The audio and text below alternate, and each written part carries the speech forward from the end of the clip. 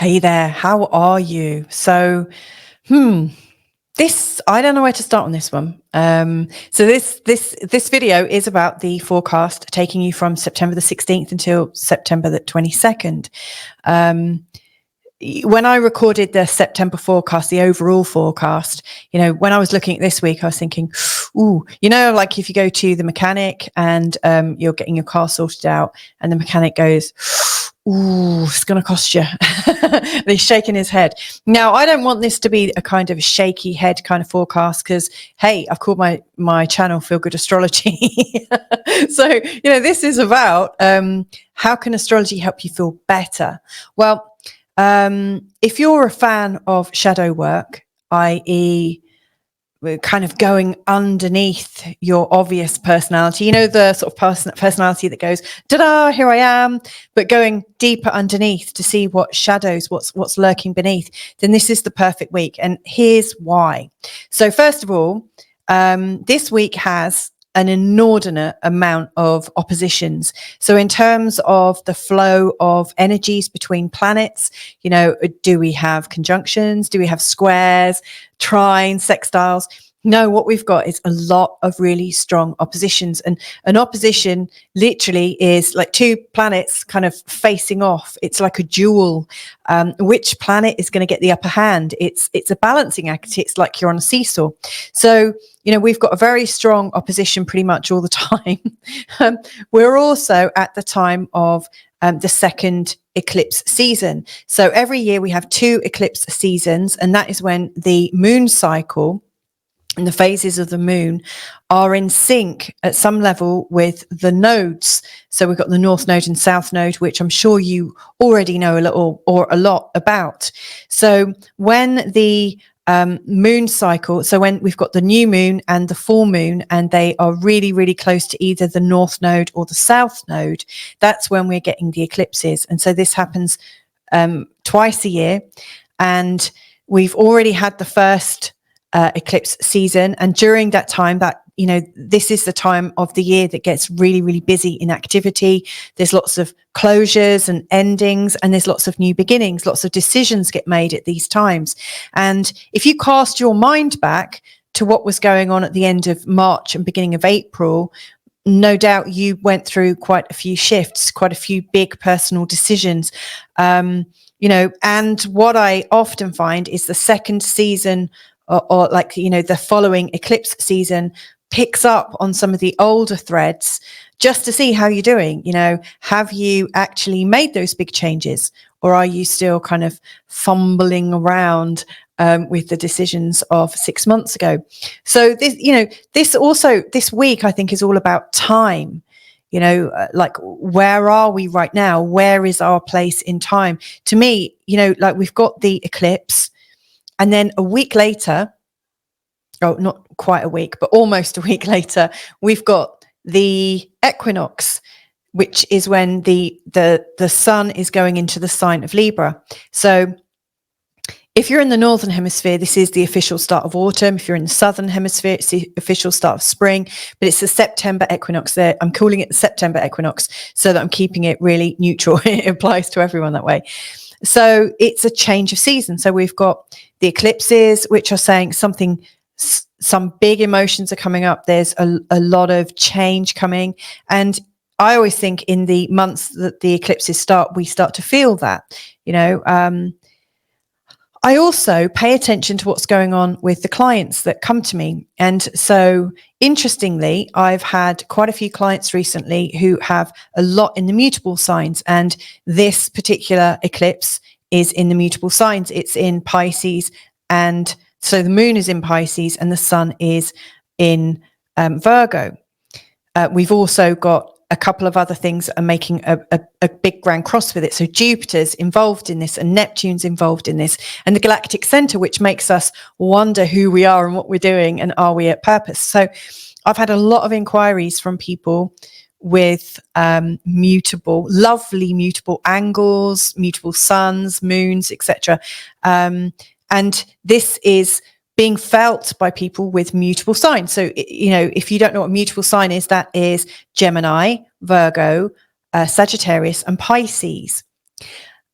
And We've all, and I've had lots of inquiries, you know, for like from people who are where the nodes are right now. So the nodes are shifting every 18 months.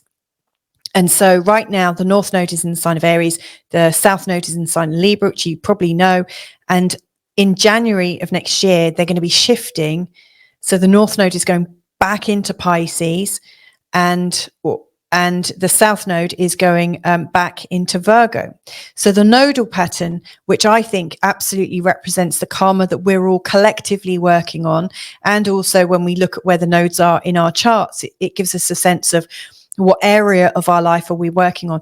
But it feels really karmic, like there's something to work out, something really big that we're muddling through. And I really think the eclipses give us sometimes the opportunity to close on something. Now, it just so happens that this particular eclipse is in the sign of Pisces. It's giving us a taster of what we might be experiencing when the North Node goes into the sign of Pisces, because that's where the full moon is.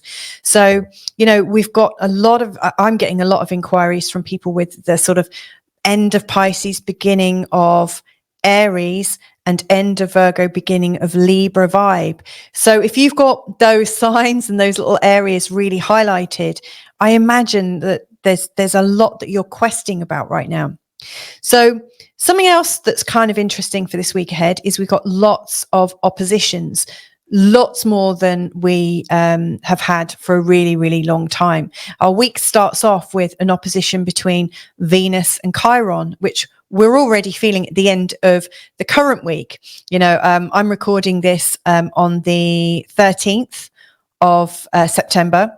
But, you know, on the 15th of September, which is coming up in a couple of days, you know, we'll really start to feel that Venus-Chiron opposition coming in. But there's lots of oppositions. Now, you know, oppositions are like having one planet on one side of a seesaw and one planet on another side of a seesaw. And so the planets are pulling us in different directions, and we're trying to get our balance. You know, it's a bit like a tug of war. Which way are you going to go? Are you going to veer towards Venus, or are you going to veer towards Chiron? But we've got this with a lot of the planets this week. And of course, the nodes are always in opposition. So we've got the North Node and South Node. They are like two peas in a pod. They're like husband and wife. Like they are a team. They don't get separated. So they're always in that balance. And I think this is the big theme. But of course, you know, if we've got this idea of polarity, you know, this energy of two, then we've got the light and the dark, the happy and the sad, the good and the bad. If we're using judgments, which obviously we're going to be using if we are noticing polarity. You know, once you notice that something is here and something is there.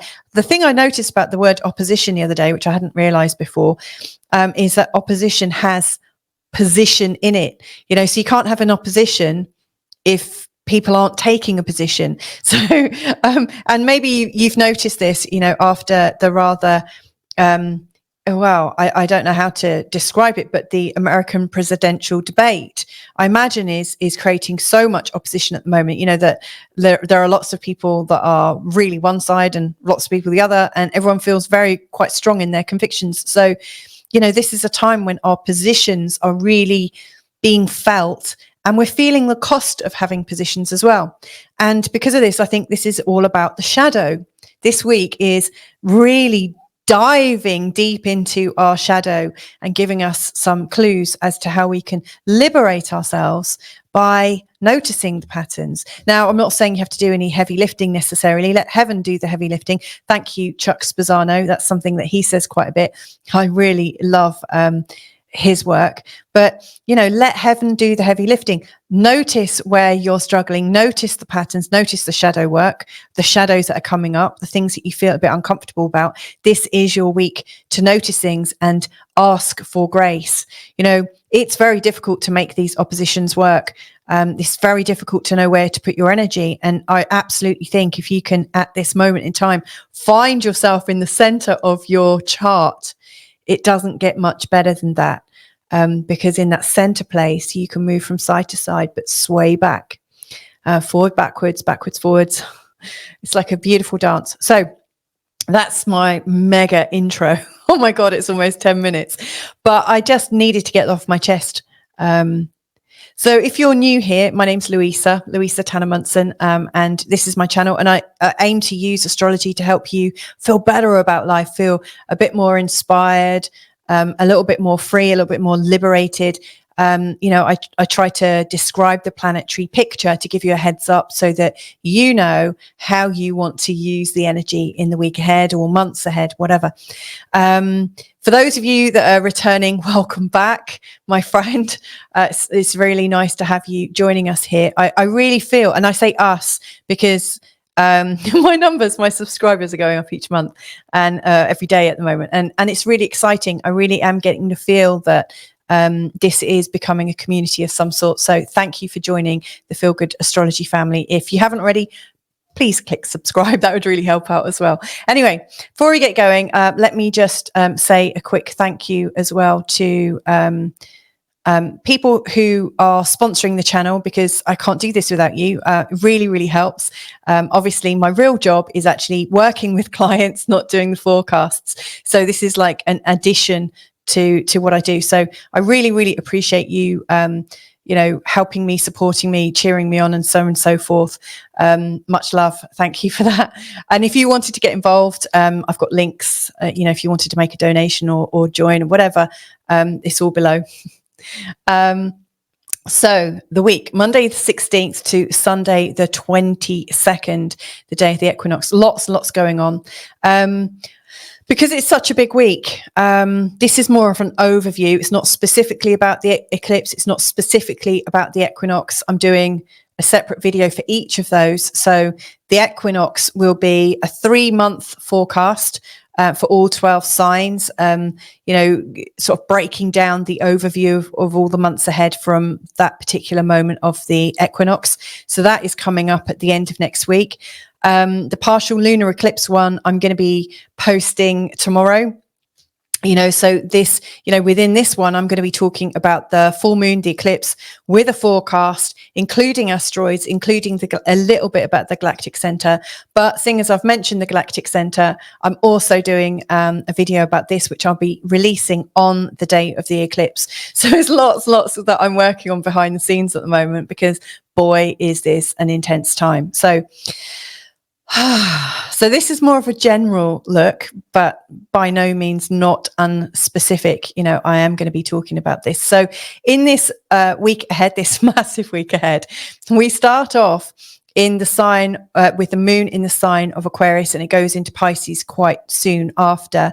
Now, both Aquarius and Pisces, I think, have a real sort of otherworldly kind of energy. The Aquarian energy is really sort of collective in its way of thinking and feeling. Obviously, the moon is about our emotions and our psyche and our intuition. So there is, I think, great channeling ability, and also an ability to almost have this kind of telepathy with everybody. And then with Pisces, the intuition's super strong with people with moon in Pisces. And when the moon goes through the sign of Pisces, it really raises our collective intuition. As opposed to telepathy, it's more like we feel it, like our fingers might tingle, our hands might tingle with healing energy, and we might feel all our waters. When you get that lovely, what's it called? Like when you get goosebumps or goosies, as some people call it. I think that's our knowing, that sense of something is really right or something is really wrong. Our body tells us everything. And when the moon is in Pisces, I really think we get these all over sensations. And then Wednesday, after the eclipse, the moon will be going into the sign of Aries, and that's when we become very much in our bodies, very grounded, very determined. And then from Friday the 20th, it comes into Taurus, where we get really practical with our groundedness. And then finally, just before the equinox, the moon will head into Gemini. It's fascinating, actually, because the moon goes into Gemini, and then straight after, the sun, or a couple of hours after, I think, the sun goes into the sign of Libra. So they're both in a trine in the air signs. Beautiful. What a way to start a new season. So that's the moon. So literally we are at the end of the waxing phase. We come into the full moon, which is also a partial lunar eclipse. And thereafter, it goes into a waning gibbous moon phase. I think it's a big shedding. Eclipses are definitely about shedding and letting go of things and refocusing in quite a big way. For instance, I was talking to somebody just a couple of days ago who had a major bout of illness that was really quite life transforming and very scary at the time of the last eclipses. We often find that there is a closure at the next one, or themes of that come up like in the week before to think through. And also I also think that whatever my clients are going through is also sort of foreshadowing what's going on in our collective, because I find the people that book appointments, they're often they're really tuned in to what they need, and I always find that what I'm dealing with clients in any week is it really comes up in the forecast literally the next week. And so what I've been dealing with a lot in this last week is life or death situations, the relationship between life and death and the veil in between. From an intuitive perspective, I know like Samhain or around Halloween is traditionally the time when the veils are really, really thin. But right now, there's so much inquiry coming into my inbox right now, and needs to explore death and dying, to explore grief and moving on and starting again, whether it's metaphysical and metaphorical death, real death, hearing about other people's death and passing and having a reaction. To me, this is absolutely speaking of a great big collective rebirth. So I think this eclipse is big. Anyway, these are the big headline.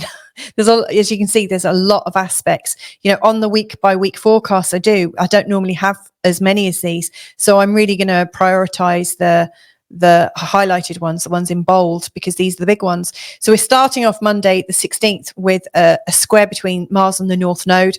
I really see that is us considering where we've stepped away from and where we're stepping to, and needing to be a little bit cautious. Are we on track with where we're stepping? Are we always vigilant to make sure we are taking the right move and not being too rash? Our actions are definitely really important at that moment. The moon in Pisces is obviously, as the moon is getting ready for this eclipse, and we're going into a super, super sensitive time. And then we've got Venus in opposition to Chiron, our first official opposition of the week. Exact opposition. And now I was talking about this in last week's forecast and saying, if you're starting to feel that sense of insecurity, like maybe you're not good enough and maybe you felt isolated because of other people's judgments about the way you look or the way you are in your body, or never felt good in your body, never felt like you styled well, or any kind of visual impairments or perceived visual impairments, or and also where you feel isolated from your loved ones as well. Venus is about our flow and our connection and our relatedness, and Chiron in opposition, I think, is closing us down and chopping us off almost. It's definitely making us feel very vulnerable about our connections.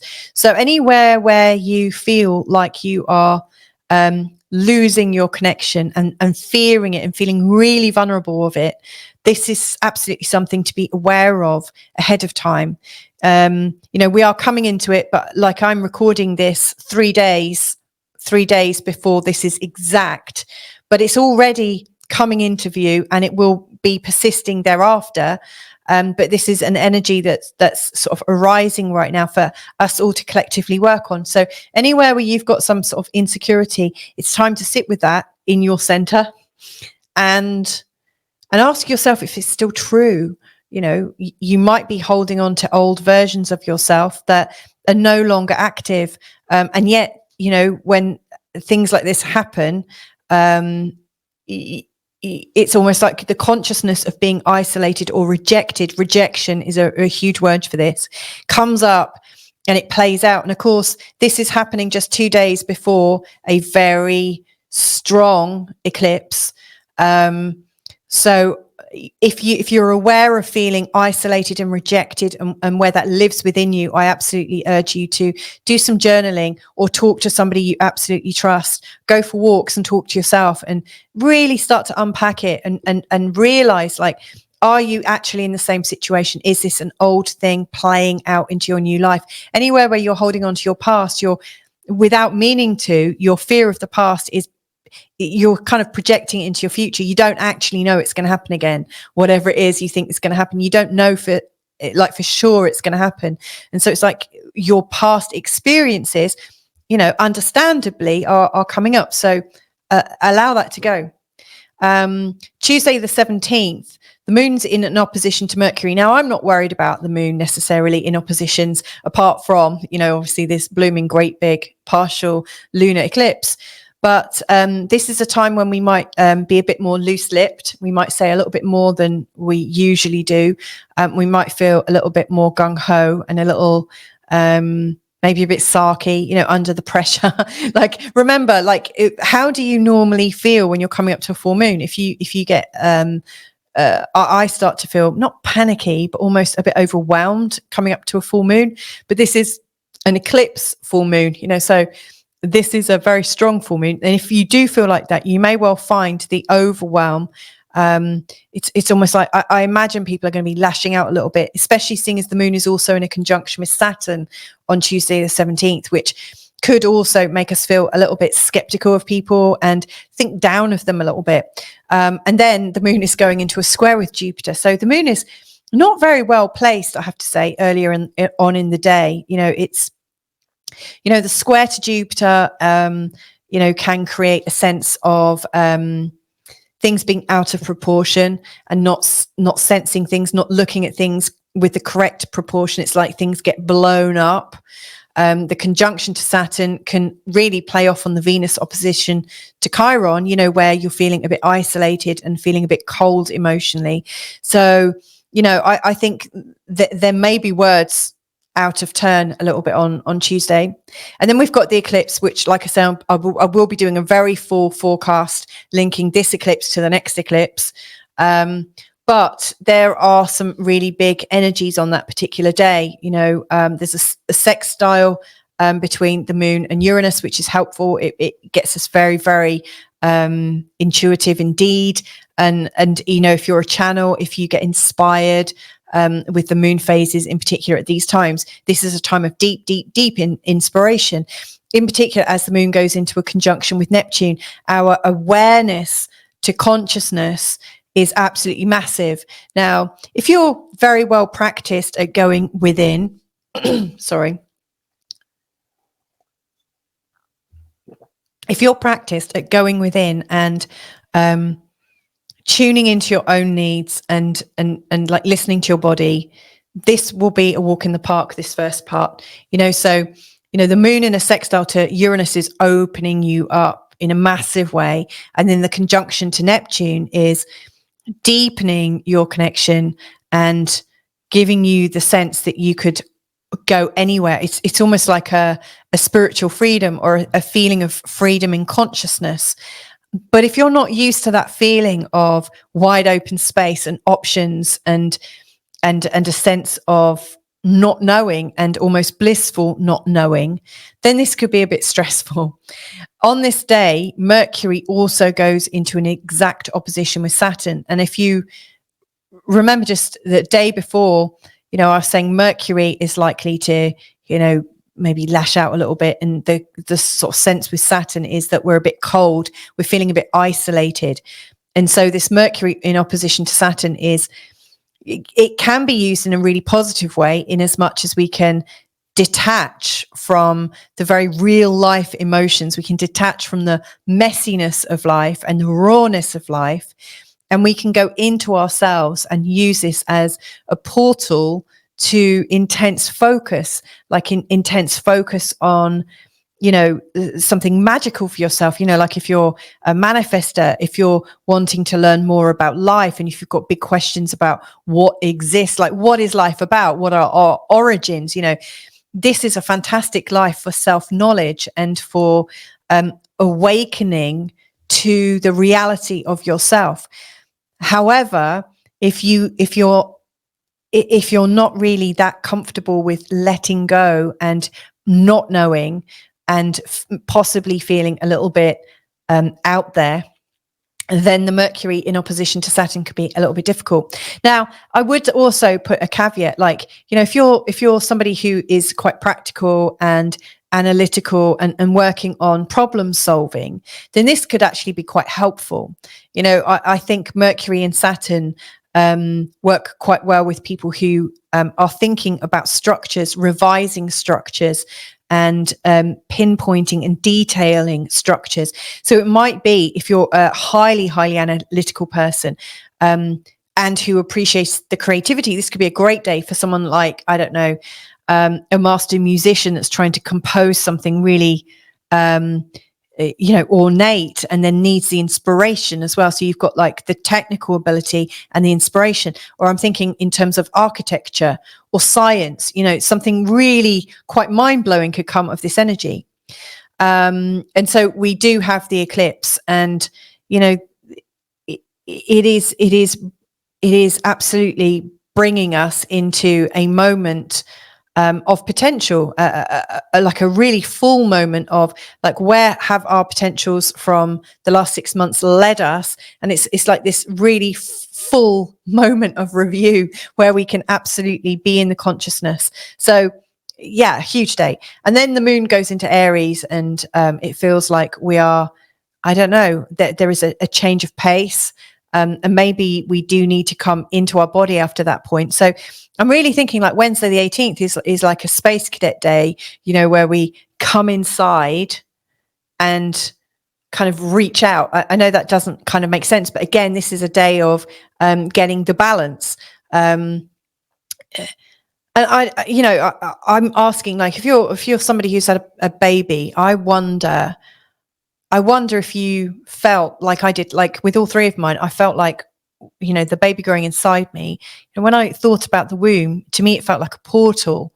It's, like the idea of going inside, like as above, so below. You go deep inside, deeper and deeper and deeper. And then it feels almost like inside there's a vastness of space. So again, in my earlier introduction, when I was talking about time, and it feels like things, we've got these cycles within cycles. We've got the eclipse cycle, the equinox. We're coming to end of a cycle. There's all these big cycles going on. There's the time, but there's also that sense of timelessness. And so I think this eclipse in the sign of Pisces is bringing up the very detailed, because the sun's in Virgo, and also the very undetailed, unscripted, the mystery. So yeah, and so when the moon goes into Aries, and then the moon conjuncts with the North Node, I think it's game on to come back in our body, stop wandering, and think, okay, I'm back here. Let's ground. What might I do right now?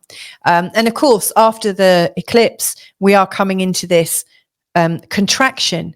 After this, the moon starts to get smaller and smaller and smaller until we have the big eclipse on the 2nd of October, which is a new moon. So, the moon is now coming into that phase of letting go, gently letting go, reflecting. We're not supposed to be taking action so much now. That's what we've been doing in the last couple of weeks. It's now we're in our reflection time, but I would say reflection and grounding. And so Thursday the 19th, the sun is in a trine to Uranus, the moon sextile to Jupiter, and in a conjunction to Chiron. This is quite a big day, and I think we can start to think big ideas or dream a little bit, and maybe think more about how we can feel more independent and a little bit more joyful. I think this has a sense of healing interventions given the conjunction with Chiron. So I don't know where you've been, little space cadet, the day before, but I really think, on Thursday, the 19th, it's time to dream bigger and have a beautiful sense of the world. And then Friday, the 20th,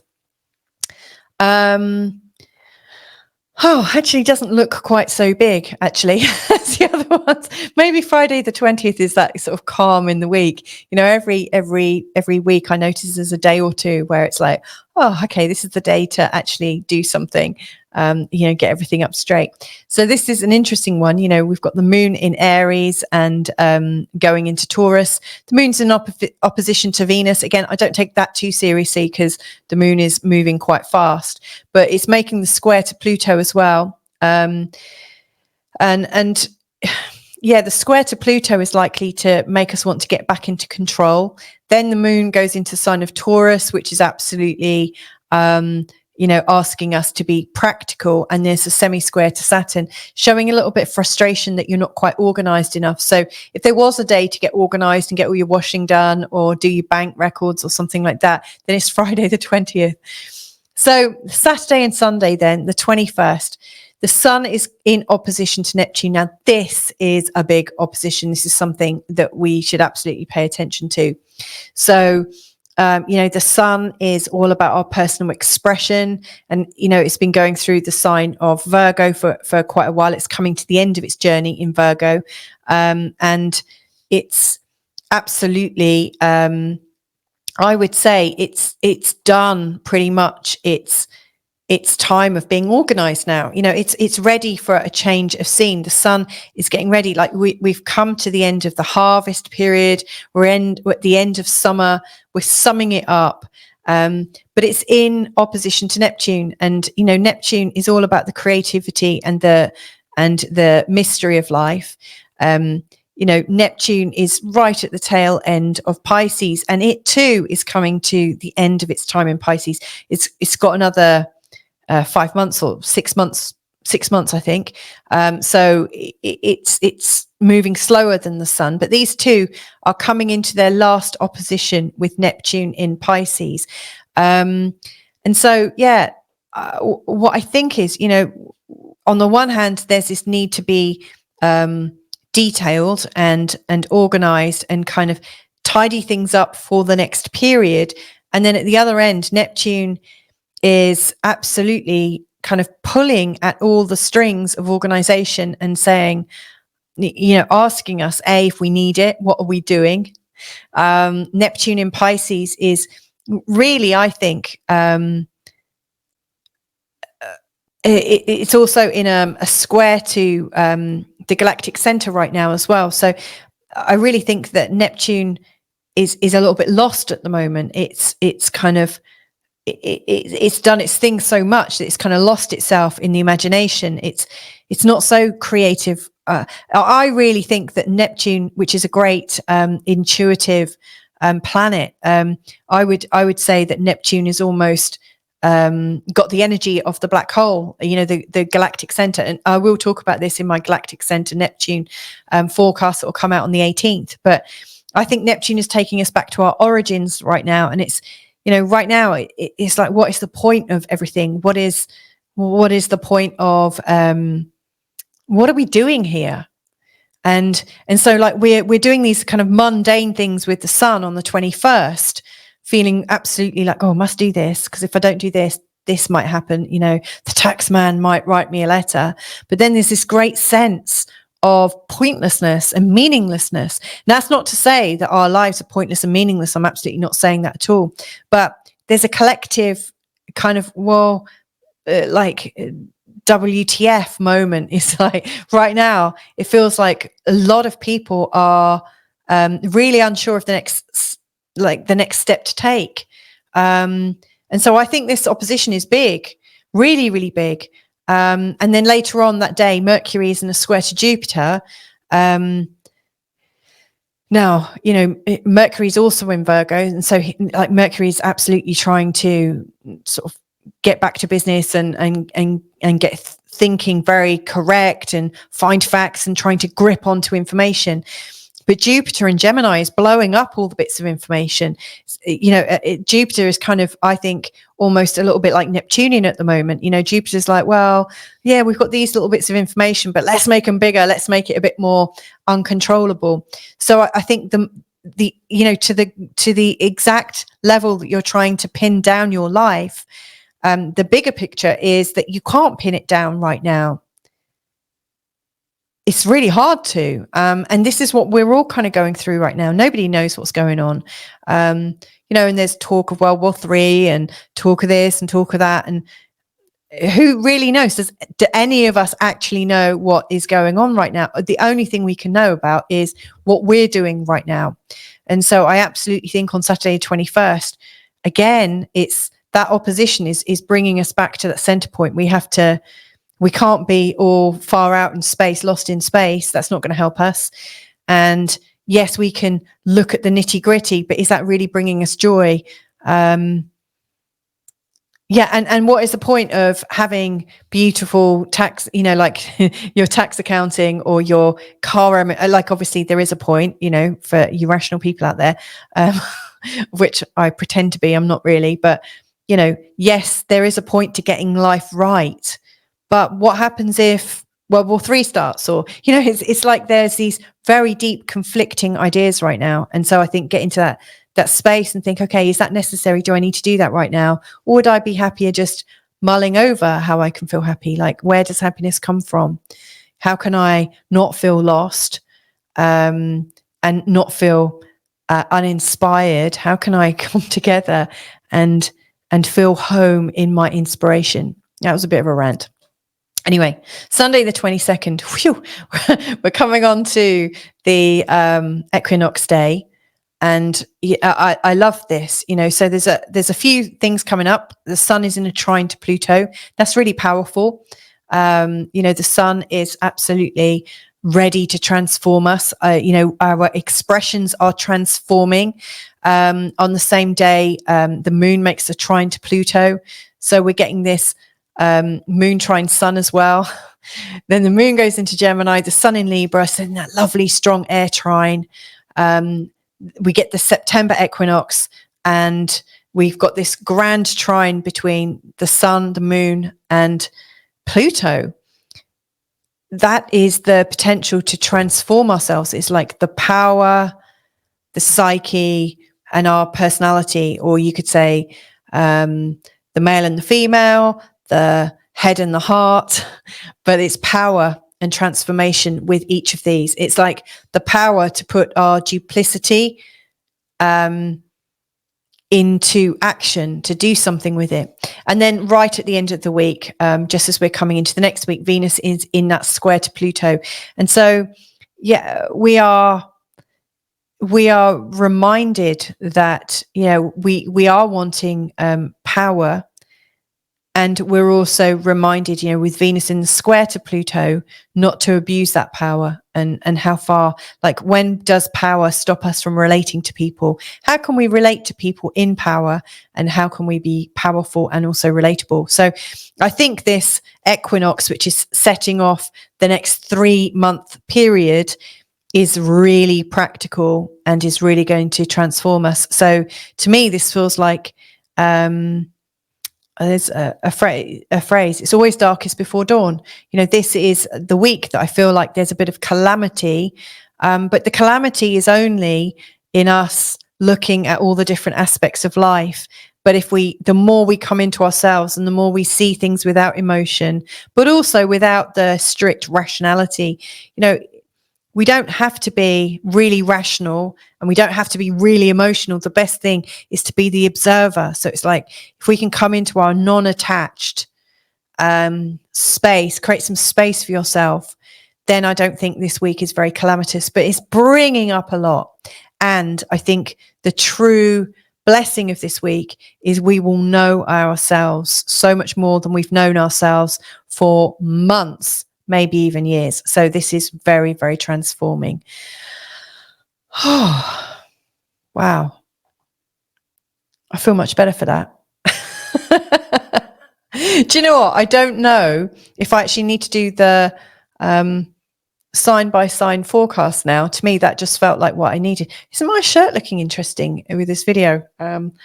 I need to learn not to wear stripes on a recording. If I worked in TV, I'd already know that, wouldn't I? Okay, so what am I going to look at? So that's all the days of the week that I've looked at, and definitely the 18th and the 22nd are the big ones. This is how I'm going to be looking at it on a sign by sign basis. So I'm looking.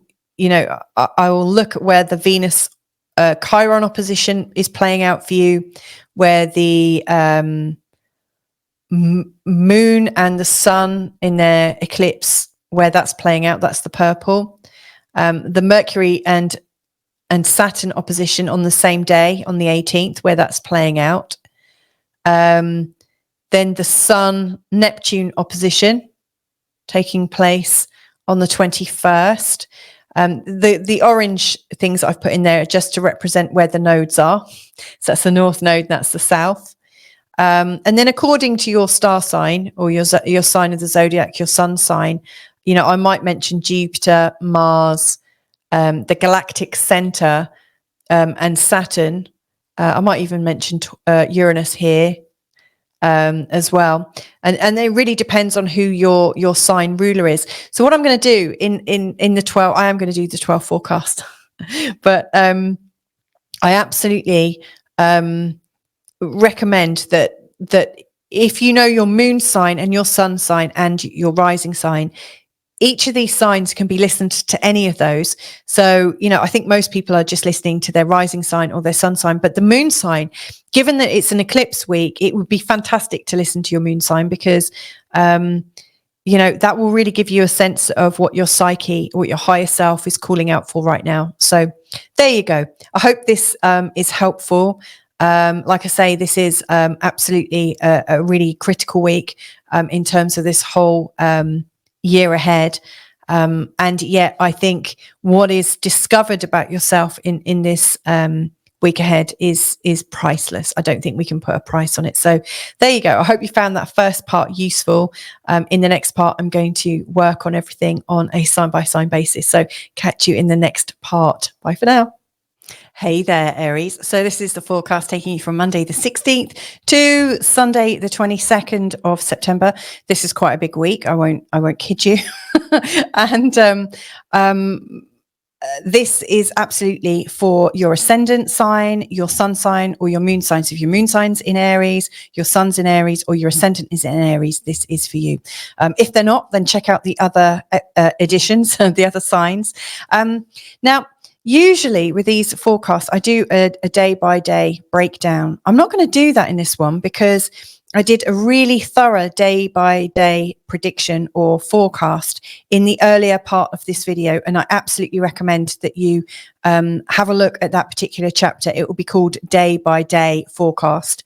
But what I'm going to be talking about in this particular forecast for you to understand this week ahead is how to manage this cosmic seesaw going on in your chart right now, which we're all party to, because in this week ahead, we've got a lot of what's known as oppositions. So for instance, the first opposition we have is on the 16th, where Venus in Libra is in exact opposition to Chiron. And then, you know, we've got the eclipse between the sun here in Virgo and the moon in Pisces. Now, all of these represent different oppositions that are going on, and different energies that are influencing us. And what you'll see right now, Aries, is that to me, it feels like there's a lot of stuff going on in the first and second area, which is about your personality and your body and your image, and also your unconscious mind. So, you know, I really see that there is this journey from understanding your unconscious mind and bringing it forward into your conscious self. And at the same time, there's a lot of energies from this very defined place of how you want your life leading into how you have your life with other people, how you share your life.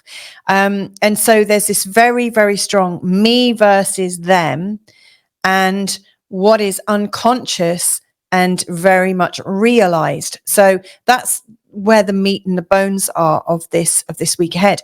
Now, we've also got the eclipse taking place on the 18th, which is big. I do have a separate video for the eclipse, which will be really full.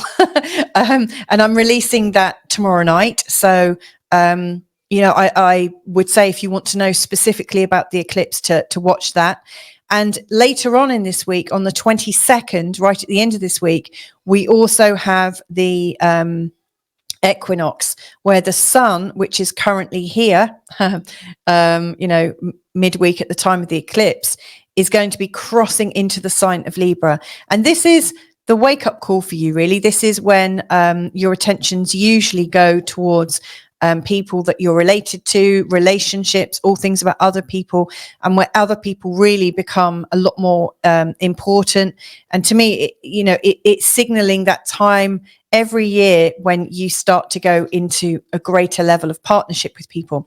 So there's also going to be an actual equinox forecast as well. So this is more of a general one to give you the full sway. Now, as we're going into this week, obviously, the energies are getting bigger from Monday to Tuesday and then Wednesday. So Monday, Tuesday, Wednesday, it feels like the energies are getting bigger. And when I say the energies are getting bigger, the energies getting bigger.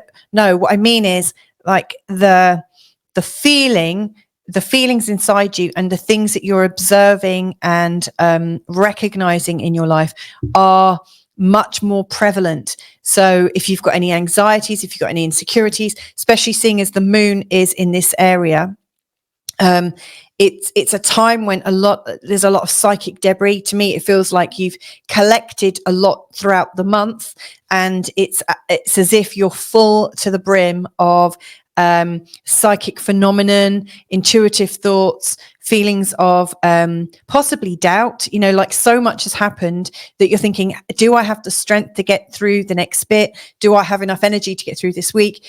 This part of the chart is absolutely about resting. It's not about thrusting and being out and really, really busy. It's a time of respecting yourself, reflecting on who you are and how you are in the journey. Like, what have you learnt recently? And to me, it just feels like leading up to this full moon, which is a partial lunar eclipse, it feels like there's a lot coming at you, and it's like you don't have the time to quite process it.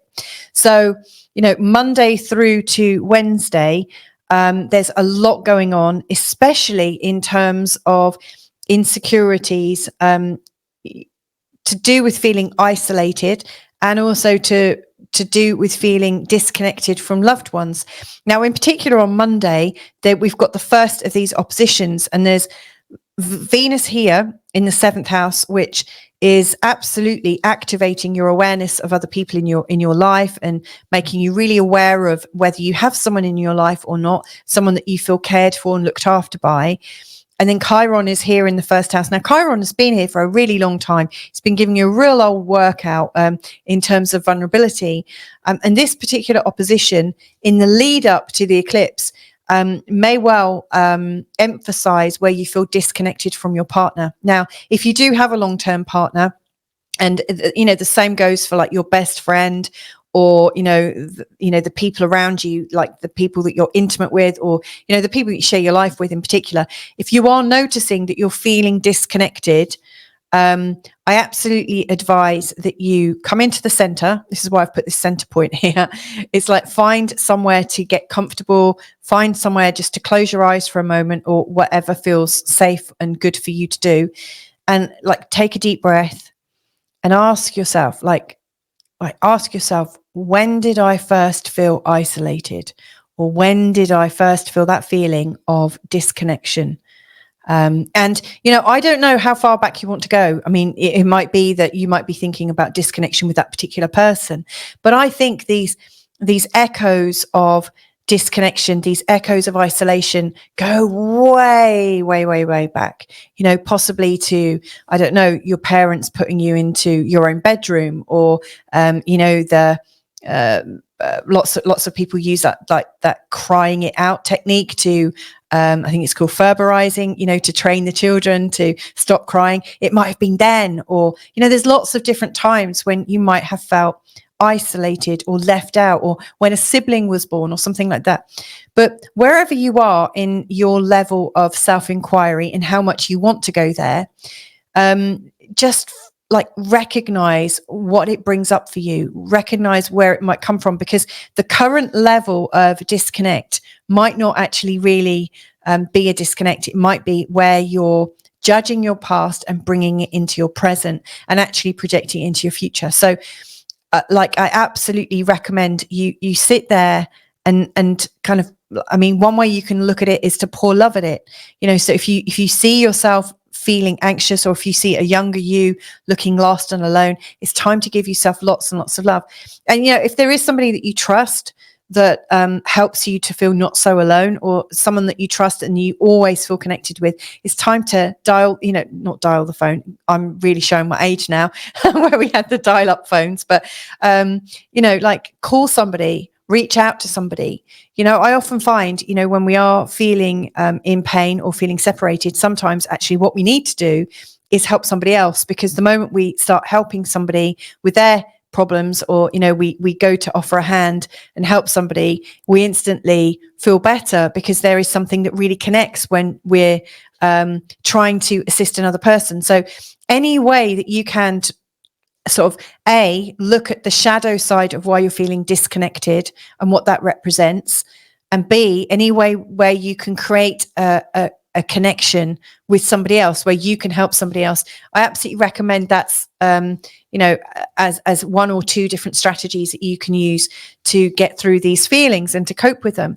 I mean, there are a multitude of different ways, but the more you can find yourself in this center point, the more you're going to be in a place of control as each of these oppositions are taking place.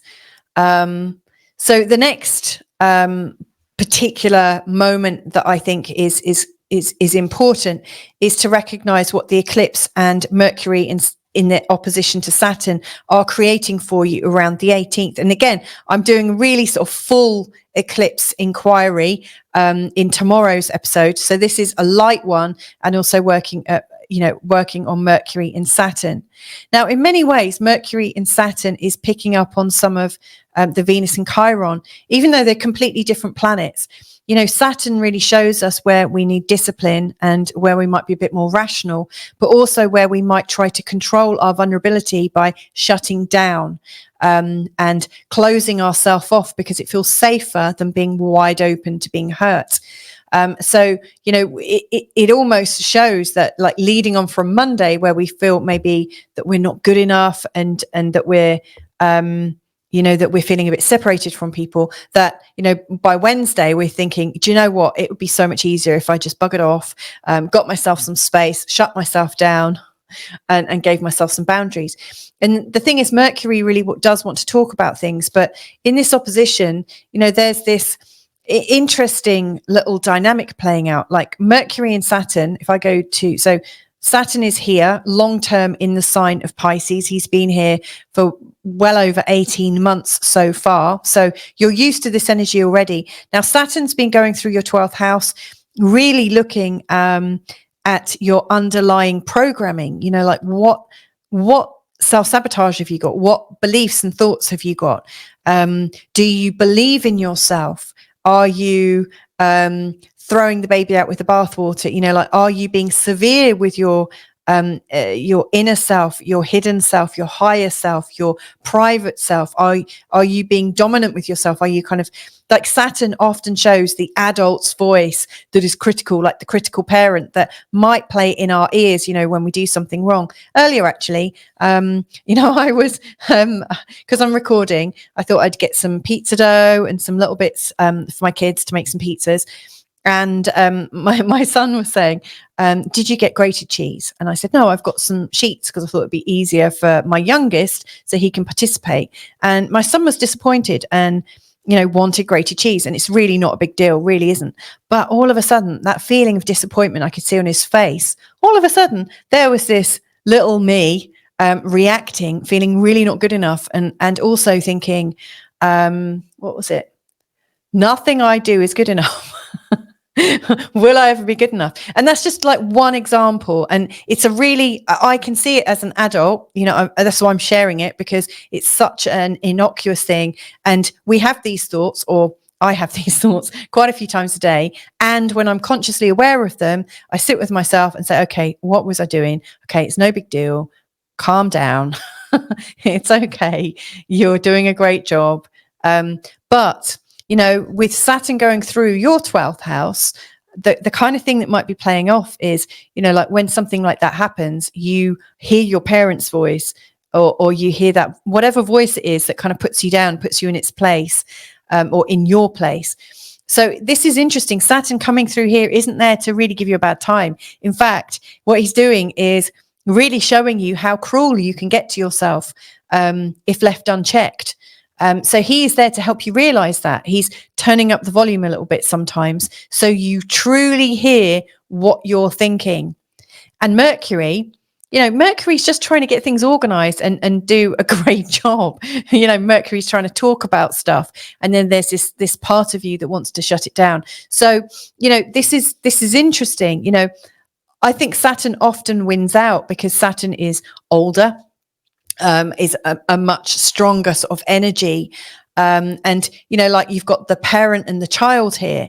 And so you may well find that you've got the parent and child archetypes playing off in your chart. So watch out for that. But really think, you know, in terms of, well, how did this, the Venus Chiron, how did my feeling of disconnection and lack of flow, and maybe I feel like I'm not relating to people, how did that evolve on Wednesday to you shutting down, almost saying, alert, alert, alert, no more empathy. We can't do that because it's just going to make me feel bad. But actually, this is all here to serve you. This is here to help you. It's not here to piss you off. It's here to help you open up, like crack open whatever hurt you're holding on to so that you can see it, feel it, and go, oh my goodness, what have I been doing to myself?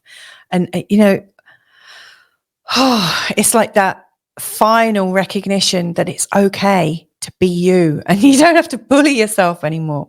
So just a thought. Now, on the eclipse, the sun is in opposition to the moon, and the moon is in a conjunction with Neptune. And by the end of the week, the sun has moved from here to here. So the sun is absolutely aspecting the two. Hence why the sun and Neptune energy is so strong. So I now want to talk about the moon and Neptune energy, because obviously the moon is coming into a conjunction with Neptune. Now, I also mentioned, you know, that Neptune is in a square to the galactic center. And the galactic center, again, I'm talking about this in a separate video, but it is that it's the center of our universe. It is the source of everything, allegedly. It's where all our answers come from. It is emitting a really, really strong energetic pulse and field that all of life is, as far as I know, is connected to. You know, this is like the source of who we are. And Neptune in the wandering, you know, Neptune at the end of Pisces is absolutely bringing up this really strong feeling of uncertainty as to where we are. You know, Neptune is right at the end of the journey and is kind of dissolving in the sign of Pisces. It's like his creativity is I don't know, almost a little bit distorted right now, especially in this square to the galactic center. And from my perspective, I'm noticing that like things like astrology, anything to do with finding out information, trying to find the future, trying to find our place, trying to get clear on our lives, the need for clarity is stronger than ever. And I think the need to know where we belong, who we are, what we're here for, what's our purpose is really super strong. And so this, you know, opposition between the sun and the moon and Neptune is just getting stronger as the week goes on. And like I said, it's exact on the 21st. But the moon is coming into this conjunction with Neptune, and the moon is watery, obviously not like really watery, but like its energy in the sign of Pisces is watery, it's flowy. And so if you think of those emotions represented by the moon and the psyche, the delicateness of the moon in the 12th house in the sign of Pisces, it's super, super sensitive. It's super jumpy. It's super ready to burst into tears. Now, these could be releasing tears. This could be a releasing of flow. This could be absolutely a real blessing. You know, lots of great things happen with the moon in Pisces, and there's this opportunity to be absolutely, utterly transcendent. If you have got some kind of goal or desire to raise your game in terms of your spiritual understanding or your need to understand the world, then I really see that this particular eclipse is a really good time to intention set. And to get really clear on your direction and your mission in life, and to really tune into it. You know, Pisces, the moon in Pisces here, connected to Neptune, is helpful in that it's really helping you to dissolve the boundaries, like any limitations that you've put on yourself. You're able to say, okay, well, I realize the limitations, which we're talking about with Mercury and Saturn, which are fresh in your mind, the limitations that you have for yourself. You can see them, you can hear them, and then you can think, okay, well, I need to let go of those. I need to dissolve those. So it is this process of seeing where you're restricting yourself and allowing something else to soften and disappear and like almost evaporate. So I really do see that process. Now, with the moon in opposition to the sun, it's at fever pitch. You know, every time we have the full moon, it's like we are pulled in two places in our psyche. You know, we've got our personality, the feeling of our body, the feeling of our persona, who we are, our ego, and how we express ourselves, really going in one direction. And again, like I said, it's about sorting out your life and getting a bit more confident about how you've provisioned in your life. And then on the other, it's like, I'm a complete mess.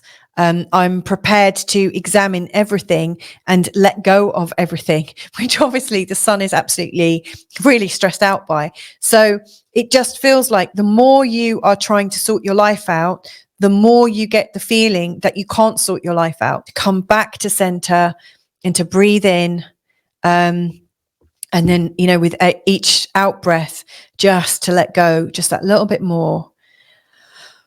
I realize just talking about this is right. I'm feeling a bit stiff and tight in my body. So these are like the big oppositions of the week ahead. And, you know, where does this lead? Well, it leads to Sunday, the 22nd. Finally, the sun goes into the sign of Libra, and it's like, okay, whatever. Let's draw a line under that. We're moving on from that. There's a whole new season, you know, and there's new patterns and new things to explore. And like I said, I will be doing the 3-month forecast for you for your sign for the season ahead. But it is like we're drawing a line under everything. But leading up to this, I think you've got a fantastic opportunity to clear out the real private area of, you know, how you think, you know, like the thinking that's underpinning how you think in yourself. So it's like what you think about, you are bringing about into your personality. And the recognition of like getting the balance back. You know, this Virgo energy is so strong right now that actually you probably do want to pull back a little bit from that. You know, and ease off from trying to be too organized. Let's face it. I mean, Aries, the energy of Aries is dynamic and it gets cracking, but it doesn't like the nitty gritty so much. So again, pull back. Last of all, that I just want to share with you, your ruling planet is Mars. Thankfully, Mars isn't in any of these oppositions, though he is easing into an opposition towards the end of October with Pluto, which will be a long-term one. But for now, Mars is in the 4th house. So again, there is this clearing out of the house, a feeling of taking action at home.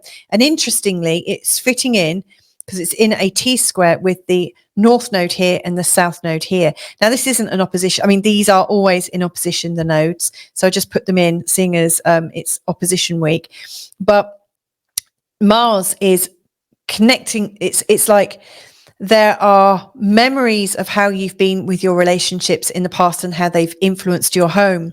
And then there's the you that's emerging right now and how you interact with your home. And so this dynamic point here of what you're going to take action on, I think, is really from reviewing your old relationships and reviewing your relationship to self right now. And I absolutely advise that you pay a little bit more attention here. Because, you know, to me, it just feels like there's so much going on in your private life, you know, in terms of getting yourself feeling like you can cope, that you don't have to bully yourself so much and that you can actually use some loving kindness. So put yourself first. I know that's a funny thing to say to Aries because they've got this reputation of actually putting themselves first anyway, but seriously, this is a time to put yourself first, and I hope this is helpful. Like I said, I think there's going to be quite a few things rocked in this week, so I hope this goes well. Like I said, there's other videos and there's a day-by-day breakdown of all the sort of planetary movements in the day-by-day forecast section in the first part. So there you go. There's a lot of resources there for you. If I can be of any help, get in touch. All my details are below, but have a phenomenal week ahead of deep change and reflection, and hopefully catch you next week. Bye for now. Hey there, Taurus. So this is your forecast for the week ahead, taking you from Monday, the 16th of September, right the way through to the 22nd of September, which is Sunday. Now, this is a pretty big week. I have detailed it on a day-by-day basis in the earlier chapter called Day by Day Forecast, which is not specific to Taurus, but it's specific for everyone, which I think is worth definitely listening to. But in this one, what I'm going to do is really focus on the energies of the planets as they're appearing. So we've got a series of oppositions in this week ahead. And to me, this is very much about shadow work and about time and understanding the cycles that we're in right now. So just to quickly give an overview, we've got the eclipse on the 18th. That's the partial lunar eclipse, which is a full moon. It's one of those full moon eclipses. That's on the 18th. We've got the moon here, right in between Saturn and Neptune. The moon is in a conjunction with both of them. So both Saturn and Neptune are absolutely influencing this opposition to the sun. We've also got Mercury down here, and this is actually the position of the sun later on in the week. You know, the sun is moving consistently, but this is quite a strong set of oppositions. We've also got an opposition between Venus and Chiron on the 16th, literally Monday. So Venus is here in the sign of Libra, and we've got Chiron here in the 12th. So to me, and this is the North Node and the South Node. So we've got this really kind of seesawing energy, which is pulling people quite considerably in this week ahead, in a way that hasn't really come about so much in this whole year. And I put that down mainly to the fact that we've got Saturn and Neptune both in the sign of Pisces in a long-term pattern, and also Chiron in a long-term pattern. And the North Node has been in this area for so far, I think, the last year. Yeah, it's been just over a year.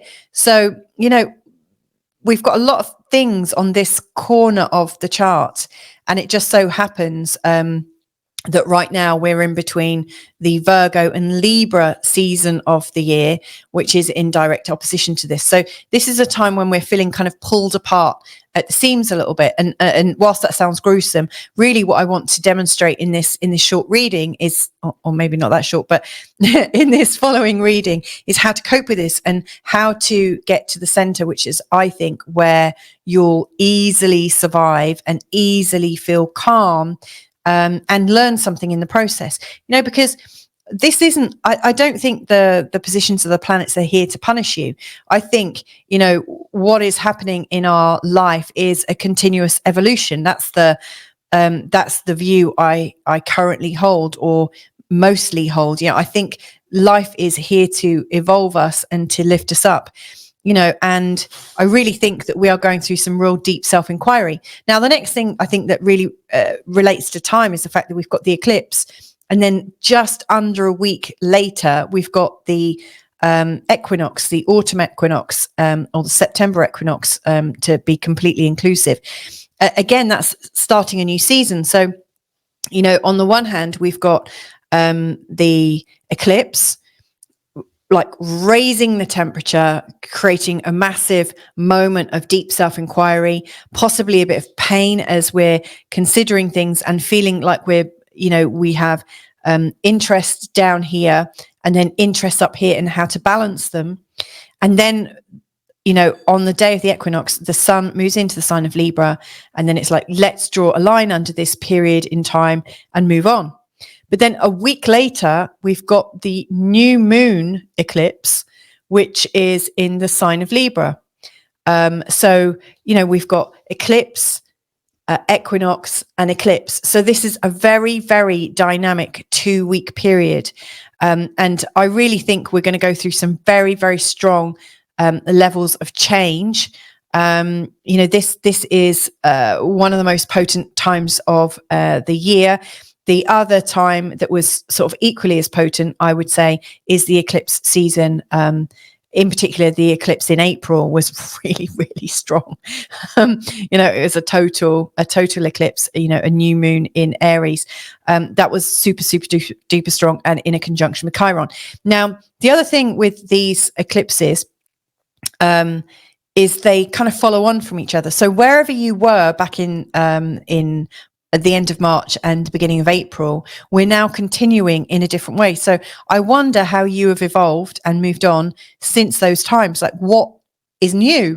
What decisions were you making back in March and April that you are now either completing on, like reviewing and saying, wow, didn't I do good? Or reviewing and saying, okay, I can still see there's something else to tweak and change, and maybe I just need to realign myself. But this is a pretty big time. Now, obviously, if you look at a global level, you can see there's like masses of callings for change, you know, and, you know, on the one hand, we're hearing in the news that people are calling out for World War III, like actively calling out for it. And then there are other people just saying, no, we don't want World War. And to me, it feels like there is a lot of divided ideas right now and a lot of polarity. And of course, that's what you get with oppositions, because you have people taking positions, or more correctly, in your chart, you've got different parts of you holding a position here and different parts of you holding a position here. So my question to you is, how can we balance this out? Now, I am putting a link in to every forecast for a video that I created quite a few years ago now with a good friend, Jeff Granville, who has a somatic trauma release breathing sort of routine. And so I've put a link into that in the description field. So if you don't know how to center, but desperately want to feel a little bit calm and feeling the pressure as the full moon is coming up, it's a really short routine to learn. And you can watch the video as many times as you want and be guided through it. But just 5 minutes a day, and you get that routine in. It's absolutely working on a coherence of breath work, absolutely connecting your heart and your brain, and absolutely relaxing the body. So that's worth checking out. So look out for that link if you need to. So anyway, let's get started. So at the start of the week, we are still in the build up to the full moon and eclipse. So we're in a waxing moon phase. And that's, you know, through the sign of Aquarius and into the sign of Pisces. Now, they are both very cosmic signs, Pisces and Aquarius, and they are absolutely about connection. Aquarius is a little bit less personalized. It's more far out, and it's more brotherhood and sisterhood. It's very friendly. It's very sort of like global visions and stuff. And Pisces is deeply, deeply psychic and intuitive. And, you know, if we're not quite used to that energy, you know, you might struggle when the moon goes through there. I wonder how you normally feel when the moon goes through the sign of Pisces. Sorry. And if you've ever analysed how you experience it, you know, that would be quite useful intel right now. And you can look in the ephemeris and see the last few times that the moon went through the Pisces and see how you were feeling, because that will give you a clue as to how this eclipse is likely to take hold. Now, these energies are going from your 5th and 6th house to your 11th and 12th. And so this is really, I think on the one hand, there is this very overt, energetic towards enjoying your life and being very creative and getting into the flow of what brings you joy and passion, versus how you can feel connected to somebody else's joy and passion, or to a global joy and passion, and this idea of everyone holding hands and doing it together. So, I really feel on the one hand, where the position of the sun and Mercury are, they're really encouraging you to take your own passion into your own hands right now. And the collective energies of Neptune in particular in this area is really dissolving the space between what you consider is your personal space and everyone else. Neptune going through here is really dissolving your ideas on how friendships take place and what you need in friendships and where boundaries exist between you and other people, and also your ideas on global visions and are you part of something much bigger than yourself? And can you commit to create in a much bigger version of yourself? And so that's one of the trigger points, I think, in this week ahead, is you're feeling that you want to create for yourself and enjoy the buzz of self-interest, and which it sounds terribly selfish, because we've been programmed to believe that if you follow your own joy, that somehow you're not a kind or considerate person. And yet you might be onto something. You might be on the precipice of creating something so amazing through following your own creative process, your own joy, and tuning into your intuitive calling. And yet you can't really do that whilst you're also attending to other visions that involve other people. So it's a really, really strong pull. And you might also feel the pull, like if you've got children, you might also feel that your children are keep pulling you back into life. And yet like life is trying to pull you out of the family. So it's quite a dynamic. And then also we've got this energy from like Libra, and this is what we're coming into, this is what you're moving into, which is absolutely about getting your life working right. So your creativity, your creative process, your desire for joy and passion is expanding your life. And now the job that you're moving towards is, how do I fit all this in my life? How do I make changes in my life to adapt to my new calling, to be more passionate, to be more fulfilled in myself? I need to make some changes at home to make that possible. And yet on this other side, the calling that you're hearing from the world pulling you into different visions that you can create with other people is also creating a sense of what's the word I'm looking for? It's also bringing up, I think, a new sense of purpose, like the idea of co-creating with people and creating a new world. Beyond that, there is this feeling of connection, or is there a feeling of connection? I think you're being pulled to really understand the nature of reality. Like, how do you have reality right now? Do you believe that you are a separate being, not related to everybody else? Or do you feel like you are deeply connected to everybody else?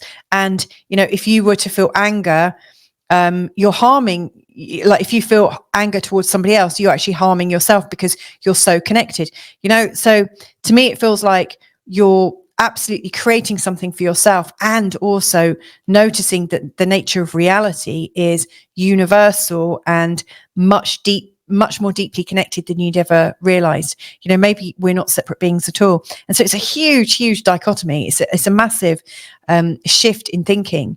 And of course, this all appears very real down here as you're sorting out your life. And this up here, your imaginative, your intuitive, your unconscious world just seems just completely make believe. And yet they are so very real to you. So in this week ahead, here's how I think you might find things manifesting. So first of all, leading up from the 16th to the 18th, the energy is growing, i.e. it feels like you can continue to take on more. There's more ideas, there's more business, there's more tensions from people, because we're coming up to the full moon, which is, the natural bursting point, our sort of emotional psyche stop point where we need to go, that's enough. And then we get to the eclipse, and there's this huge opportunity to recognize what we're feeling and what we need to let go of. So I see it as an absolute purging process. We recognize what's come in, what feels too much, and then the what feels too much is the thing that you want to consider letting go of. And then after that, we go into the waning gibbous phase. And the moon comes into Aries. To me, that's a natural rest point between the 18th, 19th, and 20th. It's a time when you absolutely should be resting. The waning phase is all about rest and composure and reflecting, gentle reflection. But it's also in your 12th house, which is perfect for that. It's a time to sleep and dream and just be yourself. And then from later on in the day, on the 20th, right the way through to the 22nd, the moon is back in your first house and moving towards the second. So then it's time to kind of reawaken again. So I think, if we're looking at the week ahead, I think the 16th until the 20th, it just feels like there's this very personal journey for you that you're on. And from the 18th to the 20th, it's a lot more internalized. And then from, at the weekend, next weekend, the 21st and 22nd into the new season, you're absolutely in your own energy field and out there and being practical. So, this does feel a bit like a hero's journey that you're going on. The 16th, I want to draw your attention to because Venus is in opposition to Chiron. Venus in your 6th is really showing what you've done well in terms of organizing your life and maybe where you're good at managing your money and absolutely good at sorting things out in a pleasing and a harmonious way. You're looking for harmony at home and harmony in the way you're organizing your life. And this opposition to Chiron in the 12th, I think is making you feel a bit disconnected from your life and from your reality. On the one hand, there's this deep desire to get everything looking beautiful. And yet Chiron here is saying, what is the point? None of it is real, and you might also be questioning your own ideas on beauty. Now, this opposition often shows up as a feeling of disconnection from other people or a feeling of being a little bit lost, a little bit of a feeling of isolation, almost as if you've been shunned or rejected. So I don't know if you're feeling a little bit rejected within your own life. Maybe you've got something playing out in your day-to-day life, maybe at home with a family member or someone in your close community, and you're trying to get your life back online or get it a bit more organized because you've been doing so much recently. And yet there's this feeling of, I'm not included. I'm slightly left out. What I would absolutely recommend you to do here, not so much go to your core right in the middle of the chart, but actually start to include yourself first. Absolutely, as you're organizing your life, it's so easy for a Taurian to put other people first and to you're very good at serving people and making everything so comfortable and tasty and delicious and stuff like that. I absolutely recommend, though, that you consider yourself first. Think in terms of sensuality. What would feel nice? What would taste nice? What would smell nice? How could you relax right now? That would be my question to you. So include you first. Don't be the last person that you're serving. So make that your mission on the 16th. Now, as we're coming into the 18th, we've got this opposition between Mercury and Saturn. So, Mercury's here in the sign of Virgo and Saturn's up here in the 11th house. It's making you really question some of your relationships. It might have been that you've had a lot of pressure from people in terms of friendships, in terms of allegiances, and people trying to get you to choose or make a decision or do a big time investment. And yet it's pulling you out of the doingness and the beingness of your joy. Like with Mercury here, you're wanting to attend to your creativity and wanting to attend to the things that you've birthed. It might be your children. You might want to play with them and hang out with them and stuff. Or you might want to just be working with your skills and talents and the hobbies, the things that you love the most. And yet it just feels like people are putting pressure on you to show up and do stuff. This is hard. And, on this particular day as well, we've got the eclipse. So the sun is here and the moon is there. To me, it feels like your friendship groups, your networks are hysterical almost. They're in between Saturn, so they're judgmental, and also in between Neptune. And so they're almost not making sense. And yet it feels like there's a lot of expectations coming from the outer, your outer networks, your outer friendships, all calling for particular allegiances and understandings. And yet really you're just wanting to mind your own business and to get on to what absolutely brings you joy. It's funny. Again, I don't want to recommend you go into your center, because to me, it feels clear that actually the best place for you is to enjoy yourself and absolutely focus on what brings you joy. If you could just look at everything as a choice, which brings ease and grace most quickly to me right now. So you might have a choice of two things. Which one is easier to do? Which one creates less like resistance in you? What is not triggering you?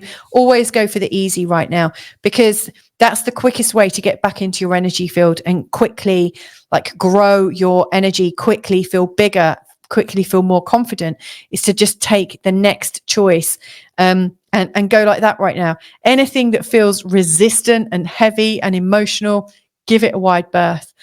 So I definitely recommend you come down to this part of the chart. Now, later on in the week, on the 21st, the sun is really almost getting ready to rebirth in a new sign and welcoming the new season. We've got the equinox on the 22nd, but on the 21st, there's this exact opposition between the sun and Neptune. And again, I think you're being pulled upon by friendships and outside networks and associations that you have aligned yourself with. And it's almost like Neptune can be a really strong guilt thrower.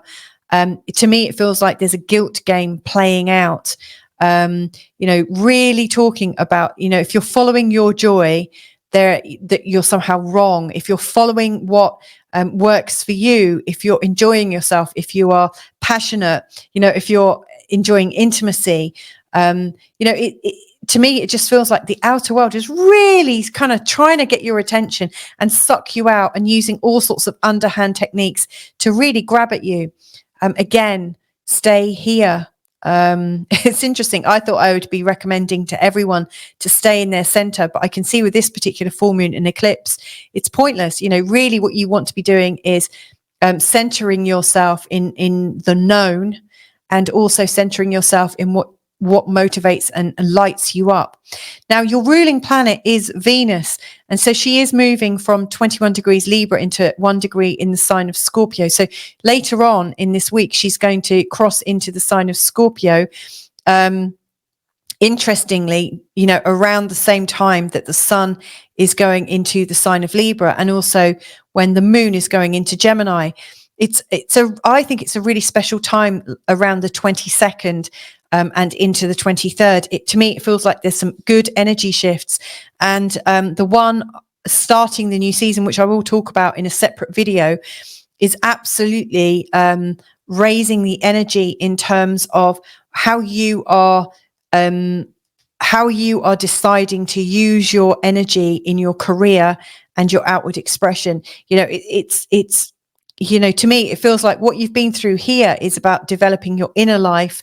And, literally from the end of next week, it feels like you're ready to develop your outer life. So I like this, Taurus. I think this is going to be really, really helpful for you.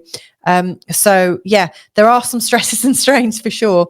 And if I can be of any help, then just get in touch. All of my details are below, but have a phenomenal week. Like I said, it's a very transformational one. Really remember those patterns from 6 months ago to see, where you're going. But I think you're on the right track. And I think absolutely focusing on yourself, putting yourself first, is actually part of the key to this. So anyway, lots of love to you, and speak to you real soon. Bye for now. Hey there, Gemini. How are you doing? So this is an update for you, taking you from the Monday, the 16th of September, right the way through to the 22nd of September. Now, in this week ahead, this is big. We've got the start of the second eclipse season of this year. The first eclipse season started back at the end of March and took us into that really phenomenally scary new moon eclipse on the 8th of April. That was massive. Well, this week really rivals that particular period in time. This is a week of massive transformation. We have got the eclipse on the 18th, and then less than a week later, on the 22nd, we have got the new season starting with the autumn equinox, if you are in the northern hemisphere, or the spring equinox if you're in the southern hemisphere. I'm going to call it September equinox. And then like another 10 days later after that, we've got the second eclipse, like closing off this eclipse season. So we have got a very interactive 2-week period from the 18th of September. And yeah, I'm just going to pace you through it. Now, I do recommend that you listen to an earlier chapter called Day by Day Forecast in the first part of this video, because I actually look on a day by day basis and really detail all the sort of planetary energy and how you might want to manage that. But in this one, what I want to talk about is the series of oppositions that's happening in your chart over the course of this week, because they're really impacting on the 10th and the 11th house, and also the 4th and the 5th house of your birth chart. Now, in particular, the 4th and the 5th is really taking you from the space of privacy and home and into what makes you tick and what lights you up, like your inner creativity, your innate inspiration, and like your hobbies, the things that really light you up. So I really do think this is a more private part of your chart, a more loving part of your chart, where this is deeply intimate, and then this is intimacy in action. It's like coming from your deepest inspirations and being birthed through your hands or your body. This is a really creative place. And then we've got a lot of energy, long-term energy up this end of the chart. So we've got Saturn in your 10th, which has been there for well over a year now. Saturn here is getting you to make some really big and bold changes in terms of your career, to make it a lot more stable and also to have a much greater status. But at the same time, you've also got Neptune in your 10th house, also really trying to get you a lot more cosmic in your career and your job, and also a lot more creative. And then we've also got Chiron in your 11th, really showing that when your networks go really well, you become a master of them. But when they go wrong, there's a lot of pain involved with networks. Maybe some of the networks that you're involved in are feeling a lot of collective pain right now. So to me, this outer side of your life, of your career and your networks and the global vision that you're helping to co-create, to me, have all these very strong and deep patterns. And then you've got this lightness and this kind of self-focus of developing your own intimacy at home and your own, just like really focusing on what's really real and what's personal to you. So it really does feel like you've got this personal versus impersonal away kind of energy that's really playing out this week, and it's really pulling us apart. Now, in terms of the moon phase, we've got two real separate energies.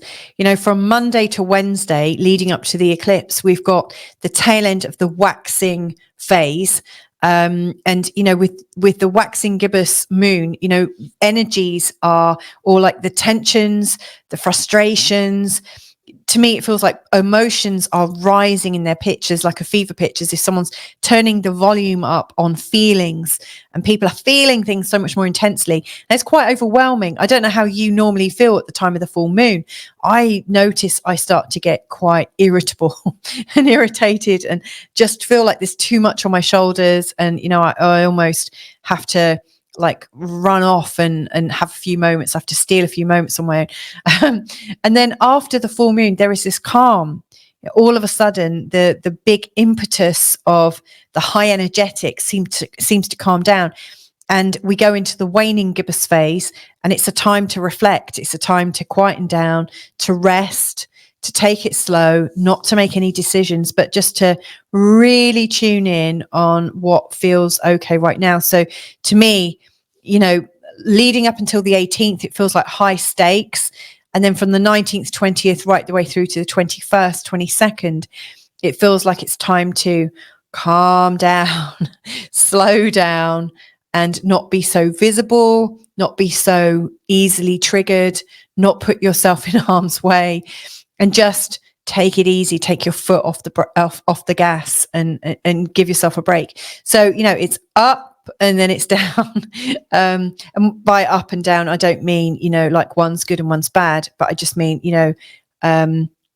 there are waves of emotional activity and intensity, and then there's a calmer, steadier phase towards the end of the week. So that's good. So let's have a look at these particular oppositions as they show up and how they might be manifesting in your life. So the first one is the Venus Chiron opposition on the 16th. And I did allude to this in last week's forecast in terms of what you might not feel good enough about, how you might feel socially isolated or rejected. And so Venus here in the 5th, there's a couple of different things going on here. Like Venus in the 5th is really quite happy, because especially in the sign of Libra, because she's creative, she's romantic. So you might have noticed that there's a little bit more romance, there's a little more intimacy, lots of ideas flowing, a feeling of wanting to make things, create things, and be really active with your hands. And it's good in terms of your children. If you've got children, it's a time when things flow easily and where you really want to be with them and enjoy that space. And yet this Chiron energy up here, to me, is showing that there are people outside. Now, the 11th does also represent stepchildren, if you've got stepchildren and also children, or just stepchildren. And I often think it's like the family outside of your family, like your outlaws or in-laws. I call them outlaws. Forgive me. And it's also your outer friendships, not your personal close friends, but the networks that you're involved in. And they could be your work networks, a similar group, could be politics, it could be religion, it could be any kind of sort of groups that you're part of that maybe you have a shared vision with. I really see this as the law of attraction place as well, but it's like a collective collaboration, and Chiron here is really showing there's something going wrong, almost like there's friends or people within your network who are being victims, who are putting pressure on other people, who are also maybe causing you a little bit of pain or appear to be. So to me, it just feels like a tension, almost like a jealousy, like your focus is here with the goodness of your family, your friends, the intimate circle that you surround yourself with. And on the outside, it feels like there's people looking in and judging you. And so maybe it's just the feeling of being judged that's coming up and creating a feeling of isolation. What I really recommend here is that you follow your desire to be intimate with the people that you're close with. Don't let outside interests that really aren't part of your inner circle dictate to you how you are with the people that you love. Really do defend the goodness that you've created in your life. Absolutely do. And that also goes in terms of your creative ideas versus the ideas other people want you to get involved in. To me, it just feels like you're being pulled out of your home or pulled out of your loving space. Now, on the 18th, the day of the eclipse, there's also a Mercury-Saturn opposition that I'm going to talk about first. So Mercury's down here in the 4th house. To me, it's like there's an interesting dialogue going on at home. There's a feeling of change. There's a feeling you might be buying a lot of things. Things are coming in and out and stuff. And to me, it just feels like it's kind of busy at home. There's a lot going on. There might be more people visiting and little plans to get away and stuff. And yet, to me, it feels like there are hard obligations either coming from work, or maybe you're having to watch your spending because of your work, or that there's a really sort of like strong presence to do more and strive more. Saturn in the 10th really wants you to make it. It's really encouraging. It's really pushing you, a bit like a parent might push you to actually flipping ride that bike. They've been running backwards and forwards, pushing your bike, holding on, stabilizing it, and now they're like, just get out on there. To me, it just feels like there's a lot of high energy really pushing you out there, when really you just want to be wrapped up in conversation with the people you love, doing the things you enjoy, and not feeling that massive pressure to get out there. Again, I recommend that you stay close to your real true values that are absolutely nurturing you right now and really helping you. I put this center point in because I thought that was where most people would be best off being. But you know what? Right now, I think if you can find yourself into a place of joy and kindness and compassion, which I really see occurring down here, you'll be much happier. Now, on that particular day, that's the day of the eclipse as well. And so to me, the sun is here and there's this real sort of impetus to get busy at home and to enjoy being at home, to have people over, to make your home almost like a central focus point, a focal point where people can come in and out, where you can exude the natural warmth of your personality and allow people to be with you. So it feels nice, and yet the moon is up here getting all emotional in public and emotional at work and saying, you won't get anywhere if you don't do this, and really kind of like hamming it up. And the moon is also connected to Neptune as well. So the moon doesn't really know what's going on. So watch your emotions towards this 18th. To me, it feels like now, are you being pressured from outside influences, or is this an archetype of you? Is it your inner parent talking in terms of pride? Do you have this inner thing going on right now where you're beating yourself up to get to the top, to climb up? And because Saturn in the 10th, it's about that long slow climb, getting there at all costs. And then Neptune, like this big dream that you can't quite articulate.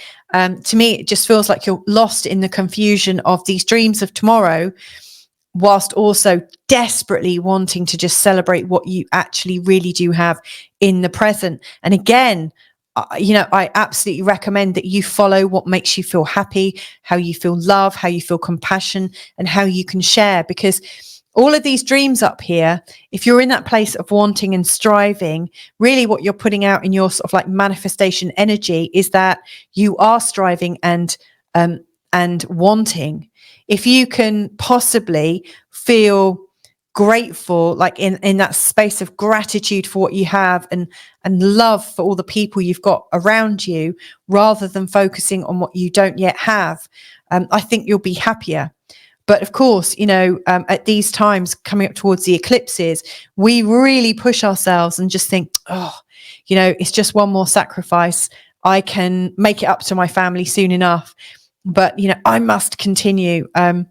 So yeah, I do feel like you're really pulled between the family and the career or the outer status. It's really attractive to you. Now, as this sort of energy carries on, we've also got the Sun and Neptune opposition on the 21st. Now, this is a little bit similar, to the eclipse full moon, because the moon is in a conjunction with Neptune, and the Sun moves from here to here by the end of the week. So, we're already experiencing this, but what I also see happening is the dream of your career is also dissolving. So what you thought it was about, you're now not so sure, so like maybe you've invested a lot of time and effort and discipline, which is what Saturn's doing up here, really giving you a lot of discipline.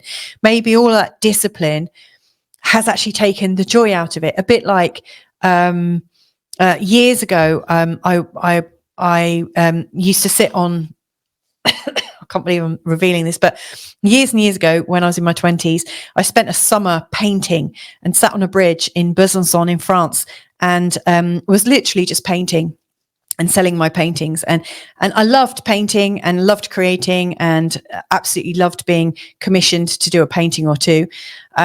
But then I did a couple of paintings that proved popular, and then more people came asking for the same thing. And what happened that summer was really, really upsetting when I look back on it, because I ended up not doing the lovely big artworks that I loved doing, which were all different and all unique, and you couldn't really put a price on them, though they wouldn't have been worth much. But I ended up doing a lot of kind of the same pictures again and again and again because they sold.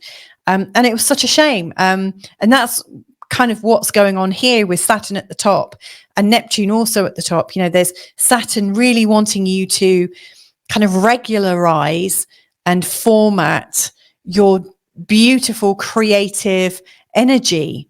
You know, and your creative energy wants to do something really unique and really off the wall and do something that's really going to take you up a level.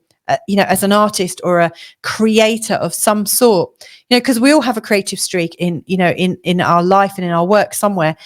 And yet Saturn here is kind of killing it.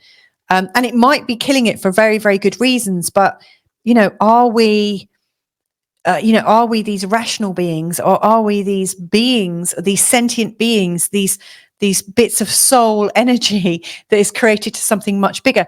So I think this is all about purpose. And I think, you know, leading up to the 21st and then into the 22nd, when the sun moves into the sign of Libra, I really think that all comes really, you know, you get really real to the cost of it just as we're starting the new season.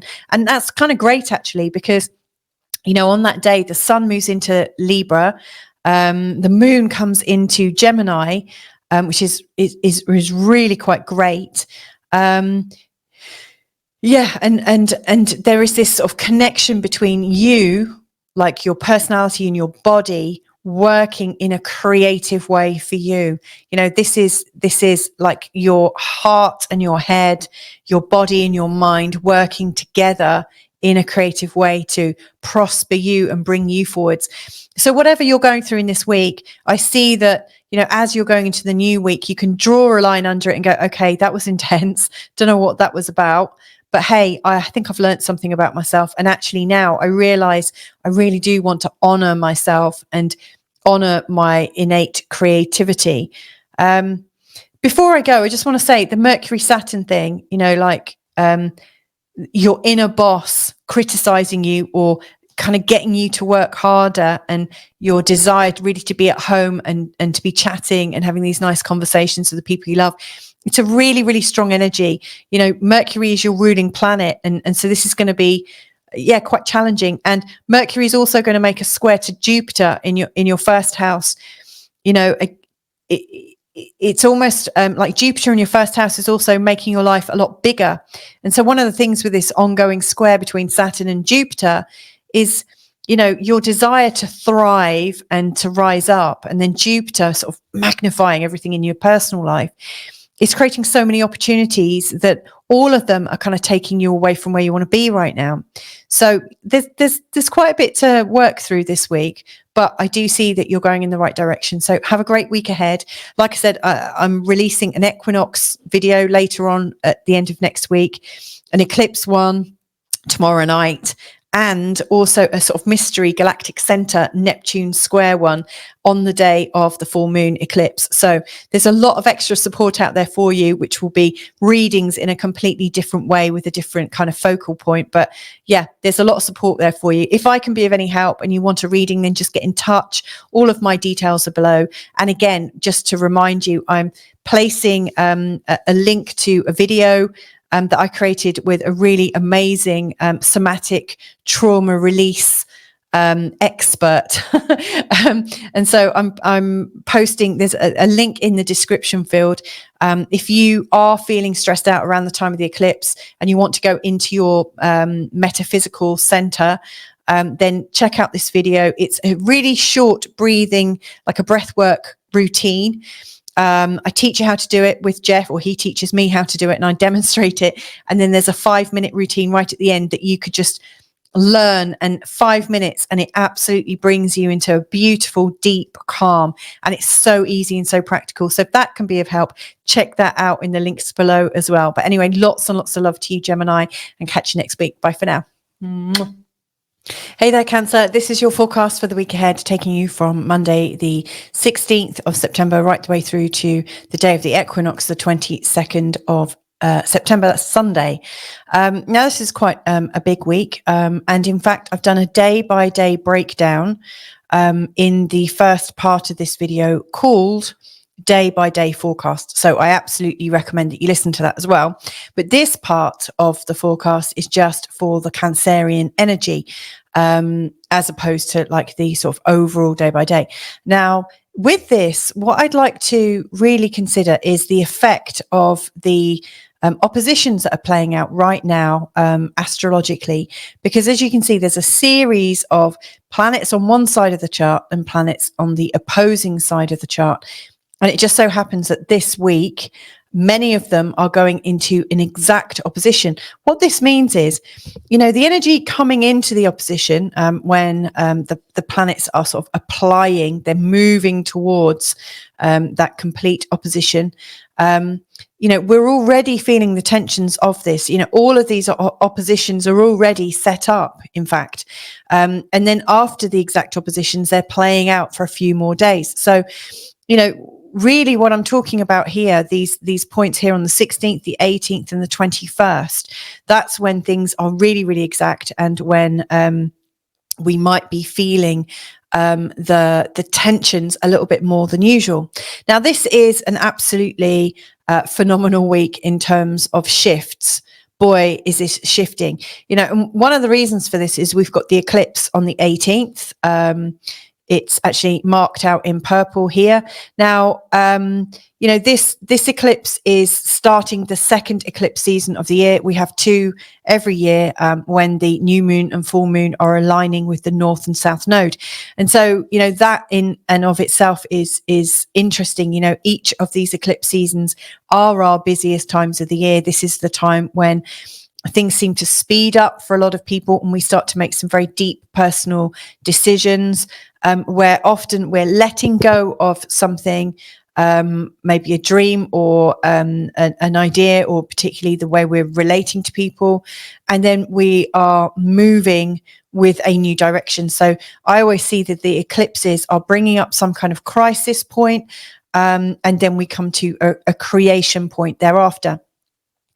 Now, I will be talking about the eclipse on its own in a different video that I'm releasing tomorrow. So, you know, if you want an actual specific eclipse forecast, then I absolutely recommend that you check that out, because I will go really in deep. In this one, I'm just talking about the eclipse, and later on, when the sun goes into the sign of Libra, at the time of the equinox, I will be doing a separate 3-month forecast for the equinox. So this is just an overview of this week ahead. Okay, so as we are coming into this week ahead, the moon pattern, the moon phase is interesting, because we're coming really into the full moon. So Monday, Tuesday, Wednesday, leading up to the full moon, the energy is getting a little bit more frantic. We are feeling there's a lot of things going on. Usually, as we're coming right up to the full moon, there is this sense of there's not enough time, there's too much to do, we're overwhelmed, people tend to snap at each other. And you just get that sense of fullness, a bit like, I've used this analogy before, but, you know, and I don't know if you've had a baby or not, but, you know, I'm sure you know people that have, as they're getting closer and closer to their due date, it just gets tighter and tighter. And it's a bit like, we feel like that in ourselves. We feel like, oh my God, there's no room to move anymore. You know, a bit like a big zit that's about to pop, you know, that there is absolutely nothing you can do but release. And so we get to the day of the full moon, which is also an eclipse, a partial lunar eclipse. And then it's that sense of release. Things have to come out. Whatever has been building up needs to be released. And so for the rest of the week, after the 18th, so the 19th, 20th, 21st, and 22nd, leading up to the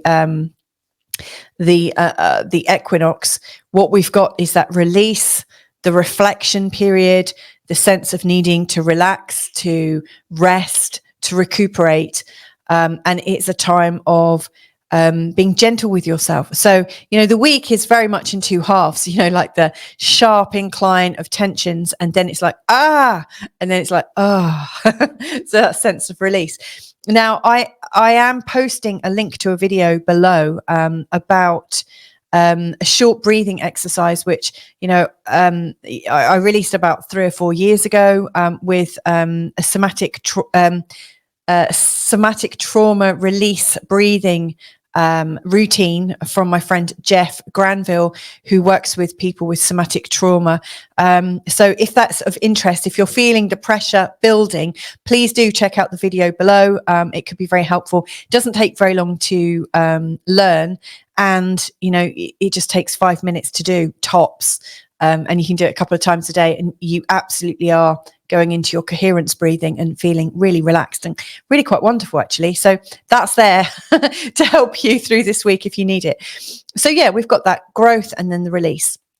Now, where the moon is in terms of your chart is it's at this very sort of outward focus, where you're really away from home. And you're kind of out of your usual community. So things feel a little bit more foreign. Like where the moon is, it's highlighting everywhere where maybe there's an adventure, where things are exciting, but also where things don't feel like you can control them. You might feel like you're at the hands of fate, that you don't have quite the sense of agency that you usually have. And that can be a little bit disturbing, especially as the full moon is building up. And then it feels like your output is really, really important. So, from the 18th, 19th and 20th, the moon going through the sign of Aries is bringing up lots of thoughts and feelings about how you can produce more and be more, even though the energy is encouraging you to go back into yourself. So I do think you are thinking very much in terms of how productive you are and how much output you're creating, but you're not stressing yourself. It's time to rest through that. So to me, I think Thursday, Friday, it's really more about planning. So it's an internal planning. You don't have to be so externally motivated right now, but like think about what you're wanting to create, but plan it, don't go public with it. And then as we go into the weekend, and as the moon is coming through this part of your chart, really, I think what's going on is there's this feeling of wanting to relax and refresh around people that you really, really like. So that's the flow of the moon. But let's have a look at these oppositions. So the first one to hit, and we're already in the lead up to this. In fact, so much so that I mentioned it in last week's forecast. Towards the end of the week, watch out for this feeling, because it's an opposition between Venus here in the sign of Libra and Chiron up here in the sign of Aries. Now, Chiron has been in this chart, in this place in your chart for a really, really long time. In fact, the very one of the total solar eclipse this year on the 8th of April was pretty much on this point. In a conjunction with Chiron. And so whatever wounds you have in terms of your output and productivity, in any wounds or insecurities that you've got about having a purpose, having a legacy, being seen, being appreciated, knowing what you're meant to be doing, all of that has been coming to the fore this year. This isn't a new thing that's going on. However, with Venus in opposition to it, very much at home, to me, it feels like there's this deep desire to do something in the world and to be seen and recognized, and for your inner genius to come out, but the fear that it won't come out, and that you're somehow not ever able to really come out in the way that you want to. And it's almost like that you can do it, and yet there is something stopping you from being successful. So to me, it feels like there's a self-sabotage around success. And then with Venus in opposition, I think part of it is because you're afraid of what will happen when you come out of the home. So, Venus here in opposition with Chiron just on its own is showing up as an insecurity about feeling isolated, like feeling cut off from the people that you love the most, feeling rejected sometimes from the people that you love. And it may well happen that one of the reasons that you're not doing so well in your career as much as you would like, that it feels like a struggle, is because you've got this internal program going on that if I do really well out here, I'm going to lose touch with my family, or maybe my family don't approve of what I do. So I really feel like the success has been linked into a loss of intimacy with the people that you love. And so I think that's really, really a strong dynamic coming up on Monday. Now, as we come into Wednesday, we've got two really strong oppositions. Now, one of them is the eclipse. That's when the moon is up here and the sun is down here, and they are in exact opposition, and also tied into the nodal pattern. But we've also got Mercury and Saturn in opposition, and Mercury's here in a conjunction with the sun, a loose one, and Saturn is up here in a loose conjunction with the moon. And so you've got both of these energies sort of playing off at the same time. And what do they mean? Well, this is interesting because I really think the third house is about how comfortable you feel within your community. Do you feel like you belong? The third house, this is very much about what you're learning, what you're sharing, the knowledge that you have about life, and it's kind of localized. It's the feelings of belonging to your community and knowing that this is your place, and you are popular here. It's the third house is showing where you might feel popular. Mercury here is really wanting to connect with people and feel the support from people. And the sun here is absolutely wanting to get involved with people. So like you're currently going through quite a social moment in time. It really feels like this is your time to get busy and to be known by people and to collaborate with people locally, and to keep learning. And yet with Saturn up here in the 9th, there is this feeling that almost like there's some scorn about how local you're wanting to be. To me, it feels like there's a higher need or some kind of expectation that's been put on you to get out there, get outside of your community, to spread your wings much further afield, maybe further than you're comfortable with.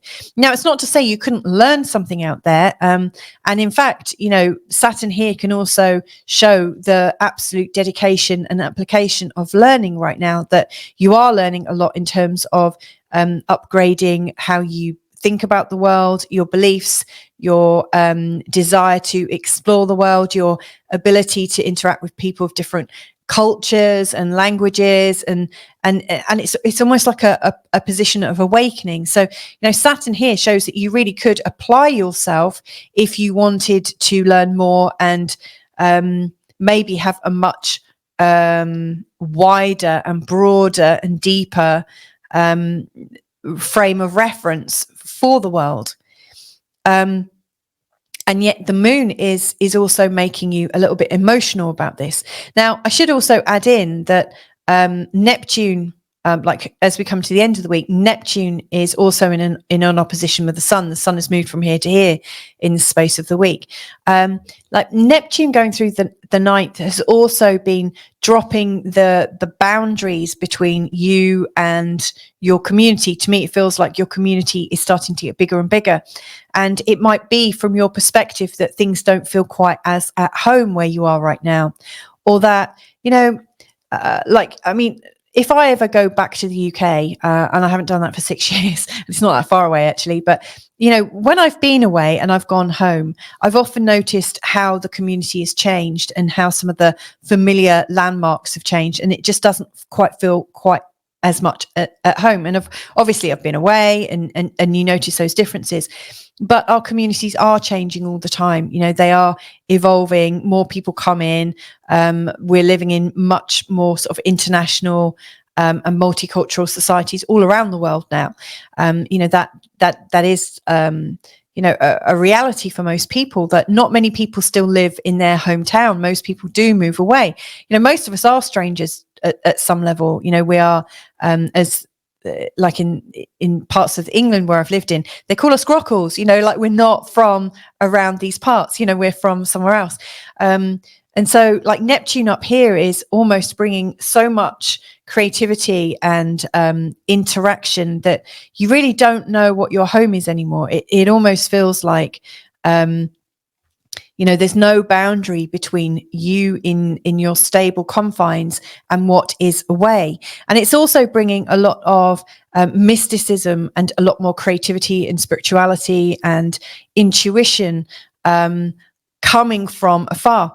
To me, this just feels like and it's not a huge challenge, in terms of the positions of these oppositions, these aren't as sort of difficult to manage as they are for other signs.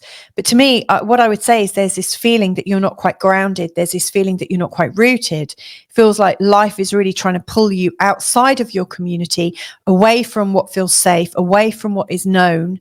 And it's kind of putting expectations on you to learn about things outside of your community and to broaden and deepen and get bigger and wider. And yet right now you're really wanting the relative safety of home. And in fact, the south node here is almost reminding you that the home is a thing of the past. And actually the north node up here in this part of the chart is saying, you know, your career and the direction you're heading in is actually where your focus needs to be. And so this is a time, I think, of upset. This is a time of where really you're wanting a lot more comfort and the feelings of home comforts and the connections, and maybe to go back 30 years or 20 years, you know, to a time when things felt safe and secure. And yet right now, it just feels like life is pulling you out of the home. Even like when you are in your communities, the outside is coming to you. It almost feels unstoppable. So I get this really deep sense of nostalgia for you right now, Cancer, you know, that it just doesn't quite feel comfortable. Now, the big question is, how can you feel grounded in yourself? How can you feel that safety and security? How can you feel that nostalgia is somehow resolved, so that you do feel that sense of connection to what you're really longing for? It almost feels like an unwinnable expectation that you have. It's almost impossible to get that sense of how things used to be. And you know what I really recognize here is there's only one way of really doing it, and that is to go into yourself and develop that sense of safety in yourself, develop that sense of comfort and familiarity with yourself, to go inside. So it's not going outside, it's going in. You know, like we're always looking for our safety and security outside of ourselves, you know, in terms of people, places, the home, the type of mattress we've got, is it the right one? You know, there's all these little home things that we do to try and create that home around us. And actually you have to create it within you, you know, at a metaphysical level. You know, recognize that you are home with yourself. It's all we've got, in fact. It's the only thing that we have any choice over, is how we are and how we choose to respond. So again, I refer you back to the breathing pattern that I'm sharing on a different video. You know, please do check that out if you think that'd be helpful. But this breathing is about connecting your heart and your mind, the sort of coherence within your body. It is absolutely there to help you release that feeling of not feeling safe, and to get into a really safe somatic pattern. So hopefully that's of help. But I'm sure you have your own ways of doing this. Even if it's just going for a walk in a neighborhood, in somewhere where you feel comfortable. For me, I feel a lot more. I was speaking to somebody actually a couple of days ago who described their family as being the sun, the stars, the moon, the wind, the breeze, the nature. And I feel very similarly, I have to say. You know, if ever I feel lonely, actually it's being in nature that helps me connect, not necessarily people, but nature is my anchor. So again, you know, like Cancer, like where do you want to put your anchor? Like I recommend inside yourself. Now, I will be talking more about, like I said, about the actual eclipse. Like the moon is up here and the sun is down here. Now that does create that real sense of tension. You know, the sun down here is really trying to realize the home and the community. It's really trying to look for evidence of it. And yet it feels like with this opposition to Neptune, it feels like the reality that you knew is dissolving. And so everything, to me, it feels like there is this tension, because where is reality right now? The reality that you know is a thing of the past.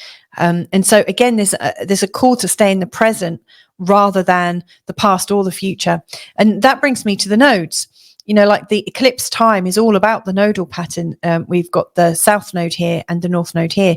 The south node is showing us what we're moving away from, what we've already completed karmically. You know, what we can remember, what we can connect to, but not something that we need to go back to necessarily. And the North Node is showing the upcoming challenges and the learning and the growth that we're encountering. So this is, again, you can't actually live in the future and you can't actually live in the past. You can only live in the now, which I think is really here in the center. The last thing that I want to share with you then, obviously I do have these other forecasts that are going into the eclipse more powerfully, and the equinox on Sunday. That's also something that's coming out. But I also have this comment, the moon obviously is your ruling planet. So when it comes into the eclipse moments, these are real big markers in your year.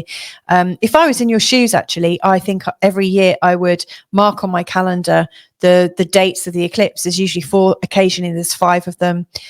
Really mark them out and see them as potential release points. The full moon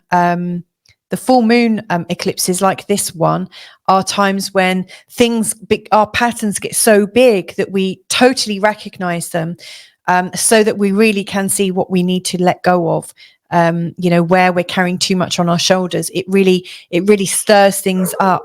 And then the new moon eclipses, which happen at the time of the new moon, obviously, and they're either 2 weeks before or 2 weeks after the full moon eclipse. The new moon ones are the real release and starting something from scratch. So, I think this is really, really quite helpful. The last thing about this particular eclipse, it is linked in to the South Node. It is linked into the North Node. It is pulling you out of the sort of comfortable awareness, and it's pulling you into the beyond. It's pulling you into a new frame of reference, into a bigger adventure. What I really think is going on is life is asking you to spread your wings. Life is saying it's time to not play it so safe. You are always safe. You're a spiritual being, and it is now time to consider something much bigger, possibly scary, something that's big, like a good challenge that is going to grow all of your skills that you have to date. So there you go. I hope that's helpful, Cancer. If I can be of any help, then just get in touch. All of my details are below, but if not, catch you in another forecast real soon. Lots of love. Bye for now. Hey there, Leo. So this is the update for the forecast starting on the 16th of September, taking you all the way through to Sunday, the 22nd of September. Now, this is a big week, and I talk about it a lot in the first part. In fact, I did quite a full day-by-day forecast that works across the board for all of the signs of the zodiac, and you can find that in the chapter heading, Day-by-Day Forecasts. So I do recommend that you look at that, because I'm not going to do a day-by-day one with this. I'm going to be looking at the overall energetic template for your sign in this week ahead. We are coming into the time of the full moon on the 18th, which is also an eclipse. It's a very, very strong eclipse in a conjunction with Neptune. And it's still, not a million miles away from Saturn. So I do think there's some kind of like real deep learning lesson. I really think this is the space between Saturn and Neptune, I think of as a corridor of disinformation, or a corridor of reality distortion, going from Saturn, which is all real, going to Neptune, which is all fantastical. So this is a very, very strong full moon that's coming up. So Monday right the way through to Wednesday, at the time of the full moon eclipse, the energy is getting more and more frantic. It feels like there's lots going on, lots that you're taking on board, lots that you're getting on your shoulders and stuff. And then from the point of that eclipse, things start to, I don't think they calm down immediately, but we go into the waning gibbous phase, where the moon starts to go smaller and smaller and smaller. And it's a 2-week period. It's going to take 2 weeks before it comes to the new moon, which is the next eclipse, the last eclipse of this year. So this is an interesting time. Incidentally, in this 2-week period from the eclipse on the 18th, so we've got the eclipse, then 5 days later, 5 days later, we've got the equinox, and then 2 weeks from the eclipse, we've got the second eclipse. So it's a very, very intense time, full of, to me, the code words for it would be time, cycles, beginnings and endings, really getting real to the cost of the patterns in your life and how you might want to tweak, observe and change them, or observe, then tweak and change them. So there's a lot of things going on. This is one of the biggest times of the year. The last big one, I would say, was around the time of the spring equinox at the end, sort of around the 21st of March, followed by an eclipse and then a final total solar eclipse. So these are really big moments. These times in the calendar really do show up, like when you look at like the idea of a bump in the road. These two eclipses are like two bumps in the road of our year ahead. They show where things get exciting for a while, where things build up. And, I think what is going on is the patterns need to build up so that you know what to let go of, because you can't carry everything. And so where this is happening in your chart is a very, very sensitive place, I have to say, Leo. And, this to me is absolutely shifting how you think in terms of yourself, how much you earn, how much you're worth, how much you have with your partners and family and shared wealth, but also the value systems that exist between you. Like, how are you valuing yourself? How are they valuing you? And also, how are you valuing them? So I think there's a lot going on in terms of what do you want in life? How are you manifesting it? Are you open to receiving? What is your receivership like at the moment? Have you been are you open to receiving everything that you say you want? Because often, we say we want things, and then life might show you this in lots of different ways, and we might not recognize it because we're only looking to receive in a certain way. So I think this is opening you up. Now, one thing I want to share as well is this particular eclipse is happening across the sign of Pisces and Virgo. Now, the nodes will be going into Pisces and Virgo from the end of January next year in 2025. And so you're getting a precursor of what it's like when the nodes are shifting into these signs. So, money and shared values and how you value yourself, in particular your self-esteem, is going to be the hot topic, from early February onwards, really. That's where all the emphasis is on. So, this is anything that you do right now to consider your comfort with these shared values, shared resources, is going to help you, because I think it can get quite uncomfortable, especially from that Leo perspective, which is proud, doesn't like to ask for handouts, likes to be important, likes to feel valued, really likes to feel valued. This is a real sort of sensitive point for you. I think the full moon at this point is I'm going to spend a bit of time talking about this, actually. So the growth of the moon leading up to the full moon, and then the passage thereafter for the rest of the week, I think it's really affecting relationships in the first part. So from Monday right through to Wednesday, to be fair, I think there's a lot going on in terms of your relationships and the accumulated baggage between you that has been unspoken, possibly resented, which I think is it's like a mild form of hate, actually, resentment. We think resentment's okay, but when you actually look deeper at resentment, there's a disconnect. You can't really resent somebody unless you've disconnected to them in a particular way.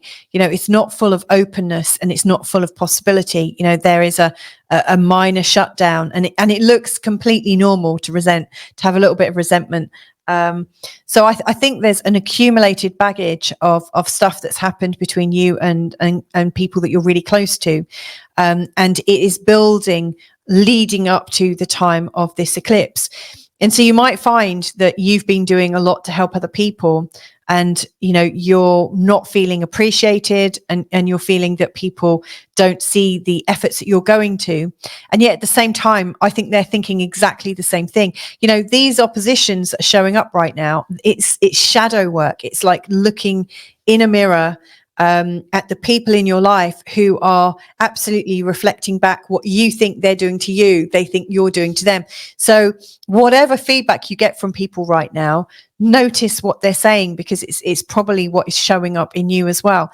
So it's confusing when your own patterns are being like shown back at you. It almost feels like gaslighting. It feels like how can you say that? From my perspective, it really does feel like I'm going to all the big efforts and you're not doing anything. But this person absolutely feels the same about you. So yeah, really, really confusing. And gaslighting, the idea of having your reality disbelieved or kind of destroyed, I think is very much something that goes on in the 8th house. So, if you are aware of any ongoing situations with your loved ones whereby things just don't feel very clear, I really urge you to have a real good think about what it is that is upsetting you about them, and also like where that lies in you. Is there a possibility that you're also doing that to them? There are lots of metaphysical principles that talk about things not existing until it exists in you, and of course that goes the same way with other people. But another metaphysical principle is the idea that we are all absolutely connected. So if you're hurting another person, whether consciously or unconsciously, or if you're feeling resentment towards another person, that is mirrored back, because we're all connected. So if you're resenting someone else, you're also resenting yourself. So it's a really kind of confusing time. And of course, the moon in Pisces is quite confusing, especially in a conjunction with Neptune. So yeah, to me, it feels really, really sticky, as we're coming up to this eclipse. Now, I've, in doing these eclipse or this week ahead forecast for every different sign, I have to say, this is one of the harder positions, so it's affecting Leos at a much deeper and stronger level than it is the other signs, I would say, in this week ahead. And whilst that might seem like a really terrible thing, and you might go, oh God, I hate being a Leo, or whatever it is. Why do I have to have that Leo energy? The blessing of it is that it all comes out, that things are no longer unsaid. To me, it feels like things become so obvious that you can actually see what's going on. Like the situations have all got like these tendrils have grown into your flesh or grown into the situation. And you get to see it really, really clearly so that you can extricate yourself from it.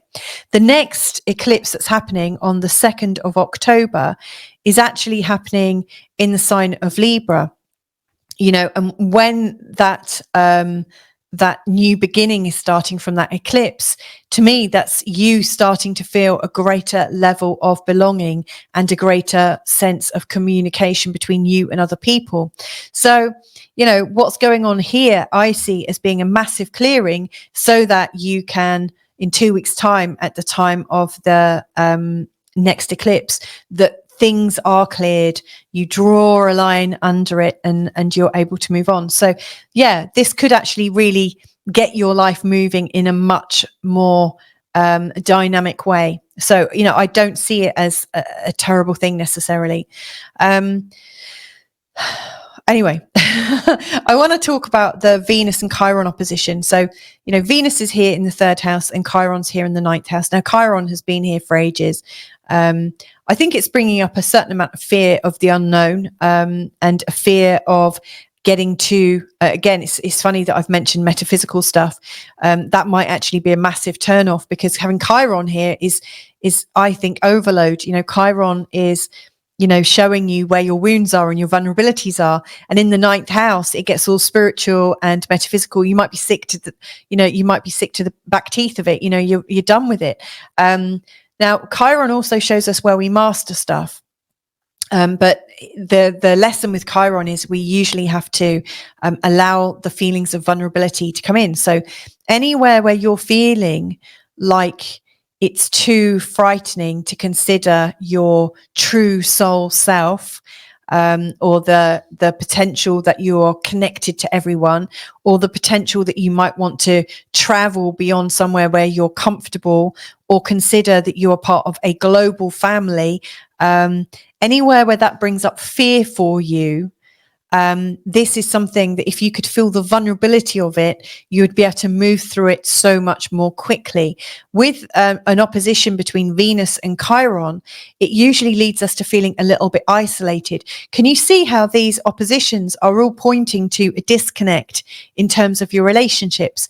And so I really think this week is phenomenal because it's shaking everything up so that you and your partner, you and your maybe long-term partner, or the people around you, you're being shaken up to feel more intimate, to be a lot more vulnerable with each other, and to actually develop a much deeper trust. Even if you've already got high levels, this week is going to take you to the next level. Mercury and Saturn in the opposition on Wednesday, the exact opposition. Again, this is, Mercury and the Sun here are absolutely wanting you to realize how you can earn money for yourself. And it's really giving you the feeling of, I just want to work on my projects. I want to get on with them. I'm earning money. How can I earn more money? So you're really in the flow of where you're dealing with your own reality. But where you're being pulled the other way is by these outer planets that are much more slow, like Neptune, for instance. In opposition to the Sun, is really sort of dissolving your ideas of a sense of shared responsibility with other people, and it's dissolving that trust that you can trust the other people that you're collaborating with. So, like, let's say that you're managing a home and there's two of you and you've both got incomes. Neptune here is dissolving the trust that you have in your partner to get the job done, and you're feeling like you've got it all on your own shoulders. Sorry, I've got an itchy nose. I think it's all the vibrations from talking. Saturn here in the 8th house is showing you where your partners appear to be putting pressure on you to earn more. Again, bringing up this sense of, am I good enough? Am I not good enough? What do I need to do to earn more? So there's a real bit of conflict here again. And the Chiron and Venus can create a little bit of isolation. So this situation that's playing out in this week ahead, and it's only really playing out in this week ahead because all of these planets are going to move away quite quickly out of these oppositions. And so the dynamic changes. So this is a very unique week in particular. I think these patterns will come up and you will get a sense of release and relief from them, which is leading me to my last thing that I want to share with you. And that is the Sun is going into the sign of Libra on the 22nd. Now, this particular day, I will be doing a 3-month forecast for the Equinox starting on the 22nd, but it's starting off with a greater sense of community for you. So whatever is going on this week that you're trying to resolve, I really think that, first of all, the Equinox is starting you off on the new season on the right path to feeling a lot more committed, to feeling a lot more a greater sense of belonging. But then shortly after, on the 2nd of October, when we've got our second eclipse, there is a greater acknowledgement that you actually do belong to something. And so I do think the reconnection can occur. So, all in all, if there was one thing I wanted you to take from this, is that you will get through this, and that things will come out into the open. And then once they're in the open, it's like you've got all the information you need to be able to know the next right thing to do. So there you go. If you're feeling stressed during this time and these oppositions, and there's many of them, often sort of pull at us, and it's sometimes hard to feel calm, especially coming up to the full moon or the eclipse.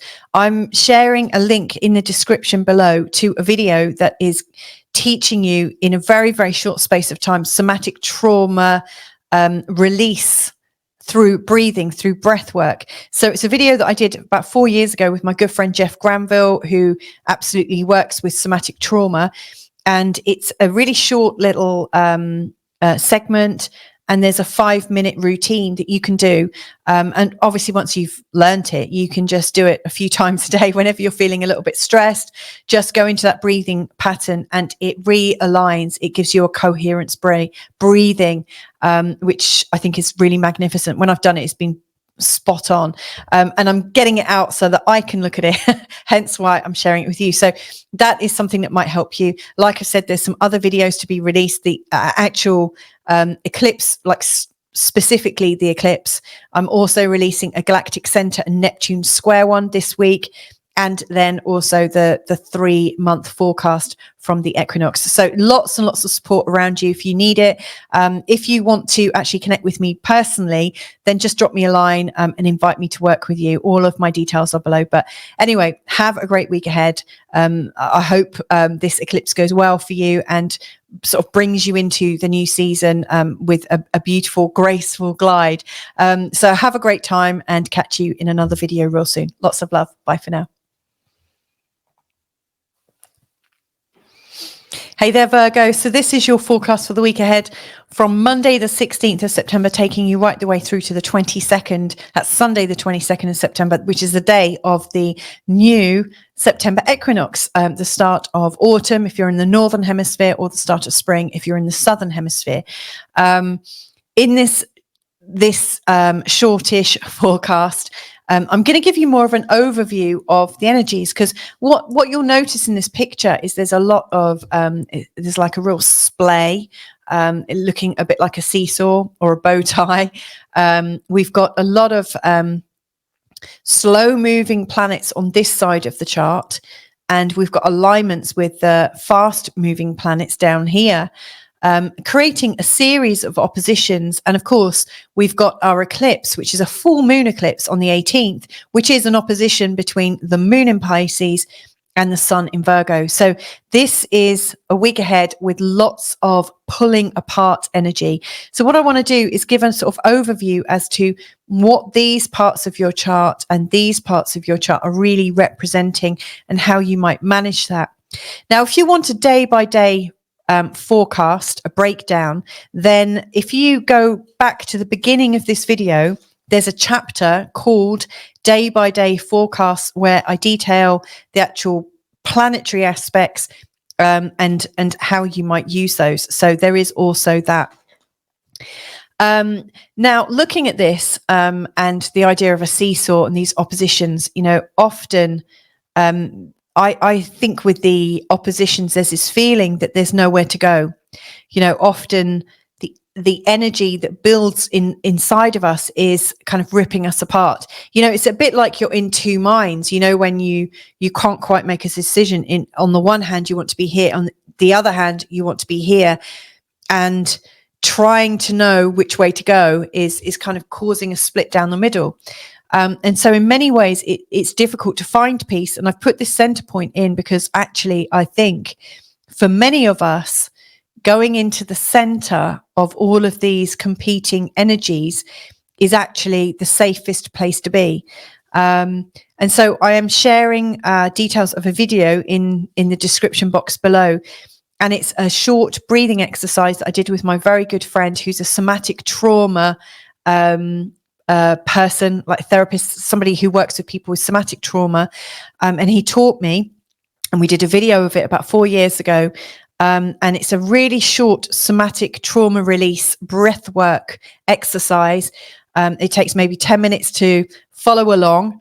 And then you can do it like we just do it in a 5-minute segment just to help you practice it. And it's a short 5 minutes that you can, if you're feeling breathless, or if you're feeling a little bit frustrated and need to calm and get into your center, I highly, highly recommend that. So like I said, the link is below for that beautiful video.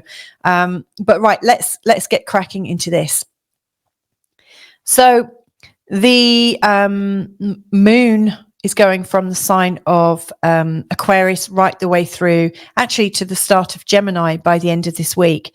And really leading up until the full moon on the 18th. So from the 16th to the 18th, the moon is still in the full growth phase. It's waxing. And so it's getting bigger and bigger and bigger.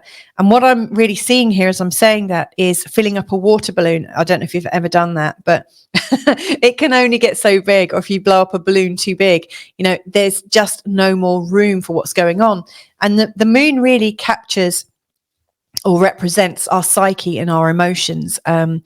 It's absolutely our tears, it's our feelings, you know, everything that's going on around us is known at a real psychic level with these full moons. And the moon is taking on more and more and more sensory information, feeling, reacting, lots of behaviors coming out. And it just feels like there's too much. And then we get to that full moon and it's in Pisces, which is absolutely unboundaried and super psychic and is really like a sponge in the sign of Pisces. And it's a time when we feel like enough, I can't take it anymore. So, you know, where is this sort of excess of emotions, excess of unpredictable, like being awashed with feelings? Where is this manifesting in your life? Where is this showing? And it's showing up in your 7th house, which is about your tensions and feelings around other people in your life. Now, it might be that you have a partner and it might be them that you're really feeling it with, but it might be like your family around you, the people who are usually in your life. You know, this part is really about your connections to other people. And this bit here is where you currently are. And that's where the sun is, you know, around the time of the eclipse.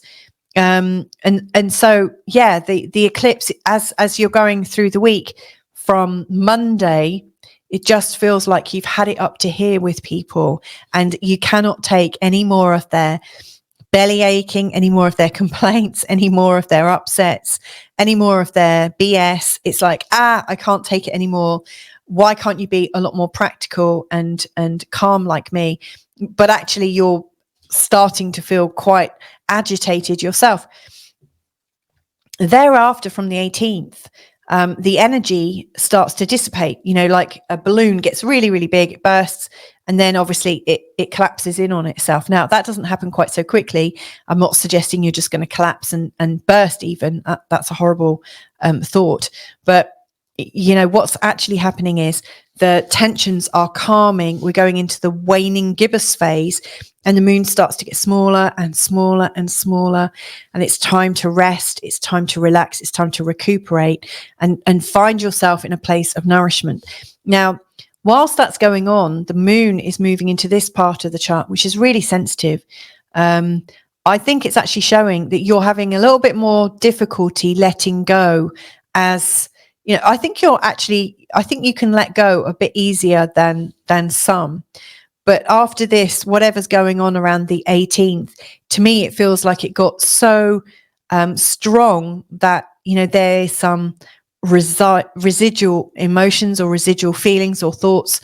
And so actually, I think Thursday and Friday, you might be better off kind of going into your own little space and really reflecting on how you might share your life more easily and gracefully with the people that you have in it.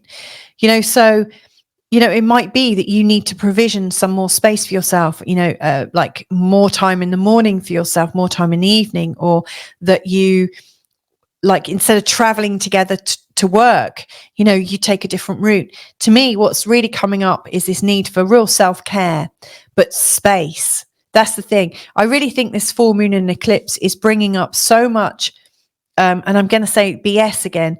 You know, to me, it's bringing up everybody else's stuff and how it seems to stick to you. To me, it feels like you've been walking in the woods and you've got all these like sticky little seed heads that are stuck to you as you've gone walking through. And that's what it's like. Everybody else's concerns and upsets and anxieties have just kind of come to you as if you've magnetized them. And so I think that's another reason why you need some peace and quiet on Thursday and Friday, because you almost want to ask yourself, like, who does this belong to? But also, why am I picking this up? Why do these patterns come back to me? Why are these people attracted to me so much? Because in that is the knowledge that you need to be able to move forwards in a way where you are able to say, look, no, I need some boundaries here. What was shared was too much. You need to be able to sort yourself out. And I'm happy to support you, but I'm not happy for you to dump on me. To me, it feels like you need a little bit of space so that you can get clear on what you're going to share. And I say that really sort of poignantly because your ruling planet on the 18th, Mercury, is in opposition to Saturn as well. So it also feels like not only are they putting their emotions and anxieties onto you, but they're also putting their judgments onto you as well. So maybe if you're not helping them in the way that they're asking you to or demanding that you do, they're then judging you for it. And whereas Mercury in the first usually really helps you get clear about what you want to say and share, it's almost like their judgments are shutting you down.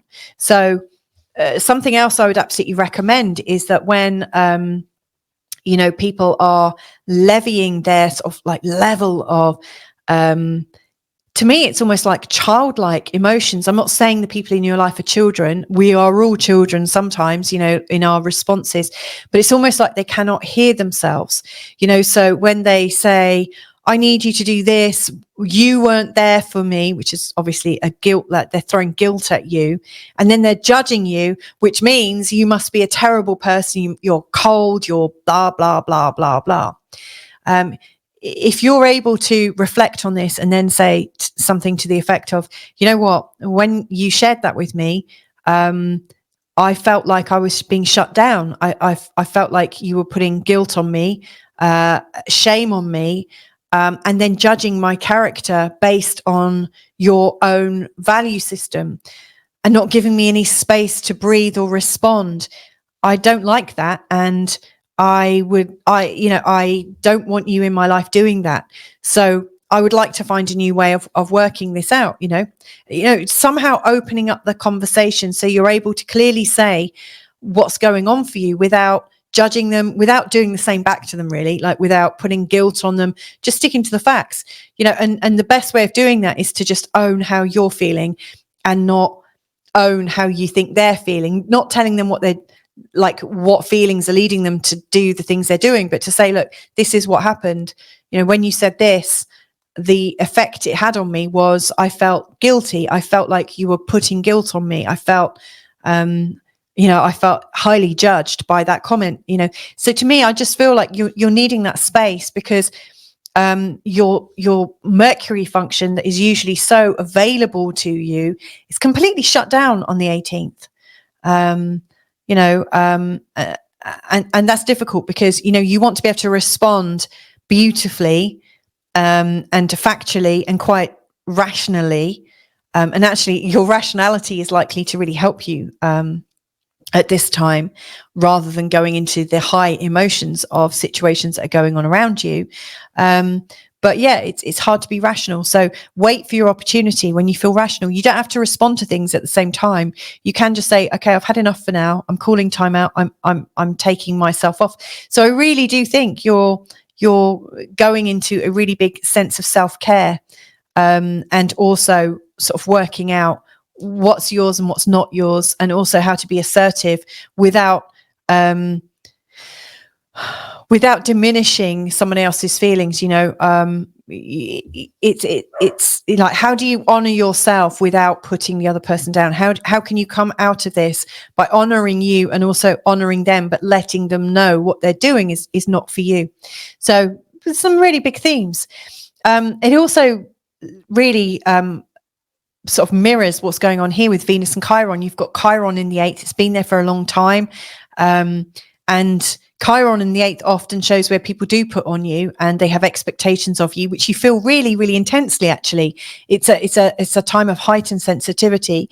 And you've had the North Node going through this area, also making you very sensitive to other people's judgments of you.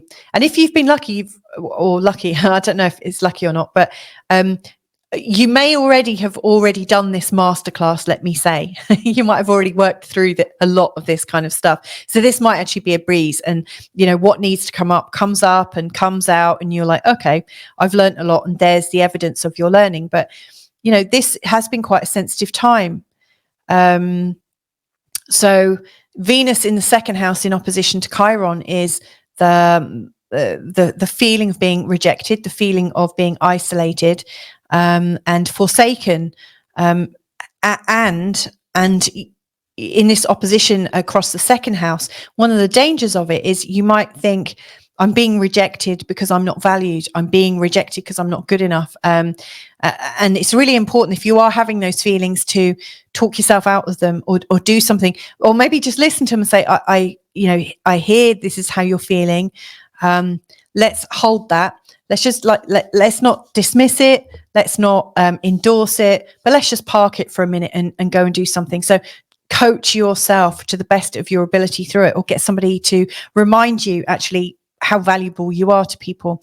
This energy will pass, but if you can look at it without reacting to it, if you can see it and say, oh, it's interesting that this pattern is coming up, you might get some breakthrough. You know, what I think is really going on in this week ahead is the historic energy of other people, and how they bring chaos and also drama and also deep psychological issues to sort out, is in opposition from your sense of clarity, your sense of space, and your sense of personal worth.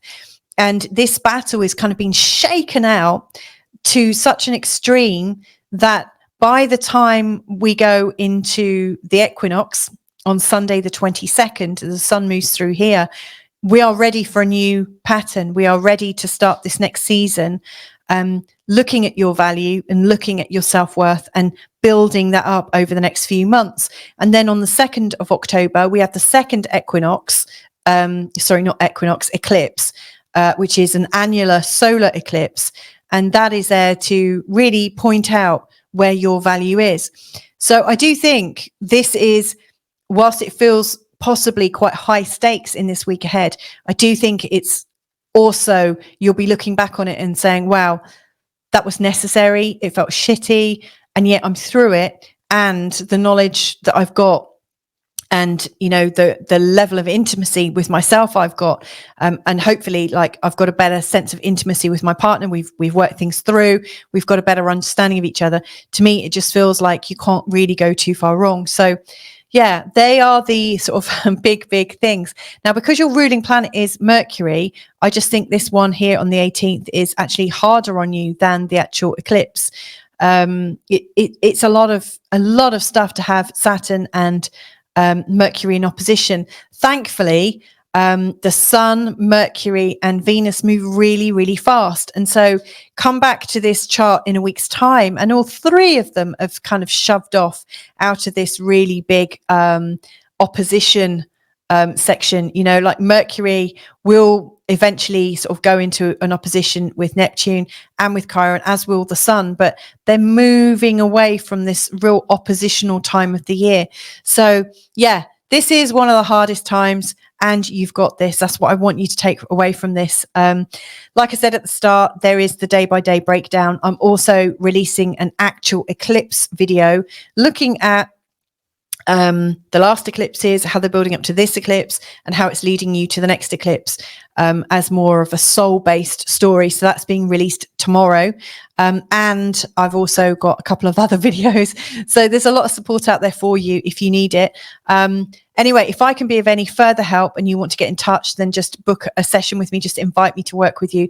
But if not, let's just meet in another session real soon. Hope to catch you another time. Have a great week ahead. And yeah, let's see how this goes. Lots of love to you. Bye for now. Hey there, Libra. So this is your forecast taking you from Monday, the 16th of September, right the way through to the 22nd of September, which just so happens to be the September equinox, which is the start of autumn if you're in the northern hemisphere, and the start of spring if you're in the southern hemisphere. Now, this is quite a big week, as if you've watched the first part of this video, you'll know a lot of the patterns. In fact, earlier in this show, there is a section called Day by Day Forecasts, where I do an overall forecast for the whole week on a day-by-day basis, looking at all the planetary pictures. There's a lot of them. This is the week with the most amount of planetary connections or aspects for us to work through.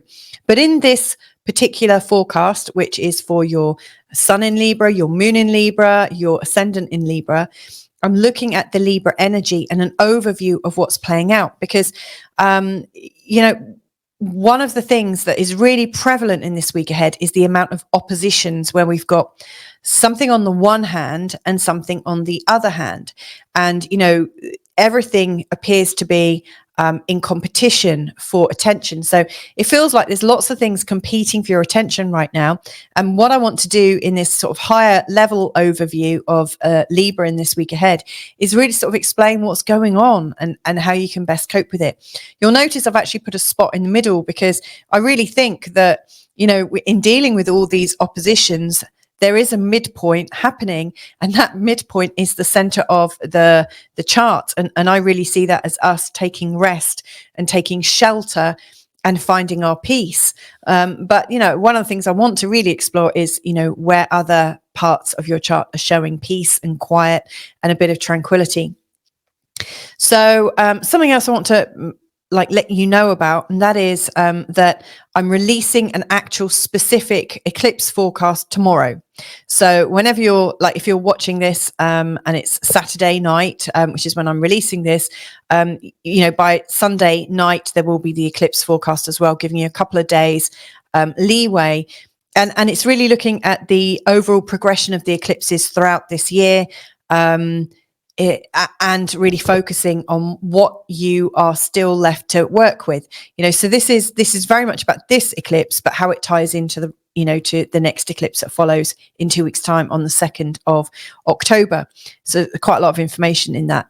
I'm also recording on the day of the equinox, which is the 22nd, Sunday, the 22nd, a 3-month equinox blueprint for each sign of the zodiac, really giving you an overview of the shifts and changes to be aware of in the season ahead. So that's also there to be of assistance to you.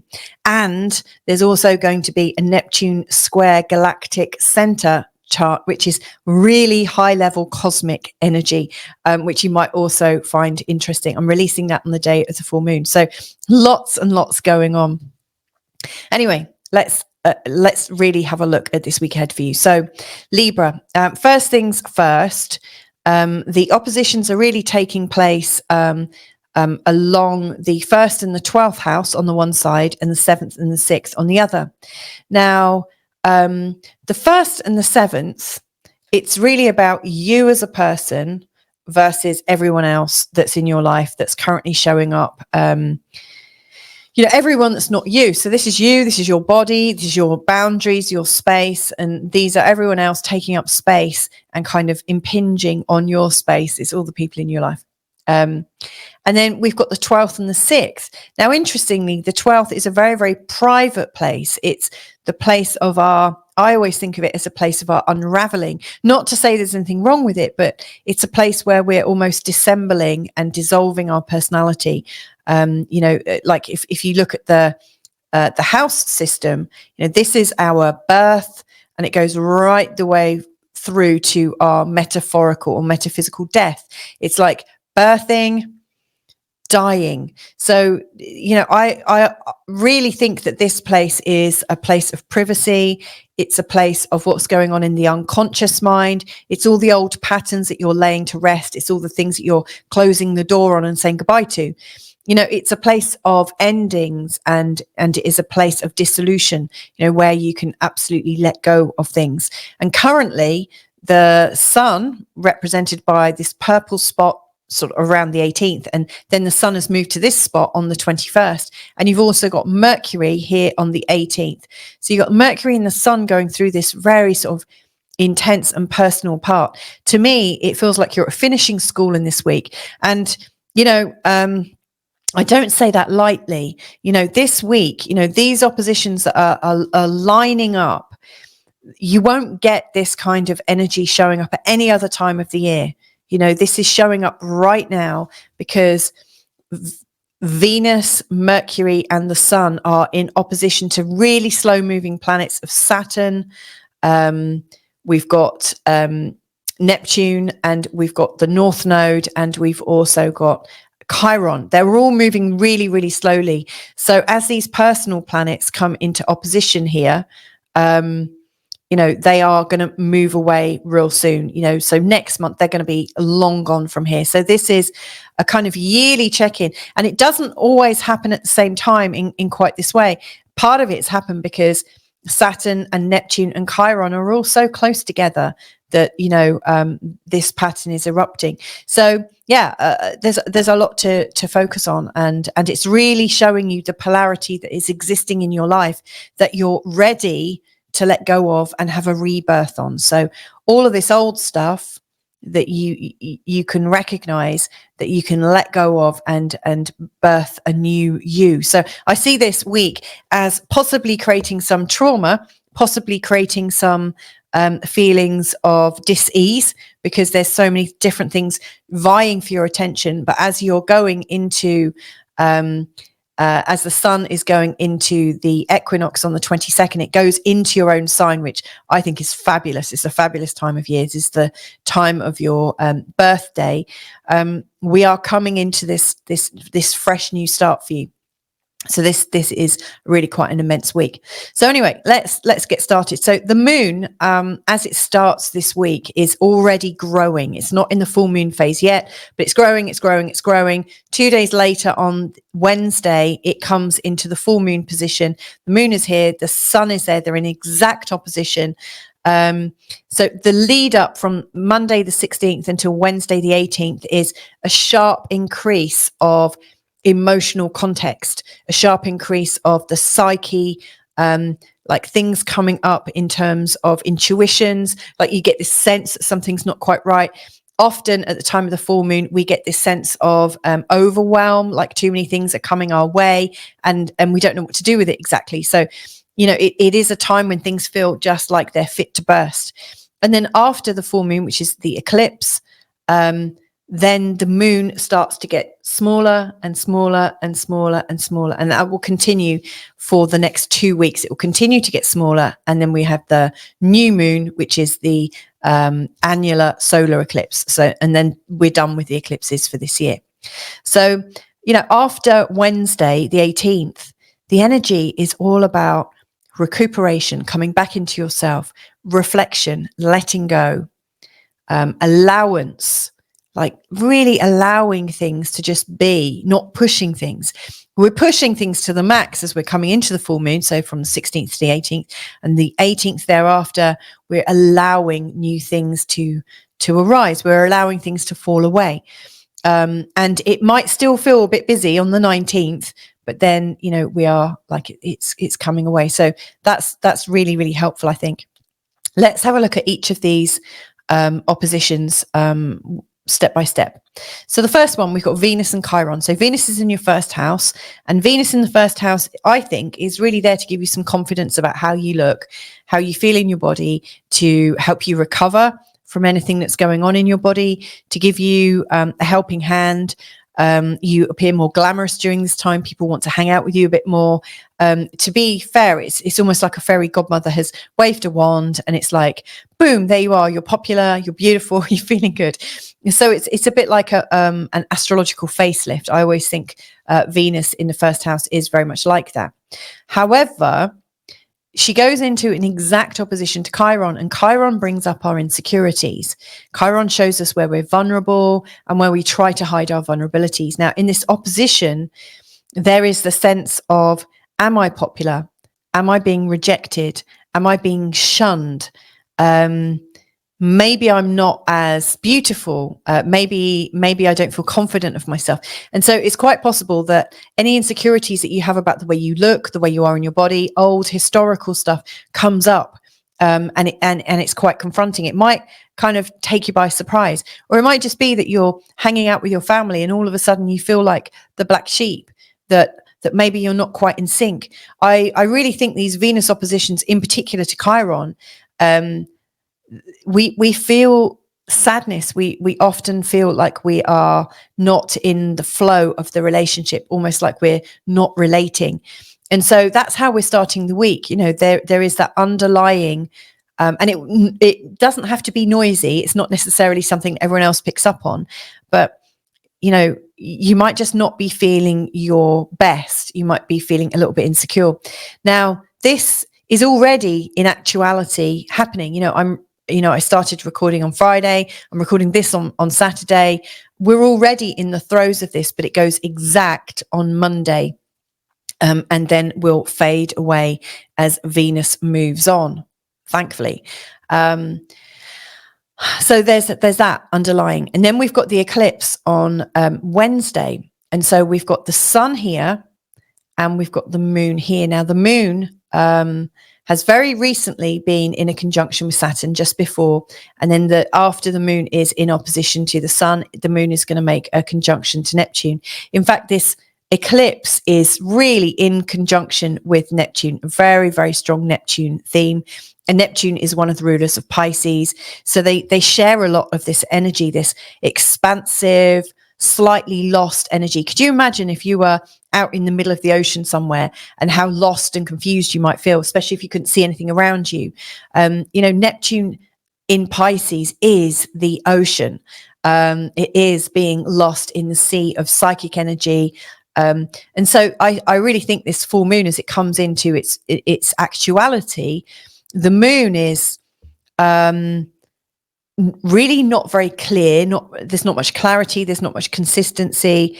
There's just this vague sense that something is there. You know, like with the Jaws movies, when you hear that da da da da, that music is that sense that you might get that something's in the water with you, but you can't put your finger on it. And it's not until the moon moves over to maybe the north node that you get the sense that you see the shark's fin and think, get out. But, you know, whilst the moon is in a conjunction with Neptune, you really can't see the wood for the trees, but you're sensing that something might not be right.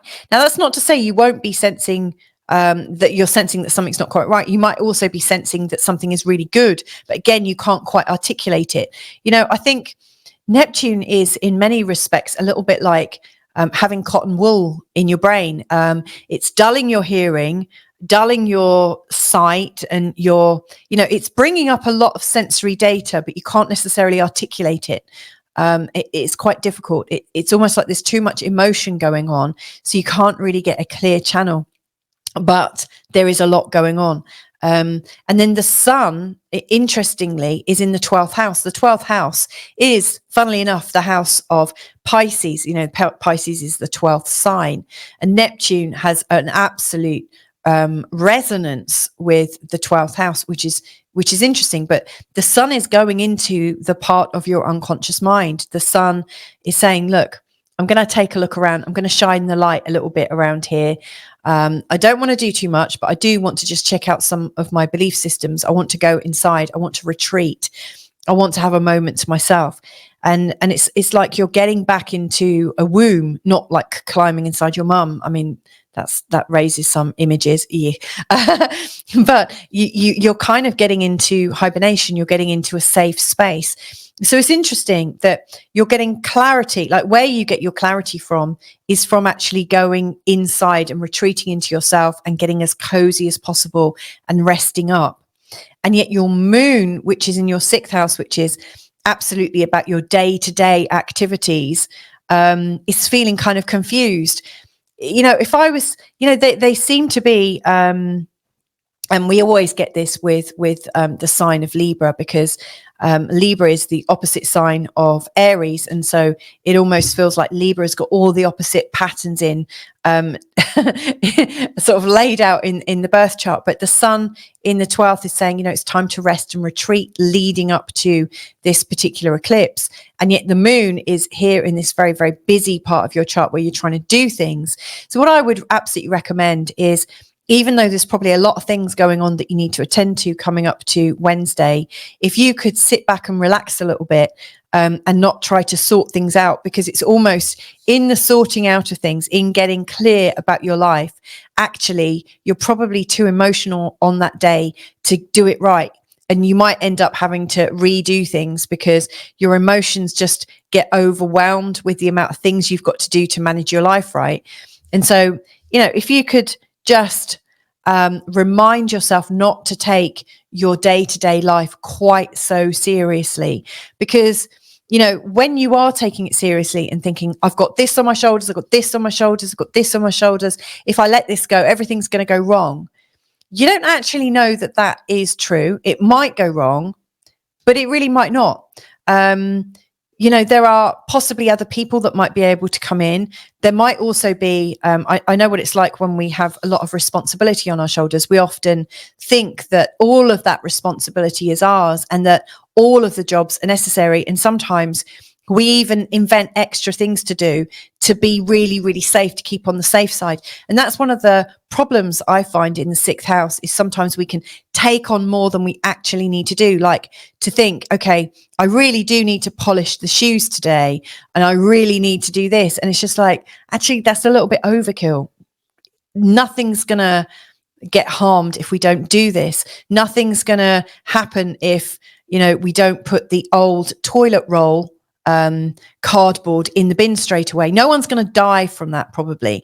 So it's like, where are you putting too much pressure on yourself?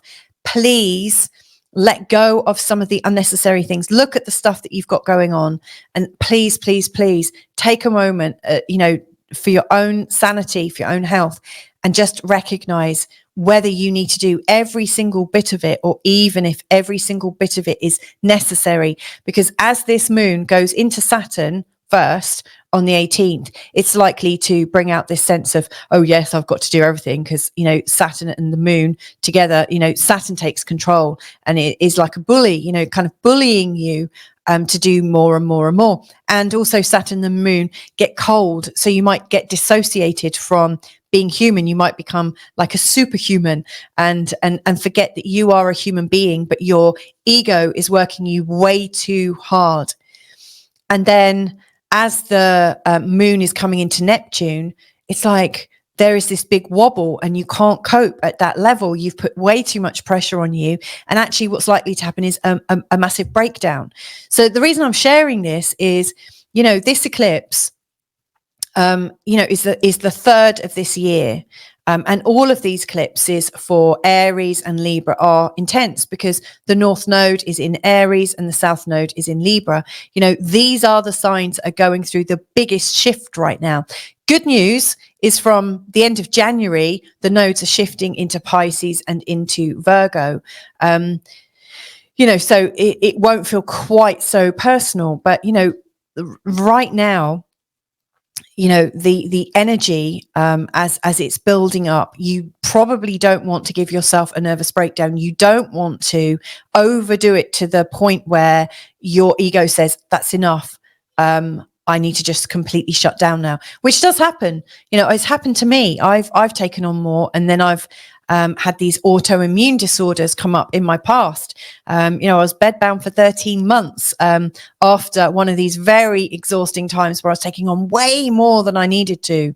But at that time, I was so blinkered. I thought, if I want a house, I have to do this. If I want this, I have to also do this. I also have to do this because I'm the only one that can do it. And it snowballs. We get into that mindset, and it's a real bullying mindset that you have. So absolutely give yourself a break, because this new moon, this full moon, if ever there was a moon in this year that was going to break you, and I'm not talking, I don't want to talk about breaking you, but I just want to make you aware that if you were to use Neptune and the moon in Pisces to conjure up your imagination and to take your foot off the brake, that's the best use of Neptune and the moon in Pisces, is to relax, is to dream, is to actually enjoy being in your home, even if it is a bit of a mess, is actually to say, okay, I'm going to rest and refresh, because if I don't, I will be in a much bigger mess. And sometimes we don't have great choices, and sometimes we have to choose the lesser of two evils. And if one of your choices is to work hard because you can't take your foot off the brake, and the other is, but if I carry on going like this, I'm going to have a nervous breakdown, and then I could be out of action for 6 months, then Not necessarily an easy choice, but you go for the best choice, and that is to rest, because the other choice is too much. So, of all of these signs of the zodiac, I really see that this is one of the hardest ones for a Libra, because of how this is laid out in your chart. The other one is Leo. That's pretty hard. So, like, bless you if you've got Leo, a sun, and Libra rising, or something like that. You are definitely being worked harder right now. However, we all get our go. So whatever is going harder for you right now, it will be somebody else's harder another time, and it will be your ease coming up. No sign, no chart is absolutely put in a position of dreadful energy forever and ever and ever, because the planets are always moving, and we also always have a choice. So yeah, I'm sounding really kind of strict about this, because and I don't need to be, because you are an adult and you know how to manage your life, but I have compassion for you, and I can see that this energy could really get the better of you, and you don't need to work so hard. You really don't. This Venus opposition to Chiron is kind of setting the scene. It's like, I'm not good enough.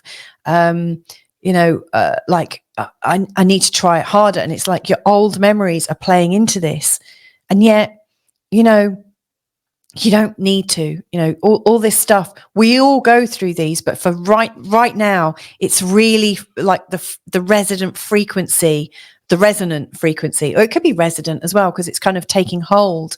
It's a frequency. This feels very, very personal.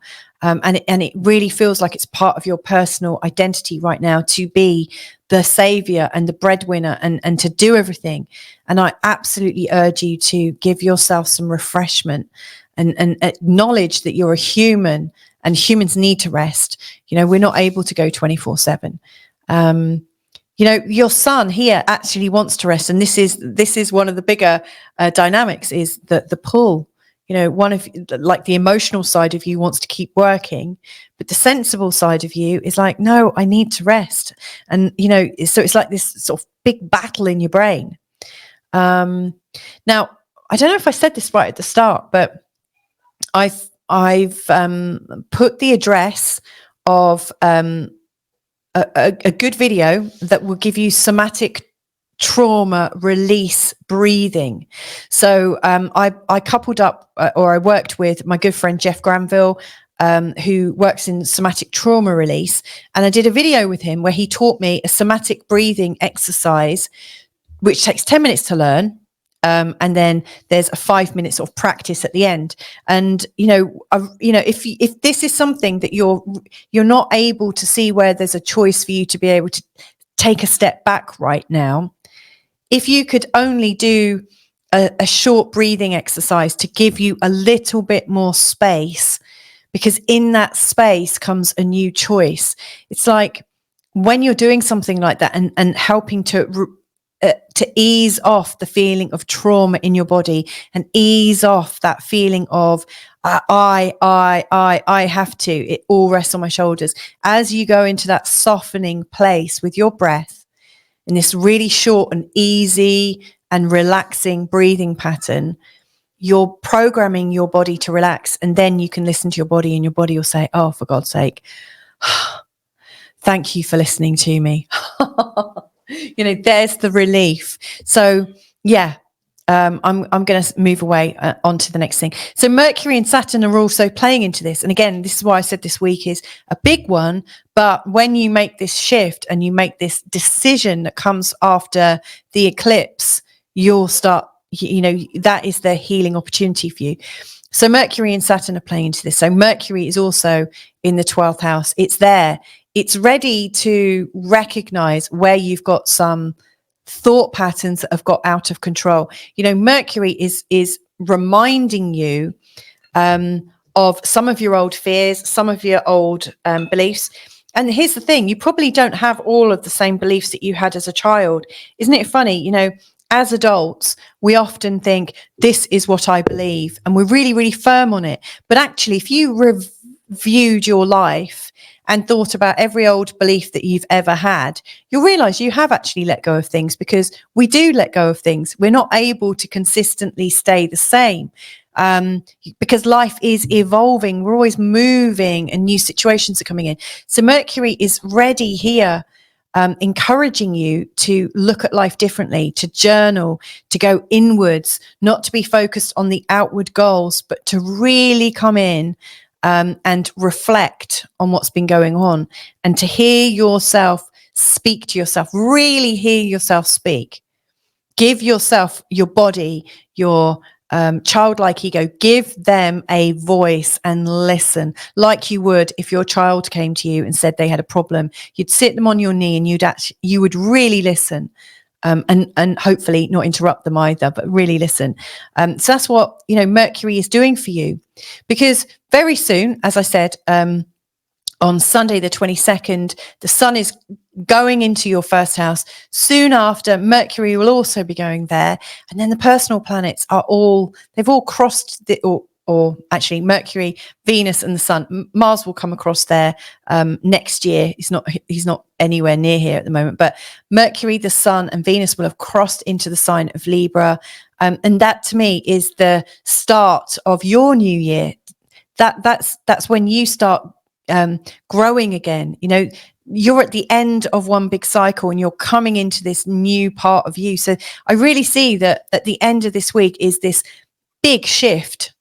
And then the annular solar eclipse on the 2nd of October in your sign is also there to help you rebirth. So this is a massive week. So again, if you can find yourself into the center and do that breathing exercises, or any breathing exercise that works for you. But like I said, there's a recommendation just in the description field below. I'm really proud of it. Jeff is an amazing teacher, really, really helpful. So yeah, go into your center. Last of all, the sun and Neptune are in opposition to each other on the 21st, right before like this breakthrough moment of going into the new season on Sunday. And the sun here is, I think, almost willing to be a bit more quiet, and actually getting ready for this sense of this new change coming in. And Neptune right here is kind of dissolving a lot of your responsibilities. It really feels like your reality is shifting. So it's not just your belief systems, but it feels like reality around you is shifting. And isn't that funny that when you do change your belief systems, like the idea that you hold in your heart about yourself and your life, when one of those gets tweaked slightly, all of a sudden your life starts to look different, so life presents itself. And again, I guess a lot of it depends on your belief systems. If you believe that you are a creator of your life and that we're all connected, that will seem more true to you, that you change something inside and then all of a sudden your life, appears different. If you're more of a rational Libra, then this probably all sounds like a load of bollocks, and then and this is probably not the channel for you. But I really see that this is the place for you to do a massive shift. Really, really. And I say shift with an F in, even if it feels like you're doing something else. So anyway, I'm going to leave that there. Sending you loads of love. I think this is a week where you might need a bit more patience. So again, that breathing could be good, or your own alternative. Take as much time out as you can. Like this new year is absolutely coming through. The equinox is absolutely, it couldn't come a moment sooner than it does. So there you go. If I can be of any help, get in touch. All of my details are below. Sending you loads of love. I mean, you have been proper stressed out this year. And I absolutely honor you that you're still here and you're ready for these big shifts. So anyway, see you next time. Bye for now. Hey Scorpio, how are you doing? This is a big week. This starts on Monday the 16th, taking you right the way through to Sunday the 22nd. In this week, we've got the eclipse on the 18th, the partial lunar eclipse in the sign of Pisces. And then we've got on the 22nd, the equinox, that's the September equinox, the start of autumn if you're in the northern hemisphere, or the start of spring if you're in the southern hemisphere.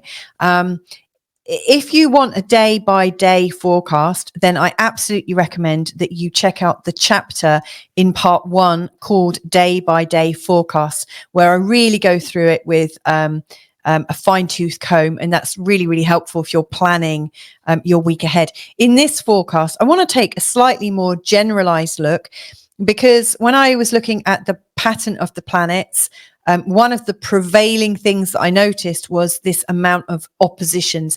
There's not usually this many oppositions in any week. This is opposition week as far as I can see.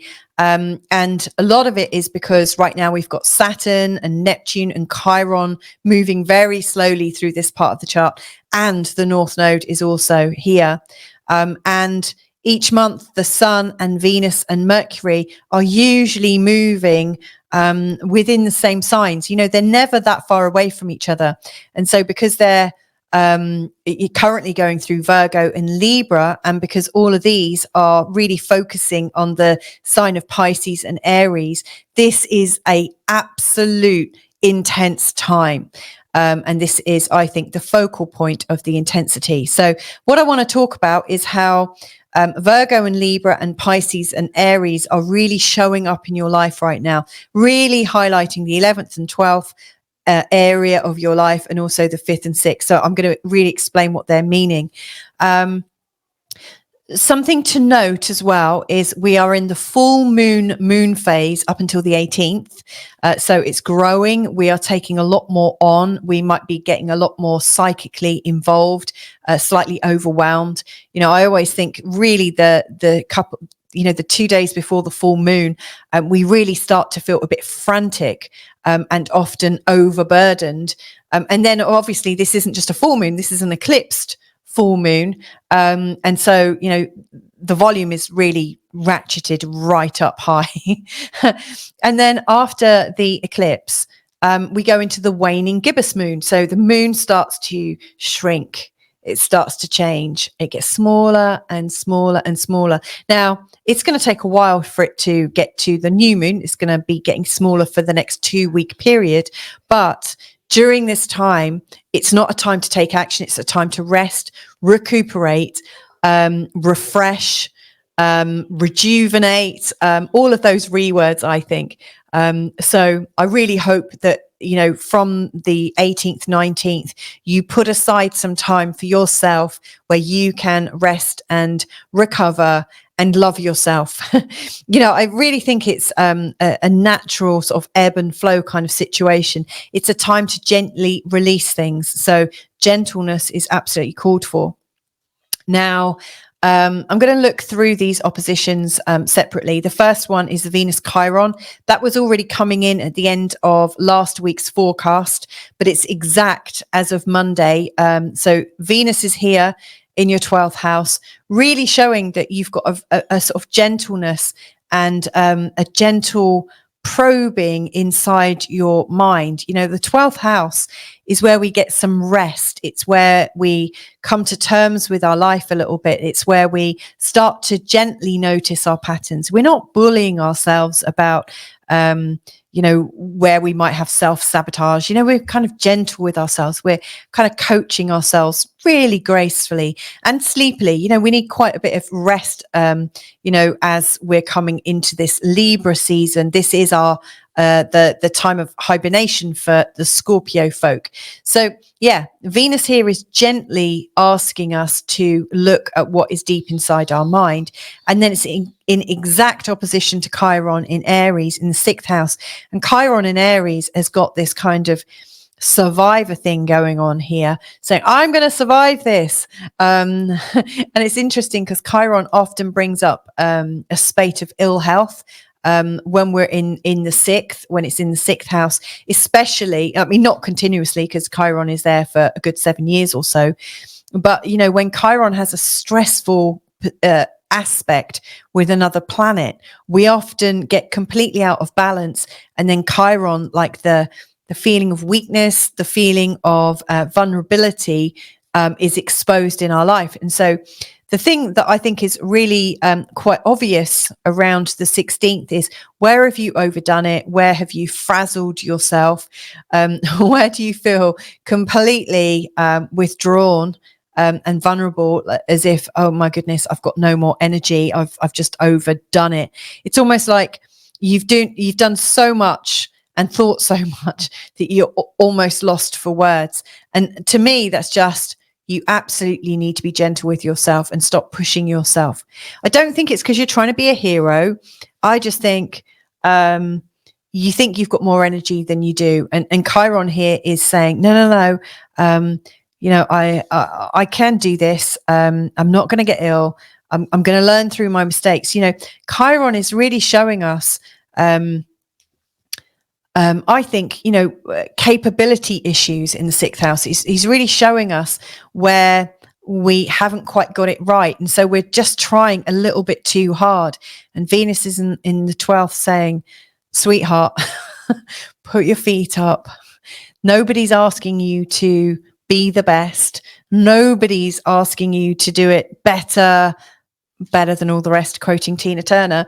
I can't believe I'm bursting into song. Venus is really there just to she's almost like an old grandma saying, look, sit down, love, let me give you a cup of tea and a slice of cake, and let's talk about it. So with this opposition, you could, if you wanted to beat yourself up, you could feel a bit disconnected and a bit disenchanted, and you might even reject yourself. You could put yourself through this, I'm not worth anything, blah, blah, blah. I absolutely urge you to hold on to statements such as, I am enough. I'm completely enough. I am enough for my life right now, and I am capable. I'm strong, I'm healthy, I'm vital, so that you are absolutely reprogramming your mind-body system to recognize your strengths and not focus on your vulnerabilities. This will pass. Venus will move out of here and into the sign of Scorpio, I think, as we're coming into the next week. And when she does that, you'll be coming into your own. Your energy will start to flow back. So don't take this lack of capability too seriously, is my advice. Now, the 18th, which is the Wednesday, that's the day of the eclipse, we've got two oppositions going on. So we've got the Sun in Virgo opposite the Moon in a conjunction with Neptune. We've also got Saturn down here in Pisces in opposition to Mercury in the 11th house. Now, I want to touch on Mercury and Saturn first. Mercury in the 11th is making us, I think there's a lot of new opportunities flowing into us. There's a lot of opportunities to mix, to commit to projects with other people, to collaborate. There's a lot of excitement that has been generated from the attention to your work that you've given. There's lots of new opportunities flooding in, and it's very easy for you to just want to collaborate and ease and flow, etc., etc. And yet Saturn down here is asking you to knuckle down onto something yourself. As these oppositions go, I have to say, across the 5th and the 11th, they're not the most stressful ones. Like in terms of all the other signs, Scorpio is actually, I think, doing a bit better this week than other people. So, I think what's really going on is around the time of the eclipse, you're being reminded that you've got these big projects that you're wanting to create and do yourself. And yet it just seems that there's a lot more flow when you're creating with other people. And so that might be one of the learnings that you need to accept, is that, when you're creating with other people, you don't get the opportunity to make it perfect necessarily. You don't get to have a full command of it. You have to share the glory. You have to work to other people's flow as well. Whereas if you're ruling your own thing and creating from scratch, you do have the full energy of it. But again, you have to shoulder it on your own, and you might not be as open to lots of ideas. The best place to create is actually in the middle. I absolutely recognize that. This mid spot, like if you could just think about your projects and think, okay, and to do this, I'm closing my eyes, but imagine your project in front of you and then think, okay, where have I got this covered? Where am I the where am I really the owner of this creation? What bits do I absolutely have to manage myself? And then think, okay, which bits are flakier? Which bits could be bolstered? Which bits are not so much fun? And then those bits that take a bit more effort, they're the bits that you might think, okay, is there someone around me that might consult with me? Is there somebody around me that might find this a useful exercise to get involved in? And just start bringing people in. You don't have to give over your project. You can, in this mid space, it's not either or. I think it's, you can do your project and have feature advice from other people. So, and again, it depends on the kind of project that you're thinking about, but there's definitely this feeling of being pulled into different ways. You might also find, since the 5th has a lot to do with children, that your children are really being demanding and pulling you back into the home whilst you're being pulled out on lots of other missions. So that's one of the things that's going on at the time of the eclipse. And then with the eclipse itself, the sun here in the 11th, again, is really getting excited by the level of collaboration that is existing, the level of creation, the level of, I don't know, it's like 1 + 1 = 2. The fact that you can be more, produce more when you're working with other people is really, really apparent to you. So to me, it feels like you are, on the one hand, really wanting to sort of like dive right in to see how you can think new thoughts and how that might enhance your overall output. And yet the moon down here is really stuck in this, it's almost like a childlike place, this stuff of not wanting to share what you're doing and also not very clear about it, almost like there's some kind of guilt. The moon and Neptune can really create a lot of self-guilt, and the moon and Saturn can create a lot of self-judgment. And so I think at the time of the eclipse, you might be so full of judgments and really kind of layering the guilt on yourself that you haven't actually created more, that you could completely miss the point of this. And I really absolutely recommend that you recognize that, yes, you might want the authority of the projects that you're owning, but that it's more fun sometimes when other people are involved. And actually, when other people are involved that keep you accountable, they might pick up that you're playing a bit of a guilt trip on yourself. Now, there is a real good aspect to the moon and Neptune working together. And I think if you've already got a strong Pisces energy going on in your chart, you might be really quite creative, like really beautifully creative. And one of the ways of soaking up this sort of excess anxiety or guilt that you might be throwing at yourself, you could just plan around the time of the eclipse to be super creative, like take the pressure off and just ask your psyche, like if you could talk to your higher self, the inner self, your inner child, like whoever, like a part of you that is internal, like if you could do something creative right now, what would you do? The more creative you are, the more you're going to be opening up the flowing energy of the moon and Neptune, which are super creative, and it could take you somewhere that you're not expecting in quite a positive way. Yeah, I mean, like for musicians, for channels, for artists, for writers, this is really quite something. You could absolutely use this energy to design something so much bigger and so much more fun. And so much more creative than you've ever gone before. It might also have a much stronger spiritual leaning as well, because it's so ethereal. So you might be looking at things from different viewpoints or through different veils. So you might decide that, like, the way you're usually doing this is from the perspective of reality. You might want to look beyond reality. I know that kind of doesn't make sense if you're a very rational person, but I'm really speaking to the Scorpios here that are utter creators.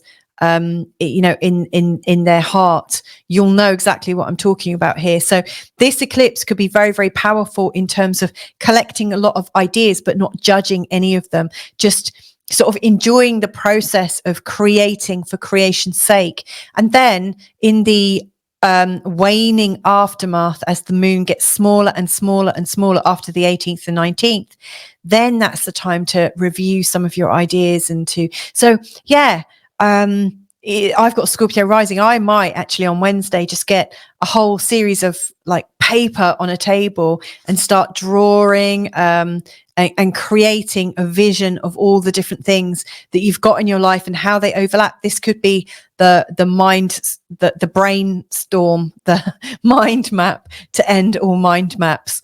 This could be very, very special for you. Then later on in this week, we've got the final opposition, which is the sun here, right at the tail end of Virgo in opposition to Neptune. Again, there's this sort of dissolution into creativity.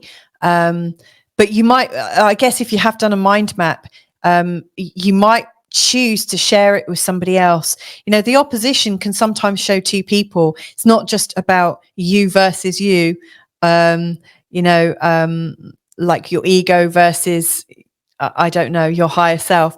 You know, this could be your creativity and somebody else coming in and saying, well, I really like that, and that would be easy. I mean, if you haven't got somebody else to check what you're going through, you might choose to put it through a SWOT analysis or other kinds of tools, seeing as the sun is in the sign of Virgo, which absolutely loves metrics. But you could be looking at the strengths, the weaknesses, the opportunities, the threats, or put it through a whole different type of metrics, you know, where you're looking at what would be easy to achieve and quick to do versus what would take ages to do and would involve a lot of people and a lot of complex steps.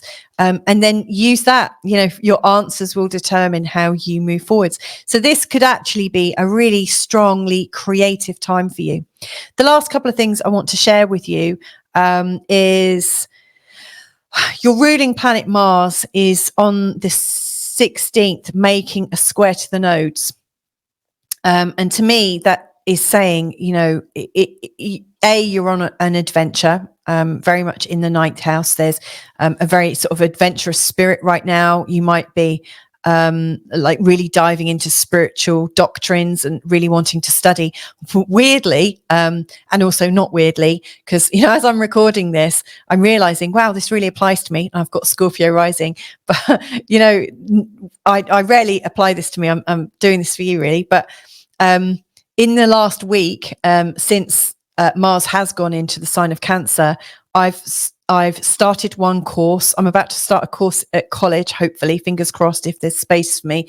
And I'm reading 3 books. I mean, I'm really going into a mega time of studying right now. It's like I cannot get enough information. So you may well find that's going on for you, but it's also linking into the nodes and you know, the south node in your 12th is kind of saying, remember, a lot of this is intuitive. You already know a lot of this. And the north node is saying, how can you apply this information? How can you apply this so that you can use it in your life? So don't just learn for learning's sake, like I am. Recognize that some of this has already been laid down in the past. And how are you going to use it in your future? So like, be very applied in the way you're learning. The last thing, the other ruling planet you have is Pluto, you know, and Pluto, you know, is retrograde in your sign, and will be retrograde, not in your sign, in the sign of Capricorn. He is in the last degree. He's not really being himself. So, you know, as one of the rulers of Scorpio, I really think that there is something that you're relearning about yourself in terms of powerful transforming communication, the 3rd house, and powerful transforming learning. There's another learning thing going on here for you. So yeah, just pay a bit of attention to that. Pluto, at the time of the equinox on the 22nd, when the sun comes here, Pluto is going to make a beautiful grand trine to the sun in the 12th and then the moon in the 8th. And it's a beautiful, really deep, really intuitive and deeply learning grand trine. So, you know, you really are learning a lot right now. Like, notice it, make notes of it, like kind of congratulate yourself for how far you're going, because you're doing really, really good. Now, I can't remember if at the start I mentioned that I'm putting a link down below to a somatic trauma release breathwork routine. Obviously, there's a lot of really big energies right now. And if you get overwhelmed and you want to find this center point and get back into your calm, I did a beautiful video 4 years ago with my friend Jeff, I think it was 4 years ago, with Jeff Granville, who works with somatic trauma release. It's a really short technique, but beautifully explained. And then at the end of it, there's 5 minutes to practice with us. And you can do that as many times as you want. But the more you practice this breathing, the more your body gets used to getting into that relaxing, deeply relaxing and nourishing physiology. And this could be quite helpful. Also, tomorrow, from when you're watching this, hopefully, from Sunday the 15th, I will be releasing an eclipse forecast, literally talking just about the forecast. I know I've already mentioned the eclipse, but I haven't mentioned the full sort of implications of it. I'm going to do a much deeper dive into that. This is more about the week ahead and its challenges and its benefits, but I'm going to do something very specific for the eclipse. Also, on the day of the eclipse, I'm releasing something about Neptune and the galactic center, about our cosmic inheritance, which might be also of use to you.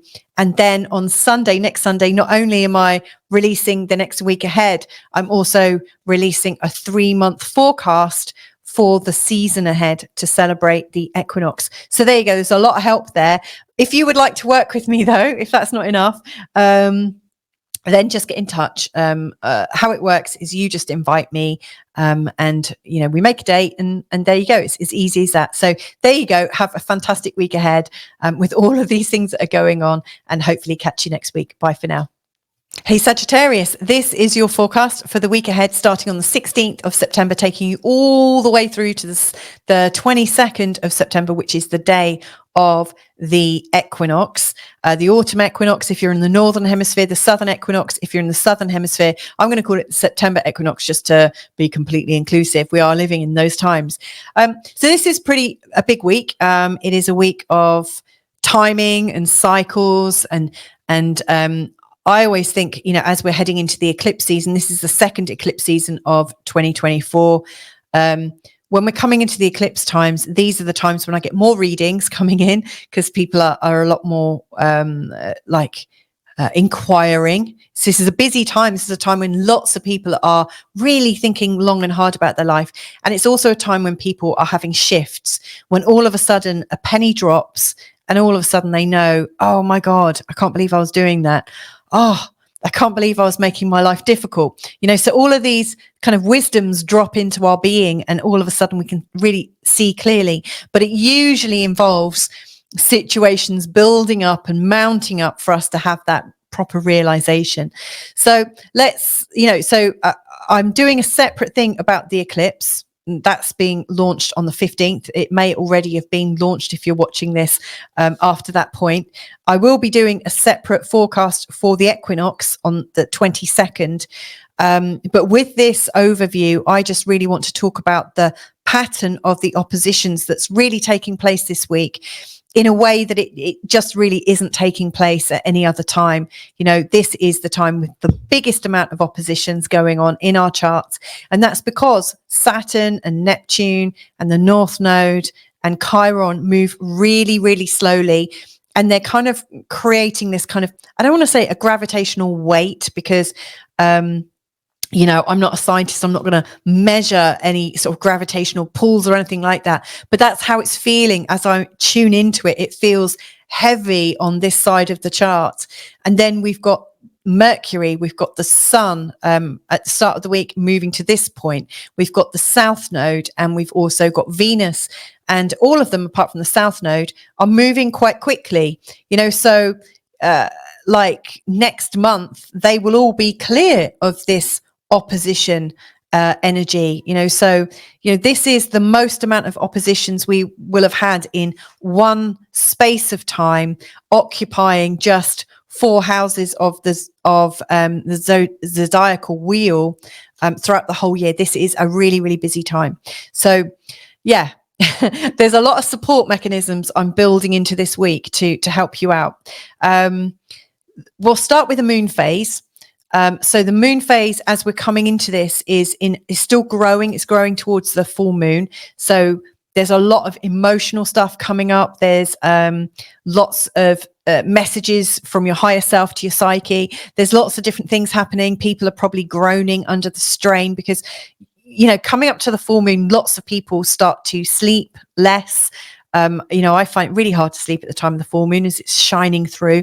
And it's a time when we just start to get quite tense because it feels like there's so much we're taking on and kind of putting on our shoulders. And then after the full moon and the eclipse, I would say give it a day for us to go, oh. And then we start to go into the waning gibbous phase here as the moon starts its journey to getting smaller and smaller and smaller. And it will take 2 weeks to get to the new moon, which is also the next eclipse, the annular solar eclipse. So, the start of the week is building up in pressure. Then after the 18th, 19th, it starts to release. It's like you've got a pressure valve. If you've been using a pressure cooker, if anyone even uses those things anymore, I don't know. Anyway, so that's the sort of trajectory.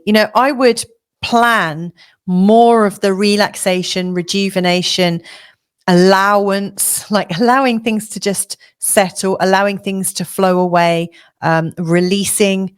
That's what is favored from the 18th, 19th to the end of the week.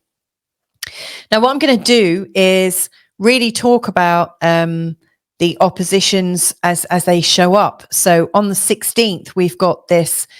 On the 16th, we've got Libra here in the 11th and Chiron down here in the 5th. And how that's really showing up, like we're already in this energy field because it's already coming into its exact opposition, but it's exact on the 16th. But we're already feeling it on the day that I'm recording this, which is the 14th of September. They're already in an opposition. So, between now and the 16th in 2 days' time, they're perfecting. But Venus in the 11th is really showing us how we can be popular. It feels like, more people are noticing us, people are liking us. And doesn't it feel good, right? It feels quite uplifting. It feels like there are more people wanting to connect with you, more people wanting to collaborate with you.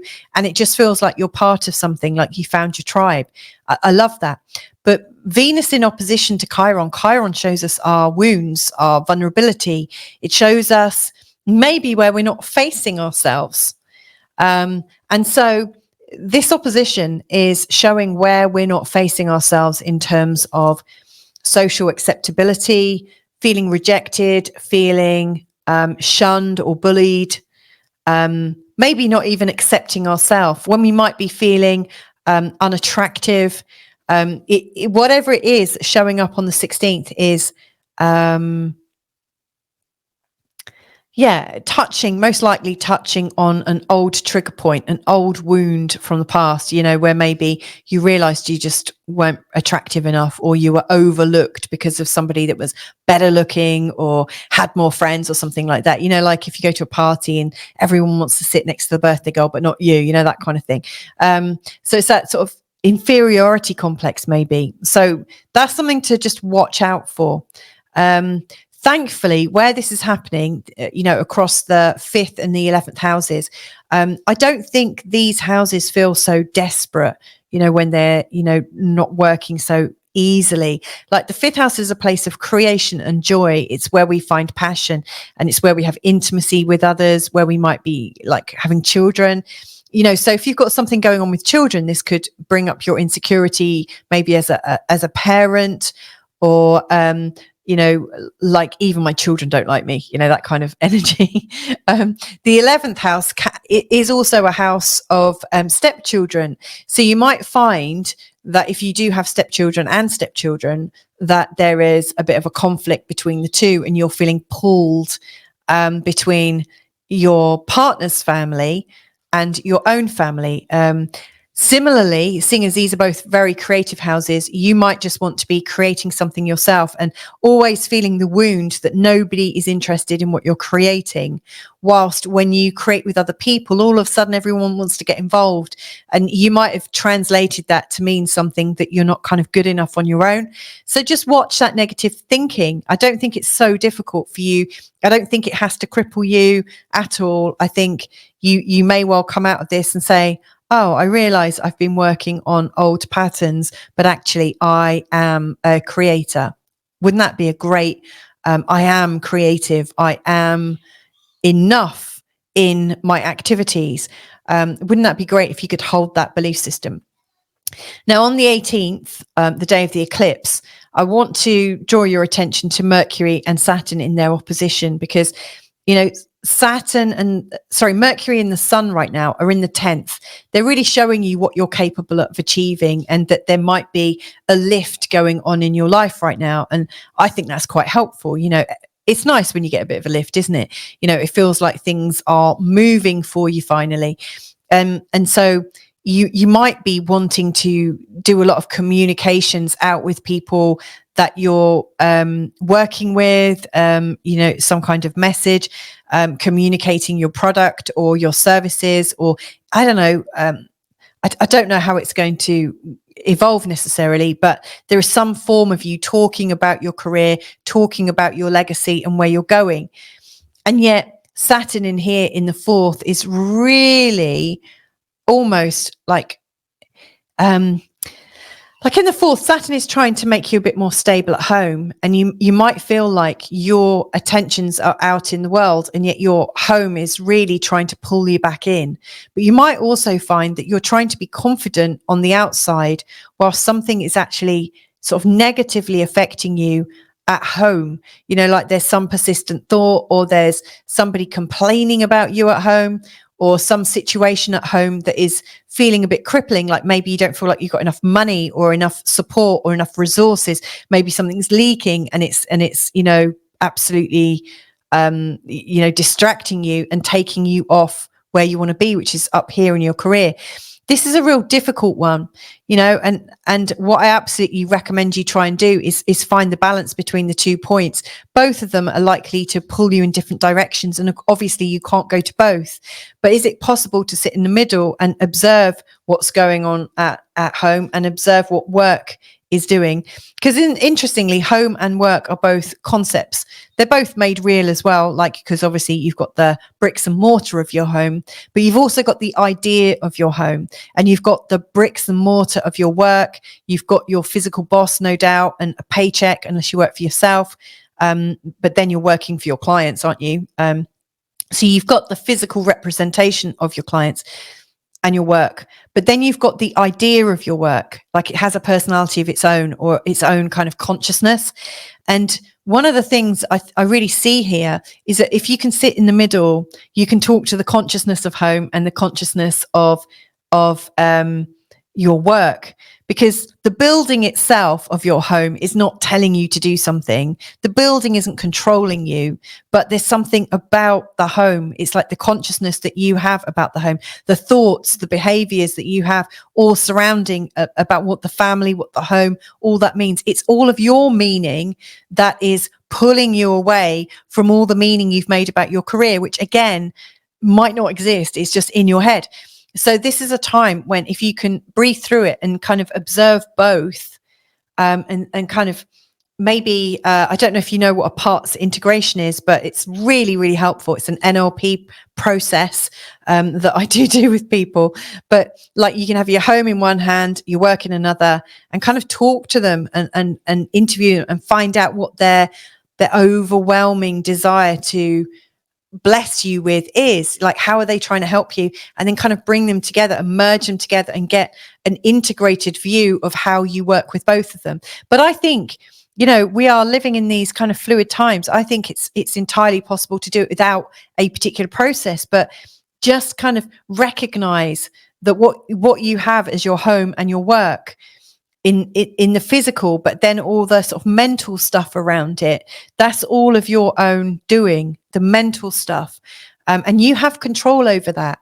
You don't have to be a victim of it. So, on the day of the 18th, I think you're feeling really quite pulled between home and away, home and work, home and career, family and career responsibilities, family and boss, all of those real kind of splits. And that is quite challenging. Now, this eclipse, the sun is up here really showing you that actually you are kind of at the top of your game in terms of this year. Every time the sun comes to this part of your chart, it's showing you the sort of fulfillment of your work and how far you've come and how great you're doing, and possibly where your greatness, your next level of evolution in your job or in your work and your output, where that is.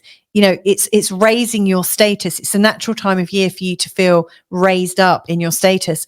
And yet the moon down here is all emotional at home and all emotional about the family.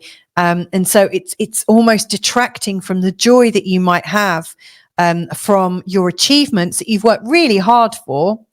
And then the emotions at home are also detracting from your enjoyment at home, because do you really like being in an emotional home? Most likely not. So again, if you could sit in the middle and try and work out, like your ego is absolutely about your achievements right now. And yet it's almost like there's feelings of manipulation from your home, like the moon is kind of pulling you in using manipulations. The moon and Neptune together can get very, very manipulative, especially in the sign of Pisces. It doesn't have to happen like that. You might find there's a family member that's employing those methods to capture your attention. So again, it's important for you to get some clarity in that center spot. Now, I can't remember if I've mentioned this in this particular forecast or not, but I'm putting a link in the description field for a somatic trauma release breathwork session that I recorded 3 or 4 years ago with my good friend, I think 3 years ago with my good friend, Jeff Granville.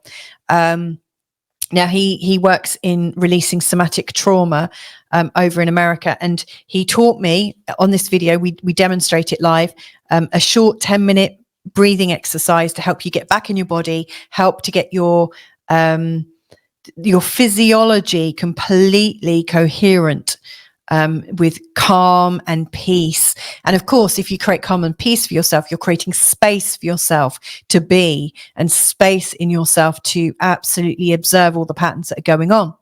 And at the end of this video, there's a 5-minute where we both do it together. And you could do it with us and you could practice it a few times, entirely up to you. But I'm putting it there as a resource because, I was thinking, what do I have that could help create an altered state? No doubt you've got a whole heap of things that you might use yourself, but I highly, highly recommend it because from my own experience of doing it, and it's a good reminder to me to start doing it again in the lead up to this week. I'd love for it to become part of my daily routine. In fact, it really does chill you out. So thank you. Thank you, Jeff, for that. So that is also another resource. Now, finally, at the end of the week, just before we go into the equinox, we've got the Sun and Neptune in an opposition. The Sun here is, again, this is about your ego and feeling really quite on top of it, feeling like you're doing really well. You're enjoying some of the feedback of your success. You're really enjoying where you're being, in fact. And yet Neptune down here in the opposition is the opposition between the Sun and Neptune is really showing you that everything that you think is real is not really real. It's like your reality is dissolving a little bit. And so it might start to detract from the joy that you might be experiencing. It almost feels like you're having some kind of a consciousness, like an awareness that everything that you're sensing here is not quite right. And so, what is the point of the career and celebrating it when this is all an illusion? To me, it just feels like there's this sense that none of it is quite real and it's a little bit meaningless. The good news is the following day, when the sun goes into the sign of Libra, when we start the equinox, the start of the September equinox, like autumn for the northern hemisphere, spring for the southern hemisphere, it's starting a whole new season. And as that sun moves across, the sun makes a beautiful trine with Pluto, and also makes an exact trine to the moon in Gemini, really showing you that there's fresh perspectives to help you earn more, and also to help bring really good people into your life. So, you know, when you are like starting this new season, there is a whole new sense of possibility. So, you know, whatever you're being jostled around with in this week, I really do feel like it's shaking things up so that you can start afresh at the time of the equinox from the 22nd and really start moving. I really think that this new season is working on your friendships and your networks and your support systems. And on the 2nd of October, when we've got the annular solar eclipse, that's also enhancing your relationships with other people. So there you go. One last thing. Your ruling planet Jupiter is in the sign of Gemini. It's in your 7th house. It is going to go into a square to Mercury, and also into a square with Saturn. So what I was saying about, you know, that feeling of being controlled from home and absolutely wanting to enjoy your future and your career, it also feels like there's a bit of pressure and also some curveballs from people in your life, almost like, are they jealous of the attention you're paying this and also the home, and not them? But it does feel like a very, very strong dynamic. But, you know, you'll get there. This too will shift and change. So there you go, Sagittarius. There's a lot of material that I'm releasing this week to help you out, like give even more guidance. So stay tuned for that. If I can be of any further help, then just get in touch and invite me to work with you. But anyway, lots and lots of love to you. So much love. You're doing a great job right now. Catch up with you real soon. Bye-bye. Hey there, Capricorn. How are you doing? I hope you're well. So I'm looking at the week ahead from Monday, the 16th of September, taking you right the way through to the 22nd of September, which is the date of the September equinox, which is the start of autumn if you're in the northern hemisphere, and it's the start of summer if you're in the southern hemisphere. Now, this is quite an intense week, I have to say. Out of all of the weeks of the whole year, this is possibly the second most intense week. I think the most intense one was back in April when we had the total solar eclipse. That was an absolute banger. Anyway, earlier on in this video, back in part one, I created a chapter called Day by Day Forecasts. And in that section, that does a day by day general forecast for everybody, really talking about the ups and the lows and what to look out for, etc., etc. And in this particular video, what I want to do is really get into the specifics of the energy as it's presenting itself. So we've got a series of oppositions taking place in this week. Truthfully, there won't be any other time in the year where there is this many oppositions. And the reason for that is we've got Saturn, we've got Neptune, we've got the North Node, and we've got Chiron, all moving very, very slowly through the signs of Pisces and Aries. And it just so happens that right now we are at the end of the sign of Virgo, going into the sign of Libra, and the Sun, Mercury, and Venus all kind of travel. You know, they're never that far away from each other, you know, so it just so happens at this time of year, we've got a whole series of what's known as oppositions. Now, oppositions, you know, are oppositional. They create stress and tension, where it feels like on the one hand, you might want to be doing and focusing on maybe your career. And on the other hand, you want to be focusing on your home. Which one is going to win out? And it's like they're equally opposing each other in a really sort of forceful way. And so it creates conflict and tension. Now, it just so happens that in this week, we've got the eclipse, which is the first eclipse of the second eclipse season. So we have two every year. We had our first eclipse season at the end of March, beginning of April. And then this is kicking off season 2, taking us from the 18th of September That's when we've got the partial lunar eclipse, and finishing on the 2nd of October when we have the annular solar eclipse. So we are in the height of the second eclipse season. Now, in the sort of flow of astrological consultations in the space of a year, this is the time of year that the eclipses and also the equinoxes and solstices, they're the times when I get the most inquiries, because people start to wonder what is next. That is the big concern. Like, I wonder what's next. Something big is coming. What is next? And so these are really, really busy times. These are times when the temperature is raising, when it feels like there are more concerns coming up.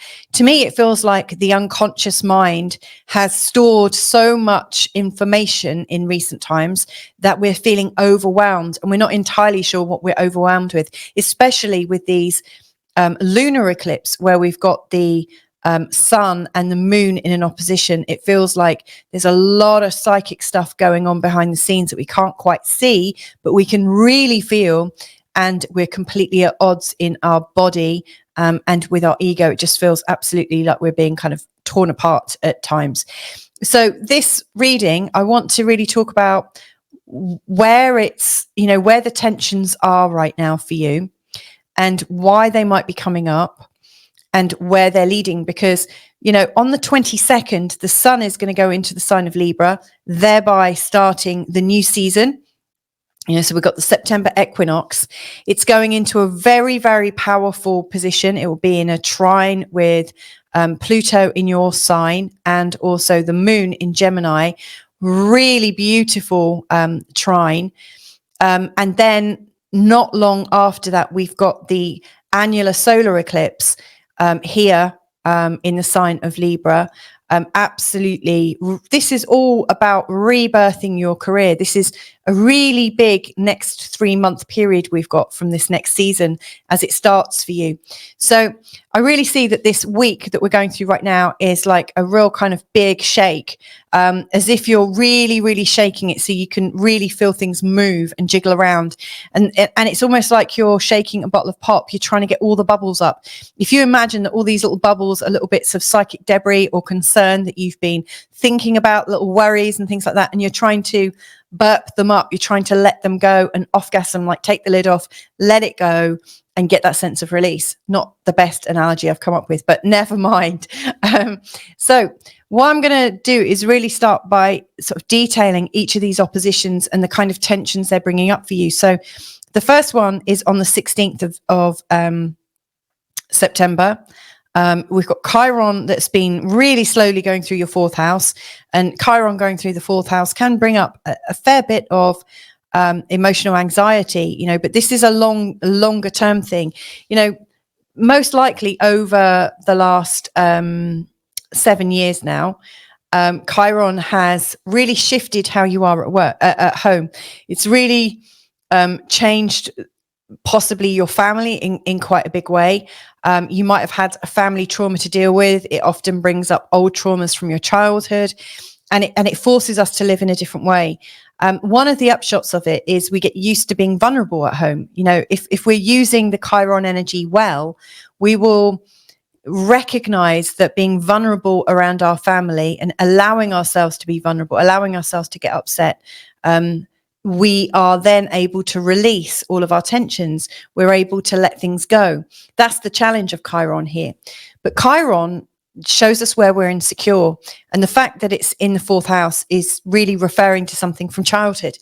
Now, Chiron will just be getting on with business. But when a planet comes into a square with it or an opposition, then it gets triggered. And so what's happening is Venus is in your 10th house to do with your career, to do with being in the public eye, to do with being seen, to do with your business being felt outside of the home. And it's creating a really sort of strong sense of vulnerability, especially in your home, almost as if you feel like you're too visible. Suddenly you might be agoraphobic, like feeling like, oh my God, this is a little bit overwhelming. You most likely want to stay here at home, actually, where you feel safe. But to me, it feels like Venus is bringing up all sorts of anxieties about making a mistake and it being visible, getting caught out at something, getting found out that maybe you're not as good in your career as possible, or as you think. So you may well find something like imposter syndrome comes up. Now, the thing to remember with these patterns as they come up is it's most likely to do with a past problem, i.e. something that happened in childhood, like maybe something that happened to me at infant school, ridiculously. There was a singing contest, and right at the end, they called the winner out, and they called out my name, and I went on stage to get my prize. And then I got there, and they said, no, we said Lisa, not Louisa.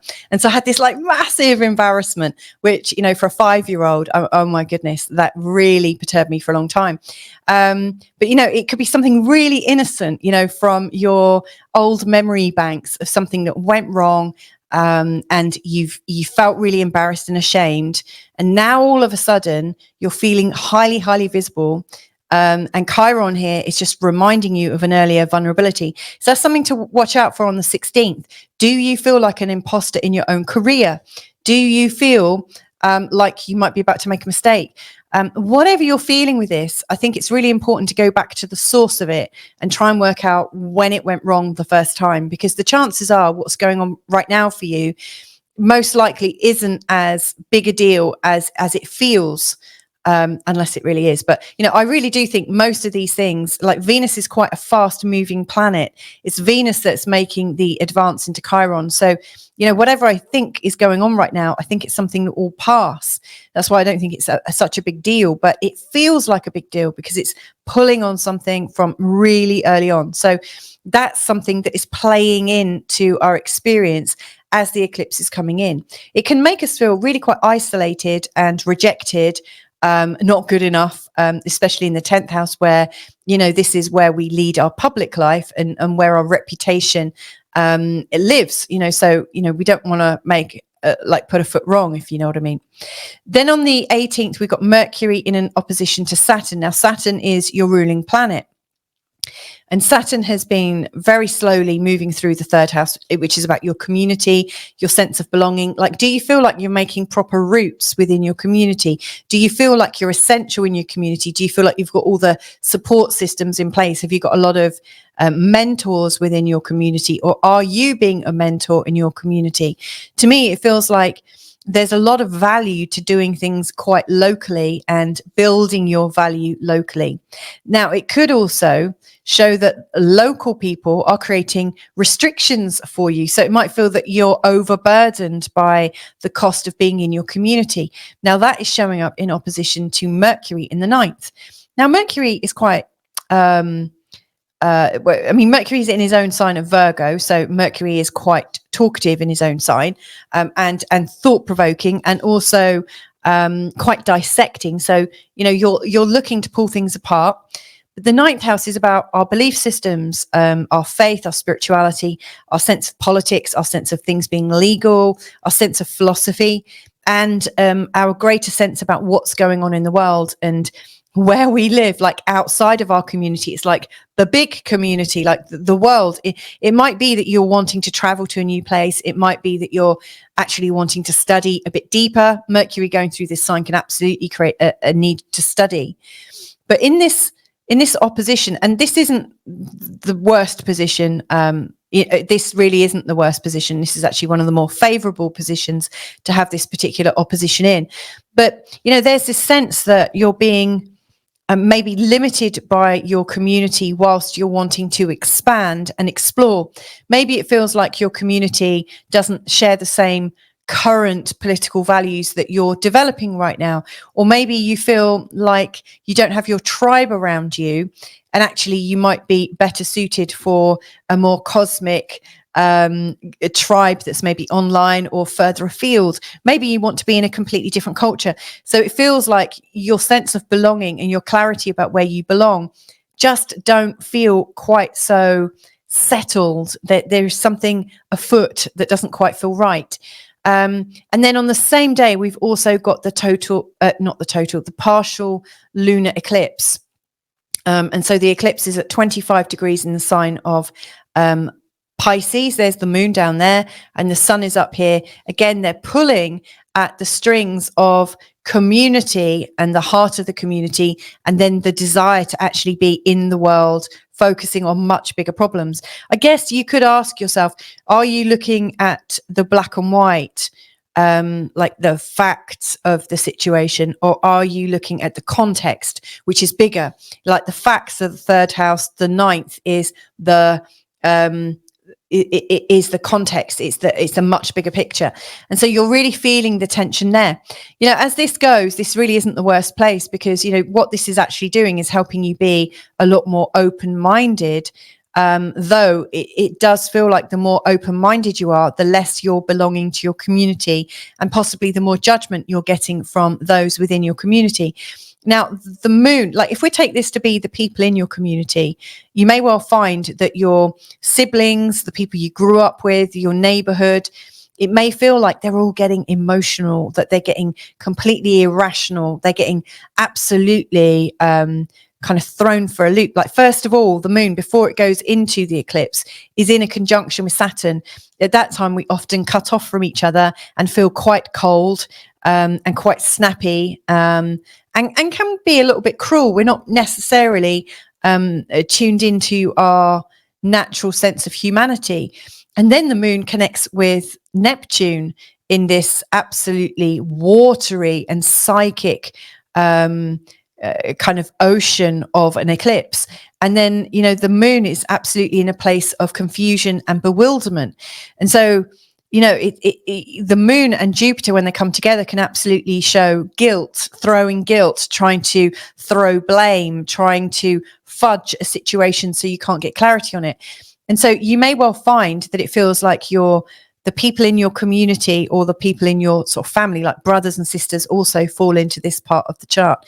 You may well feel judged by them, and then that they're not being completely honest about what's going on. Or maybe that's how you're feeling, like you can't be honest because you're being judged within your community, when actually you just want to be free. You want to kind of cut the ties and actually feel freer to explore things at your own pace, in your own time, in your own way, and make up your own mind. You know, this is a big world, and your mind-body system is yours. Now, of course, this is also a very cosmic eclipse. And so at the same time, we've also got this sense that maybe the reality that you see, i.e. the one that it's your mind-body system, that is you, at another level, you can also, if you know, as you learn more about spirituality, you may well like realize or believe or have the sense that actually we're not all our own separate personalities, but we're all connected. We're all part of something. And thereby there's another confusion in terms of spirituality, belief systems, and where do we belong? Like, do we belong to ourselves? Do we belong to something much bigger? So there's a real sort of sense of tension. The last opposition is on the 21st, which is Saturday the 21st. The sun goes into an opposition with Neptune. It's almost like the eclipse has continued and the energies are really quite interesting, because the sun is absolutely still wanting that sense of freedom and that sense of clarity and a much bigger sense of the picture. And yet Neptune in opposition to the sun is showing where our reality is changing, and our reality doesn't feel like it's set in stone. It feels like the more clear you get on the one hand, the more confused you get on the other hand. It's absolutely as if your reality that you've always known, almost like the more you learn up here about the bigger picture, the less you're certain about, you know. So it's again, it's a tension. It's not the worst tension that you could explore. But if you're exploring this and while you're learning about this, you're realizing it's taking you away from the people that you love, then that could actually be a source of mild panic or anxiety. So there's a lot of things going on.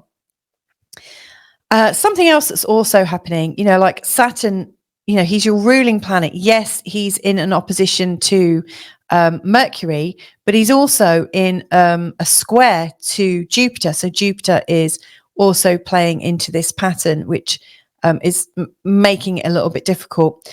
So at one level, Saturn is trying to get you to have some concrete ideas about where you belong within your community. Are you part of your community? Do you stand apart from it? What's your place? And then Jupiter is really wanting you to feel a sense of well-being with your life, and is trying to get busier. So to me, it feels like your life is going one way, like your desire to get organized, to sort out your own affairs, to sort out your own health, your own diet, and this, that, and the other. And when Jupiter comes through this area, we can sometimes overdo things. We might be overdoing our things on our health, and we then take a turn for the worst. So it can be a place of massive overwhelmment with Jupiter going through the 6th. And so, that also raises the game. All in all, this kind of discourse, this kind of internal dialogue, this internal puzzle of how you fit in, and yet how you honor your striving to feel like you're examining life. Like, what is the purpose of life? What's it all about?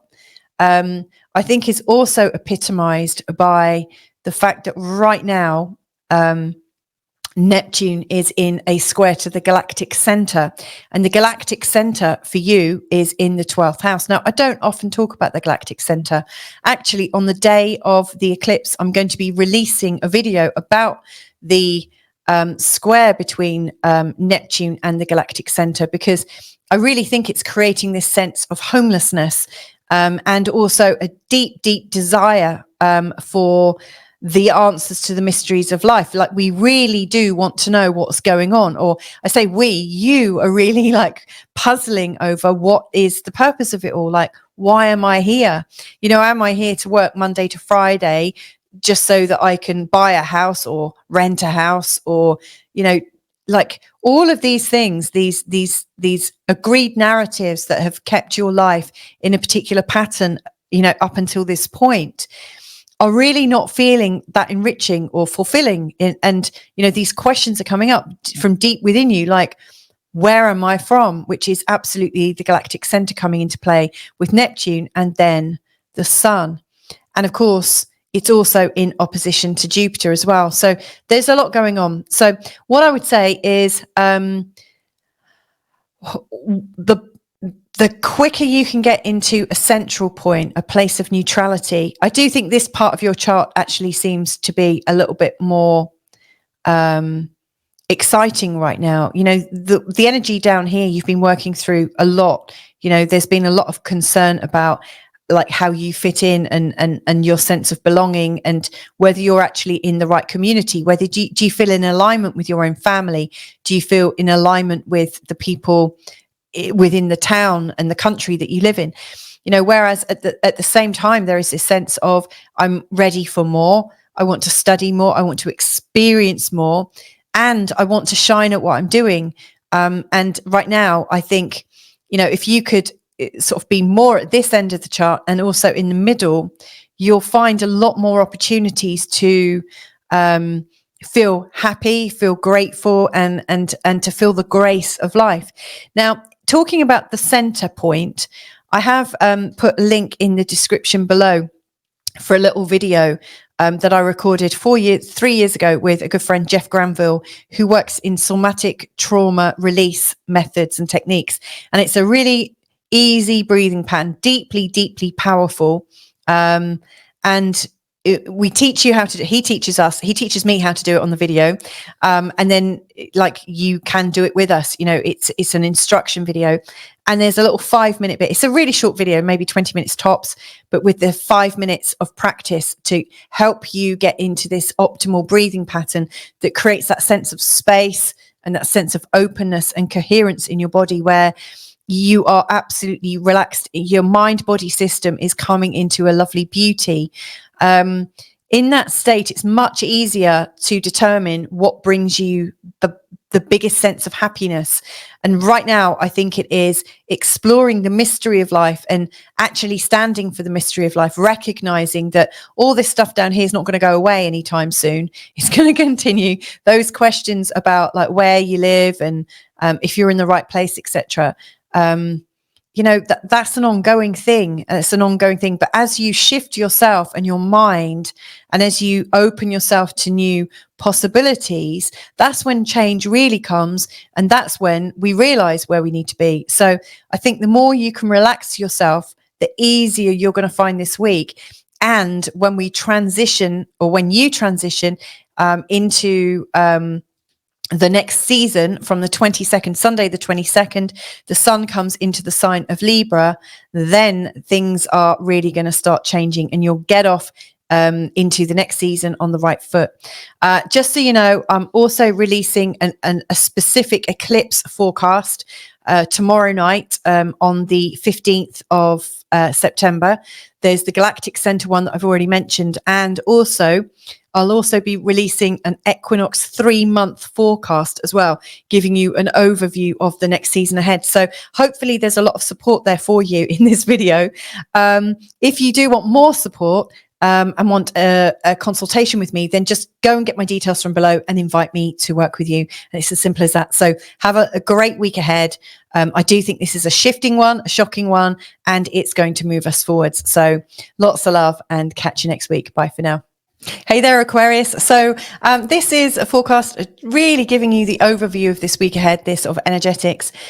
For a day-by-day forecast, check out the chapter at the beginning of this video called Day-by-Day Forecast, which is a generic forecast for absolutely everyone. And it covers, like, you know, how to like what's going on each day with all the planetary aspects. But with this particular one, I'm really zeroing in on specific advice for you Aquarians. Now, this is possibly the trickiest week of the year, or the second trickiest week. I think the first one was in April. This is the week where we've got the most amount of resistance forming from a series of oppositions. And that's caused because we've got slow moving Saturn, slow moving Neptune. We've also got the North Node. We've also got slow moving Chiron, all in this part of your chart. And then we are just at the end of Virgo going into Libra, and the sun that is going between Virgo and Libra. The sun always brings Mercury and Venus with him. You know, they're never that far away. And so it just so happens that we've got the sun, we've got Mercury, and we've got Venus all in oppositions with these planets. And of course, we've got the moon getting involved, creating this full moon.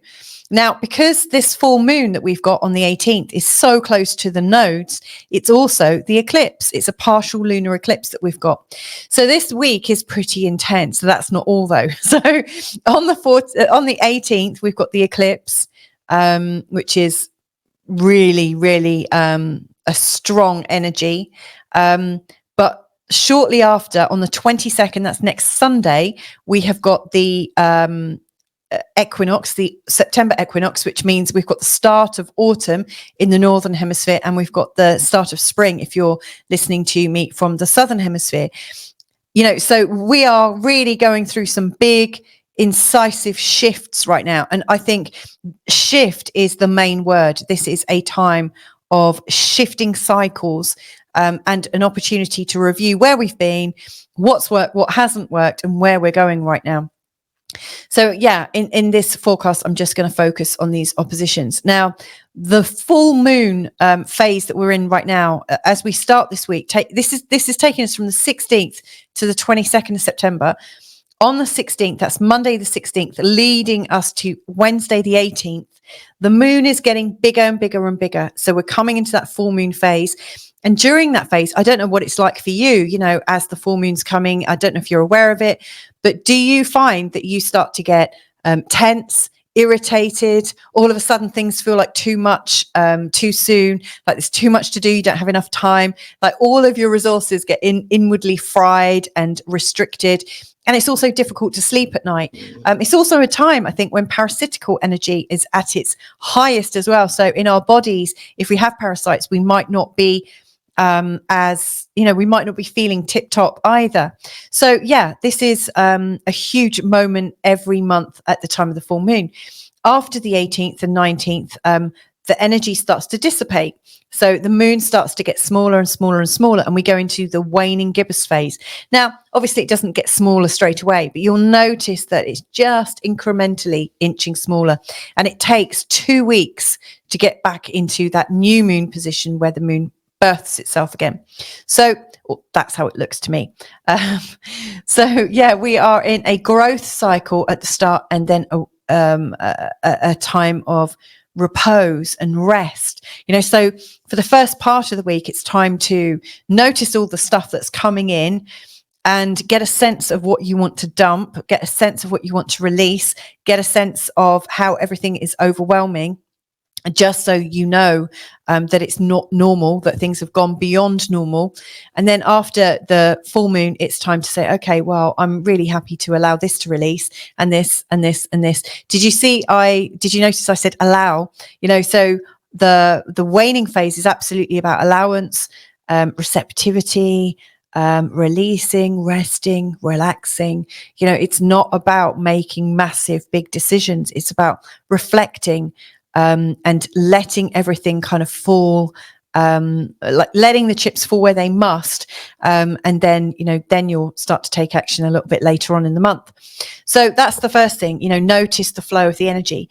The next thing is the Venus Chiron opposition on the 16th. So Chiron has for a long time been in your third house, maybe creating a bit of anxiety about how you fit into society. Like, do you fit in? Do you feel like you fit in?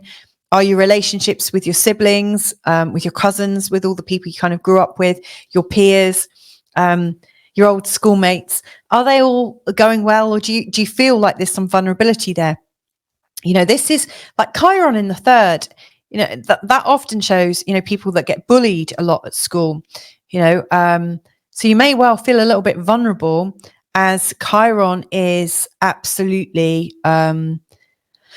aspected by Venus. Venus is coming in, she's in the 9th house, really showing that there's a sort of gentle independence that's arising within you, this gentle and graceful sense of just walking away, and making a different choice, a sort of like real sort of graceful, I don't want to look at the past, I don't want to look at the detail, I just want to look at the big picture, and I want to be peaceful about it. I want to go forth, and I want to do my own examinations. And so I really get the sense that there's, on the one hand, this energy that is trying to keep you fixed and possibly suppressed a little bit in terms of whether your view is important to listen to or not. And then on the other hand, there's this graceful desire to like leave it all behind, like just say, you guys, you can do all your little weird stuff on your own. You can be all depressed and suppressed and trying to hold each other in these kind of weird mental constructs as much as you want. But my attention is over here. My attention is in a place of inquiry, optimism, possibility. I want to explore spirituality, faith.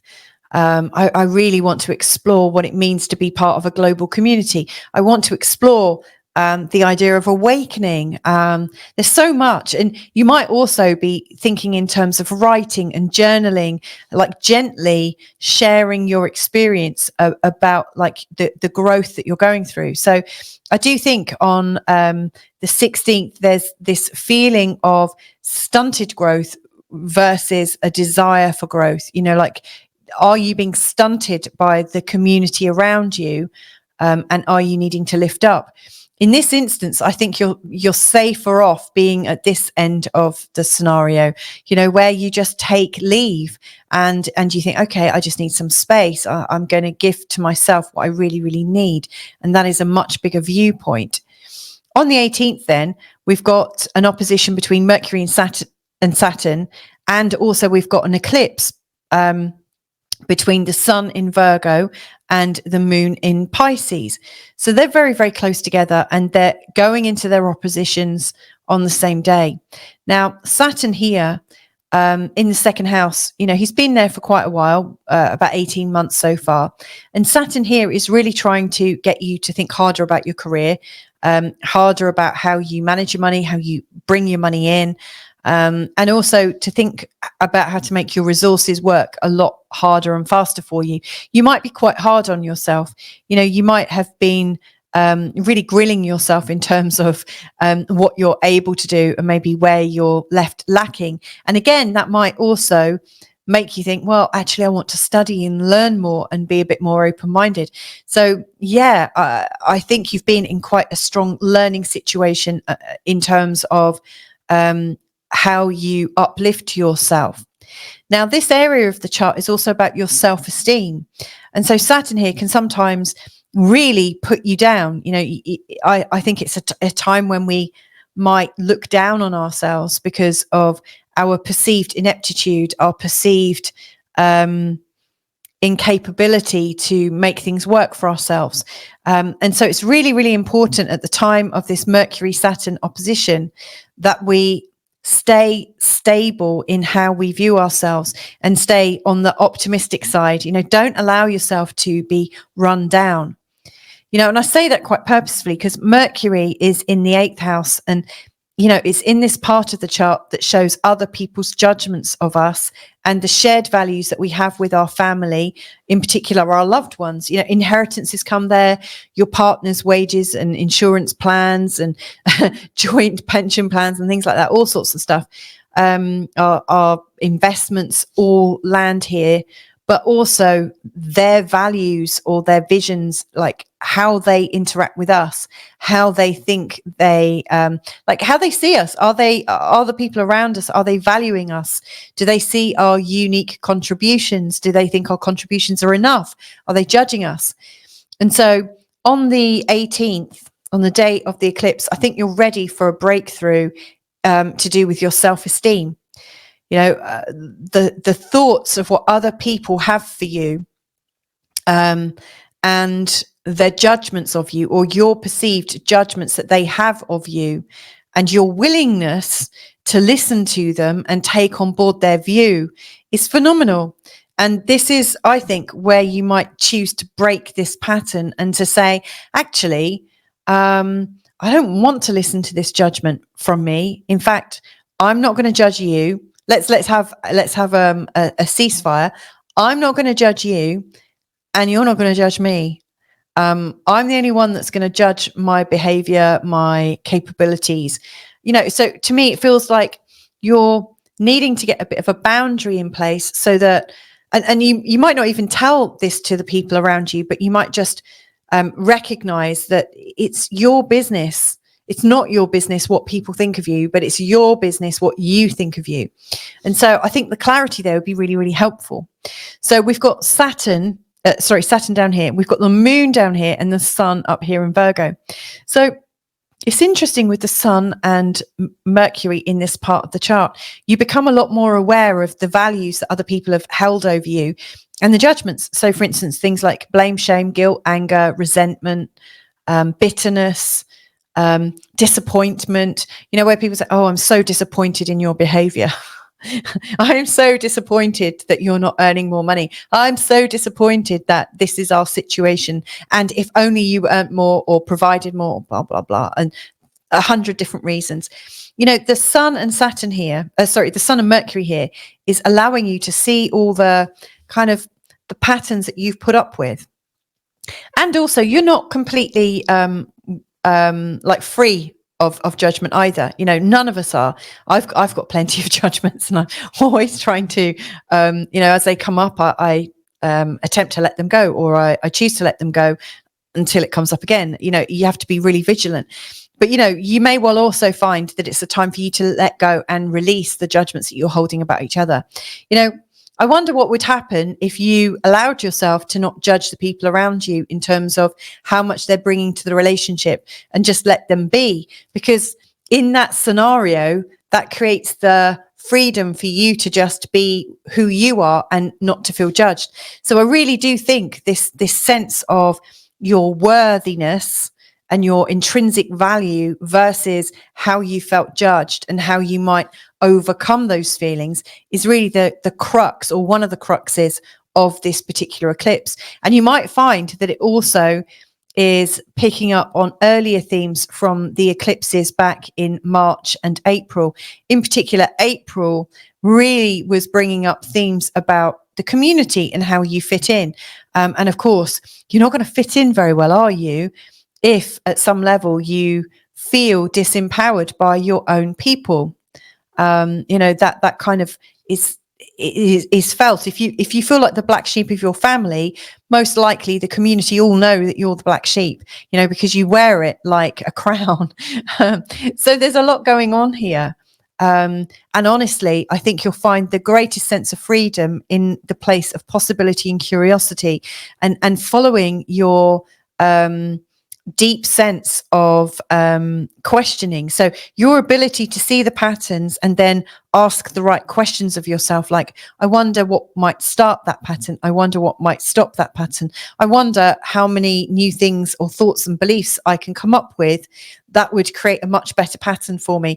The more you inquire of yourself, the more freedom you're finding. And of course, the more you find freedom, the more you sense the value in yourself. So this is a really, really interesting time. And like I said at the start of this, it is happening right before the start of the new season, when the sun goes into the sign of Libra. Now, something that I really, really like about this is that as the sun goes into the sign of Libra, the sun makes this is on Sunday the 22nd, and it will definitely be picked up in next week's forecast, but the sun is making a beautiful trine to the moon and also to Pluto right at the arse end of your chart, like right at the far end of Capricorn. So there is this beautiful grand trine, really allowing a sense of proportion and I think transformation to kick in. So I think there's a lot to look forward to. And what I see this being is like a bump in the road, but it's a bump that almost discombobulates everything that's a stuck pattern. So it jiggles it up, and all of a sudden there you are. You're aware of it, and you must work with it. So I hope that's helpful. Last thing then, I've mentioned Saturn already, but Uranus, I just want to talk about. Uranus is in a long-term trine to Pluto and Capricorn. And like I said, Pluto is right at the end of your birth chart, really in a deeply unconscious place. Pluto, wherever he goes, he's shining the light of, actually, he's kind of shining darkness, if you can shine darkness. Pluto usually makes things a bit darker so that we really feel things in such a strong way that we cannot ignore them. And so what he's doing is showing self-sabotage. He's showing you where you're fearful and where your self-sabotage happens. But the brilliance of this is the trine to Uranus, which is an ongoing thing. And Uranus is in your fourth house, which absolutely relates to your childhood and your home. It feels like you've got this ability to really tap into those old problems and old situations that are playing into your common scenarios right now, in fact, that are leading you to be judged or to feel judged. So I do think everything is underhand. All the revelations and sort of conscious awareness is coming into your being right now. So there you go. I think this is helpful. As a final thing, I just want to share, if you are wanting to get into the midpoint of everything and get a moment of relaxation and a sense of peace in your body, because these oppositional weeks are really, really intense. I've got a video that I'm linking in the description field, and it is, I can't remember what the video is called, but it's from 3 years ago. I recorded a video with Jeff Granville, who works with somatic trauma release. And so he taught me a little breathing routine, a breath work routine that's really amazing. And he demonstrates, or he teaches me to do it on the video, so you can do it with us. And then we get a chance to just do it without all of the instructions. So we just practice it. And it's a really short little 5 minute, not even 5 minute routine, whereby just by following this little pattern, easy pattern of breathing and breath work, it takes you right into your body and creates a sort of coherence between all the different parts of your body, in particular your mind-body system, your heart, It's just beautiful, really deeply relaxing. So I'm putting that in the description field. I'm also releasing a forecast about the eclipse, a much deeper forecast. I'm releasing something about the galactic center and Neptune, which is an ongoing pattern. It's really cosmic, not your standard astrology. I'm going to release that on the day of the eclipse. And as we're coming into next week, I'll also be releasing a 3-month forecast for the equinox. So hopefully there's a lot of stuff there for you. But obviously, if you want to get in touch and you want a little bit more from me, then yeah, just get in touch with me, invite me to work with you, and we can take it from there. Have a fantastic week ahead and hope to catch up with you another time real soon. Bye for now. Hey Pisces, so this is a forecast taking you from Monday the 16th of September right the way through to Sunday the 22nd of September. And unless you've been living under a rock for a while, you probably already know that there's a partial lunar eclipse in your sign on the 18th. So it's a full moon in Pisces, but it's also an eclipse. And moreover, it's in a conjunction with Neptune, which is one of your ruling planets. So that makes it super, super duper strong. This is, I have to say, a very deep acting eclipse. And I really think that the magic of the eclipse can absolutely be used by you. Moreover, because it's in the part of your birth chart that is absolutely about your body image, your health, your ability to create useful boundaries. It's really about you and developing you and working on you. So I think this is a real critical time for you, and one that might feel very, very sensitive. You might feel quite overwhelmed, quite tearful. And yet, whatever is coming up absolutely is for you. I don't think anything that comes up is for your detriment. It is for your awareness. It's for your evolving consciousness. So what I'm going to do in this short forecast, I'm not going to talk about the day-by-day happenings. I've done that at the beginning of this video. So if you go to a chapter called Day-by-Day Forecasts, you'll get the day-by-day readout. And I absolutely recommend that you look at that, because I look at all the little happenings that are going on and really detail it. But this is really about you, Pisces. So a lot going on. What I'm going to do is talk about the phase of the moon in general, and then look at each of these oppositions. You'll see that this is looking like a seesaw. You know, this is possibly the second most stress-inducing week of the whole year. And at the beginning of September, I said, oh yeah, this week is a definite busy one.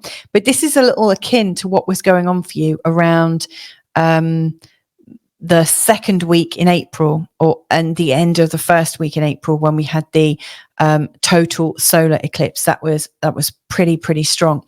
So yeah, this is likely to bring up a lot of big stuff. Now let's go through this. So we've got these oppositions, and how has that happened that we've got all these exact oppositions in this week, whereas the rest of the time we might just have one opposition or two a month, and not including the moon in that, because the moon makes oppositions all the time. But like, these are all big oppositions. The reason being is that we've got Saturn and Neptune moving really slowly through the sign of Pisces. We've got the North Node and Chiron moving very slowly through the sign of Aries. So they're really like slowing down and highlighting this area. This area has been highlighted all year, really, truly highlighted. But right now we're going through the Virgo season and into the Libra season, which is in exact opposition to these. And wherever the sun goes, Mercury and Venus are never that far away. And of course, here's the sun, here's Mercury, and here's Venus. So, like, they are true to their word, or true to my word, they are in opposition. So this is an absolutely phenomenal week in terms of, we do not normally see this many oppositions. This is a bit of a fluke, and it's just because of the ongoing patterns favoring these two signs. So what does this mean? you know, when we have these oppositions. Well, I always think that, or just recently thought that opposition has the word position in. You know, we've got some planets kind of making a claim for a position, saying this is where we stand, and we've got some on the other side. You know, whenever you take a stand about something, you're always standing also against something else. You know, like when you say this is what I believe, there is the implication, it's implied that everything that's not that is what you don't believe, you know. And so this is what's going on with planets. We've got planets that are kind of asserting themselves and rubbing up other planets in the wrong way. So what I aim to do in this is to let you know which side you might prefer to err on, like where you might find the greatest level of peace. You know, for some signs, I've definitely thought that the peace was really in the middle. For other signs, I'm like, oh man, you want to be over this side of the chart. So let's see what comes up. The first thing I want to share really is that we are in changing moon phases. So at the start of the week, from the 16th of April, taking us through to the time of the eclipse, those 2 days, we are in the last throes of the waxing moon. You know, so the moon is getting bigger and bigger and bigger. And I don't know about you, but I know that coming up to the full moon, I start to feel agitated, irritated, sometimes a bit itchy. You know, the time of the full moon, the moon is so bright at night that I don't get very much sleep coming into the time of the full moon and just after it. It's a time when a lot of things seem to overwhelm us and the emotions are much more close under the surface. You know, if you're born at the time of the full moon, you'll definitely know what I mean, because people who are born at the time of the full moon, over any other, you know, other people on moon phases, people born at the time of the full moon tend to have a lot more emotional drama. You know, they are kind of born with the emotional drama in their chart. You know, it's kind of written into their coding. So, you know, this brings up emotional drama and a sense of things going over the top. Then after the full moon eclipse, the moon phase, the moon is going to naturally start to shrink and get smaller. It's obviously not shrinking, but it appears shrunken. It's going into the waning gibbous phase, and it's going to take 2 weeks before it disappears and that we get our annular solar eclipse. Now, this is quite significant because we've got the eclipses like with the scene changing equinox in the middle. So we've got the eclipse on the 18th, then on the 22nd, Sunday the 22nd, part of this week, right at the end of this week, we're going into autumn if you're in the northern hemisphere, or we're going into spring if you're in the southern hemisphere. Now, these are cycles within cycles. Obviously, the seasonal changes that we get with equinoxes, it's sowing the seeds for the next 3 months ahead. And I always find this a real good moment to recognize what we're doing, and to reaffirm and re-intend how we're going to use this next 3 month period. I find it really, really useful. The eclipses, we get 2 eclipse seasons a year. The first one was in March and April, and this current one is September into October. We get the opening eclipse and the closing eclipse. This is the opening. You know, we're in eclipse season, and then it closes on the 2nd of October. So it's fascinating. We've got the 2 eclipses and we've got a season change all going on right now. This is a very, very important time in our lives. And I think there are going to be a lot of shifts. Now, what I really notice is these oppositions are all very sort of exact this week. And then thereafter, they're starting to fade away. We might get little repercussions as Mercury comes into an opposition with Neptune next week, like the following week. And eventually the Sun and Mercury will go into an opposition with Chiron. But, you know, within a few weeks, all of this sort of oppositional energy is easing off from these planets. So, you know, whatever is going on right now, we will be moving out of. So I see this as a finishing school. I see that we are completing on something, possibly something that was started 6 months ago during the last eclipse season, or even a year ago at the mirroring eclipse season from like literally this time last year. So this is a really sort of important pattern that we are taking stock of and then hopefully releasing. So Venus and Chiron then on the 16th in their opposition. You know, Chiron has been going through your second house for a long, long time, about 7 years so far. And it's been in your second house. Most likely you've had some ups and downs in terms of money, and also have learnt a lot about your self-esteem through money. Most likely feeling like, oh my goodness, I'm not earning money, and you've made it mean something about your value, the value that you put out in the world. And it's a tough one when you're judging yourself by your available resources and what you have to hand, rather than the amazing qualities and skills that you might have inherent in your personality. So it has been a time of ups and downs for sure. But, you know, Chiron doesn't really bug us so much unless something comes in and stirs it up. And that's what's happening on the 16th. Venus is coming in, going into this opposition, and Venus likes to feel connected. She likes to feel relatable. She likes to flow. She likes to create these feelings of love and generosity and sharing and kindness and compassion. But actually she's in opposition to Chiron, and the chironic wound, which for you is around your values and your earnings and how much you receive, is absolutely being triggered by Venus in the 8th house. Now, the thing to understand about the 8th house is it's not a very comfortable house. Venus is in the sign of Libra, and so she does absolutely lend a bit of glamour there. But your tendencies in managing the 8th house are towards diplomacy. But the 8th house is actually a place whereby often there are mysteries. It's a place of birth, death, and dying. It's a place of cycles. It's a place of shared values that you and shared investments and shared resources that you have with your partner, maybe inheritances from your family. It's a place of family karma. And I also think it's a place where we hold our own shame, blame, guilt, and anger based on not fulfilling the expectations that our family put on us, like other people's baggage. It's also where they are actually having baggage on us as well. So it's a place of the deepest psychology, and your winning formula for dealing with that is just to be diplomatic and try and avoid the conversations and try and be balanced. Most likely you defer to the needs of the people in your life, and try and make it easier, like these challenging changes. You try to make everyone else's life easier to the detriment of your own. And so I think Venus here is probably bringing up this very strong people-pleasing tendency that you have, where you put other people's needs first. And of course, it's in opposition to Chiron.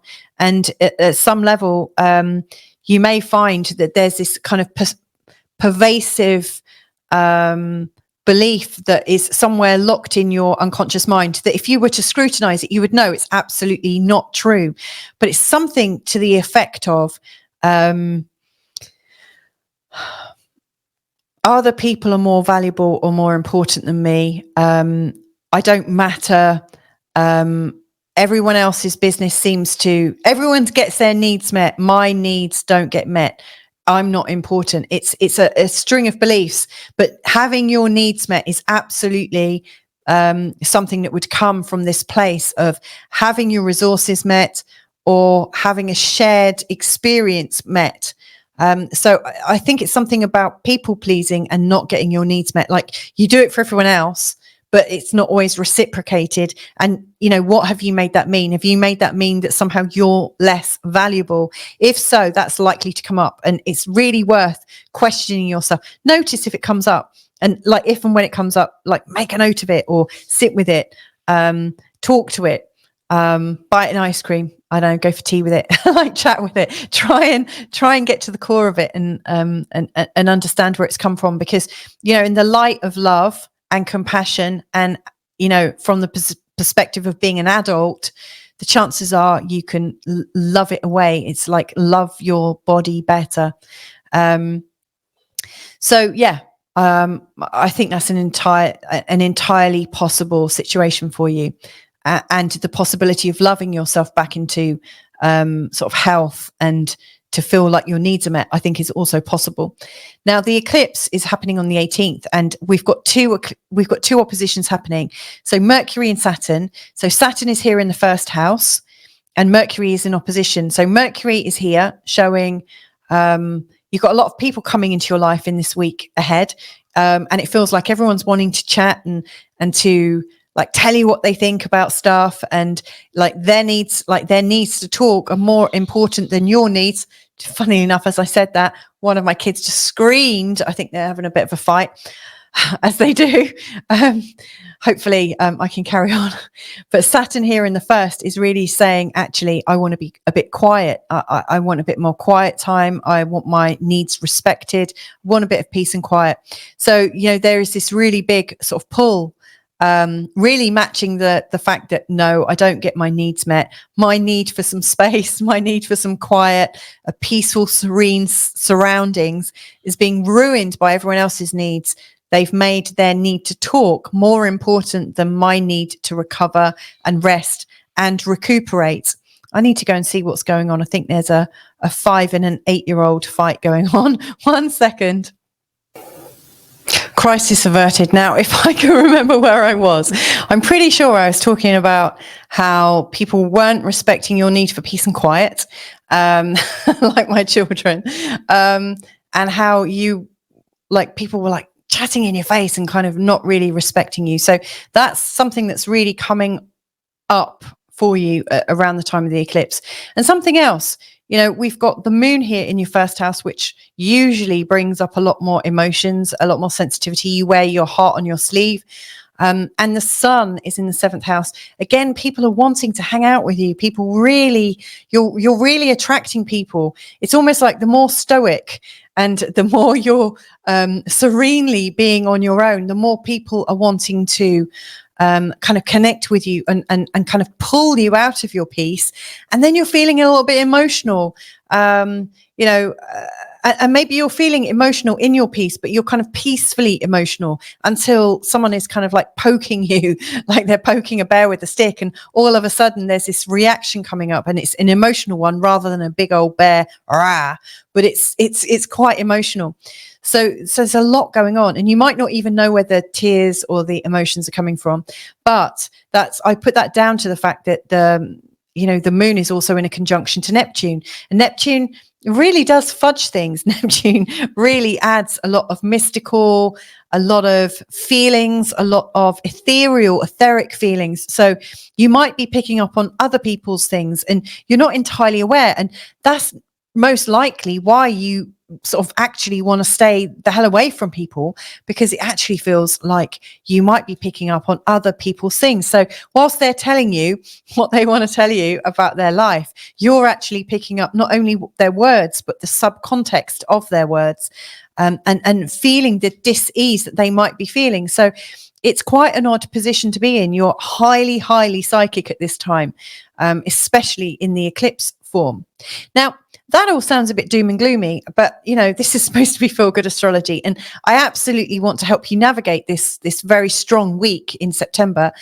And there are some beautiful benefits, so if you are an artist, a musician, a carer, a healer, a writer, well, in fact, any way that you use your creativity around the 18th and 19th is absolutely going to come alive. To me, it feels like a really, really potent day that if you are intending, or actually not intending, that presupposes that you need to do something to get the thing that you want. And I think in terms of manifestation, if you go to the feeling of the attainment of what it is that you want, then that's a much better way of being. So be the thing that you want to attain, be the energy field, get into the energetics of what it is that you're expressing about yourself in your life, rather than intend to bring it in as if to say, please, can I have this? I'm not there yet. I'm not at the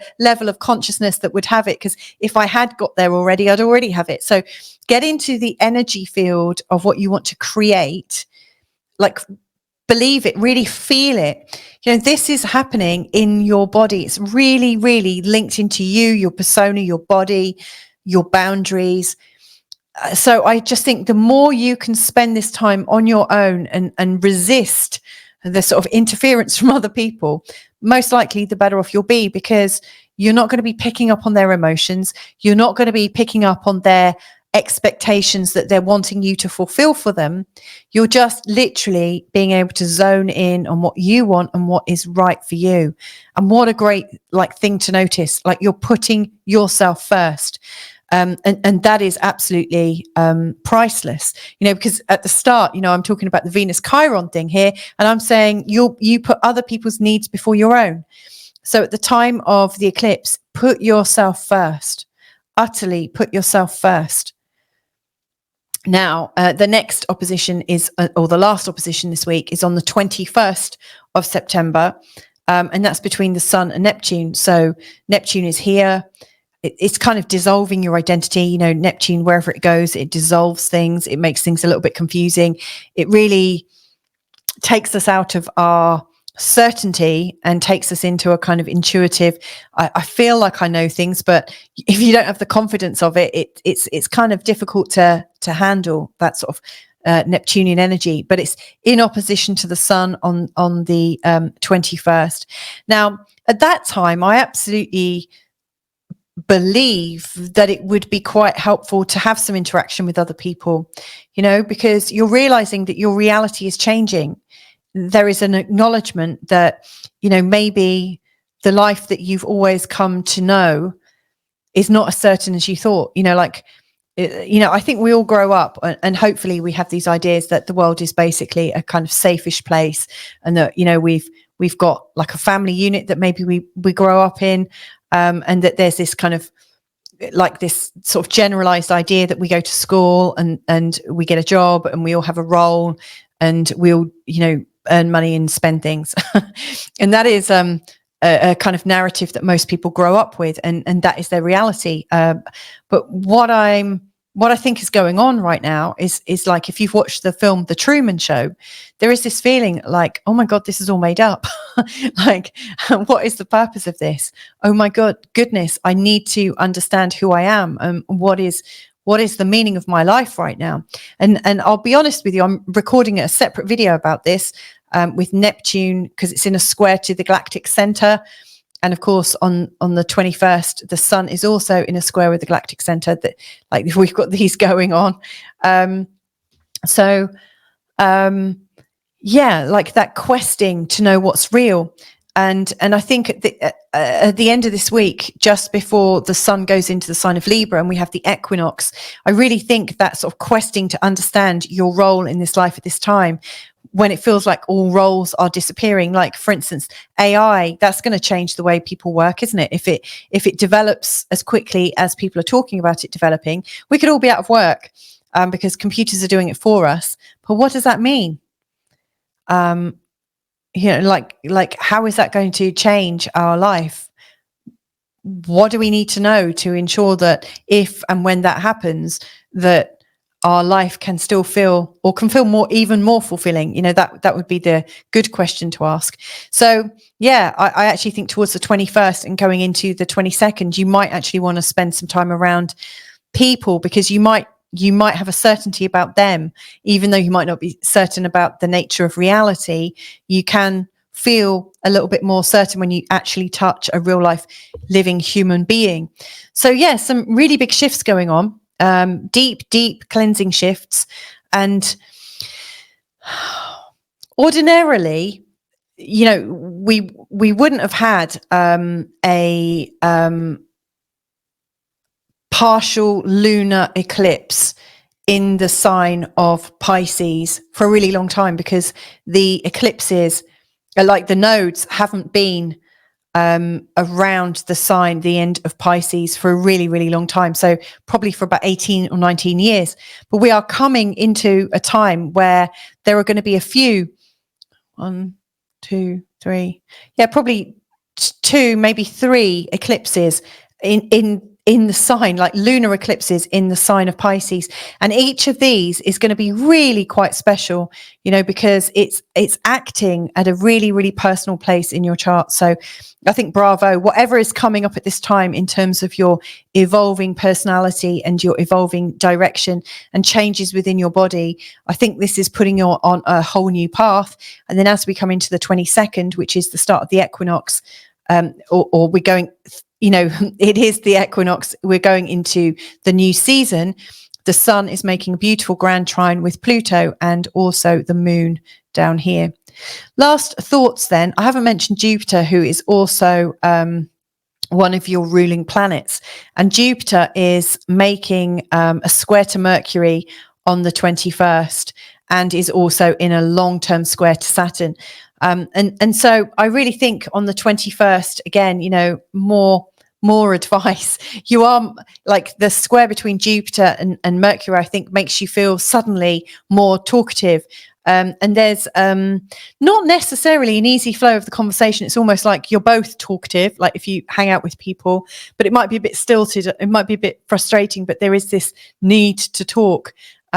So yeah, I do think you're going to spend a lot of time this week on your own. And then as we're coming into the equinox weekend, I do think you're suddenly going to burst back into action and get real talking again. So have a great week ahead. Have a great eclipse.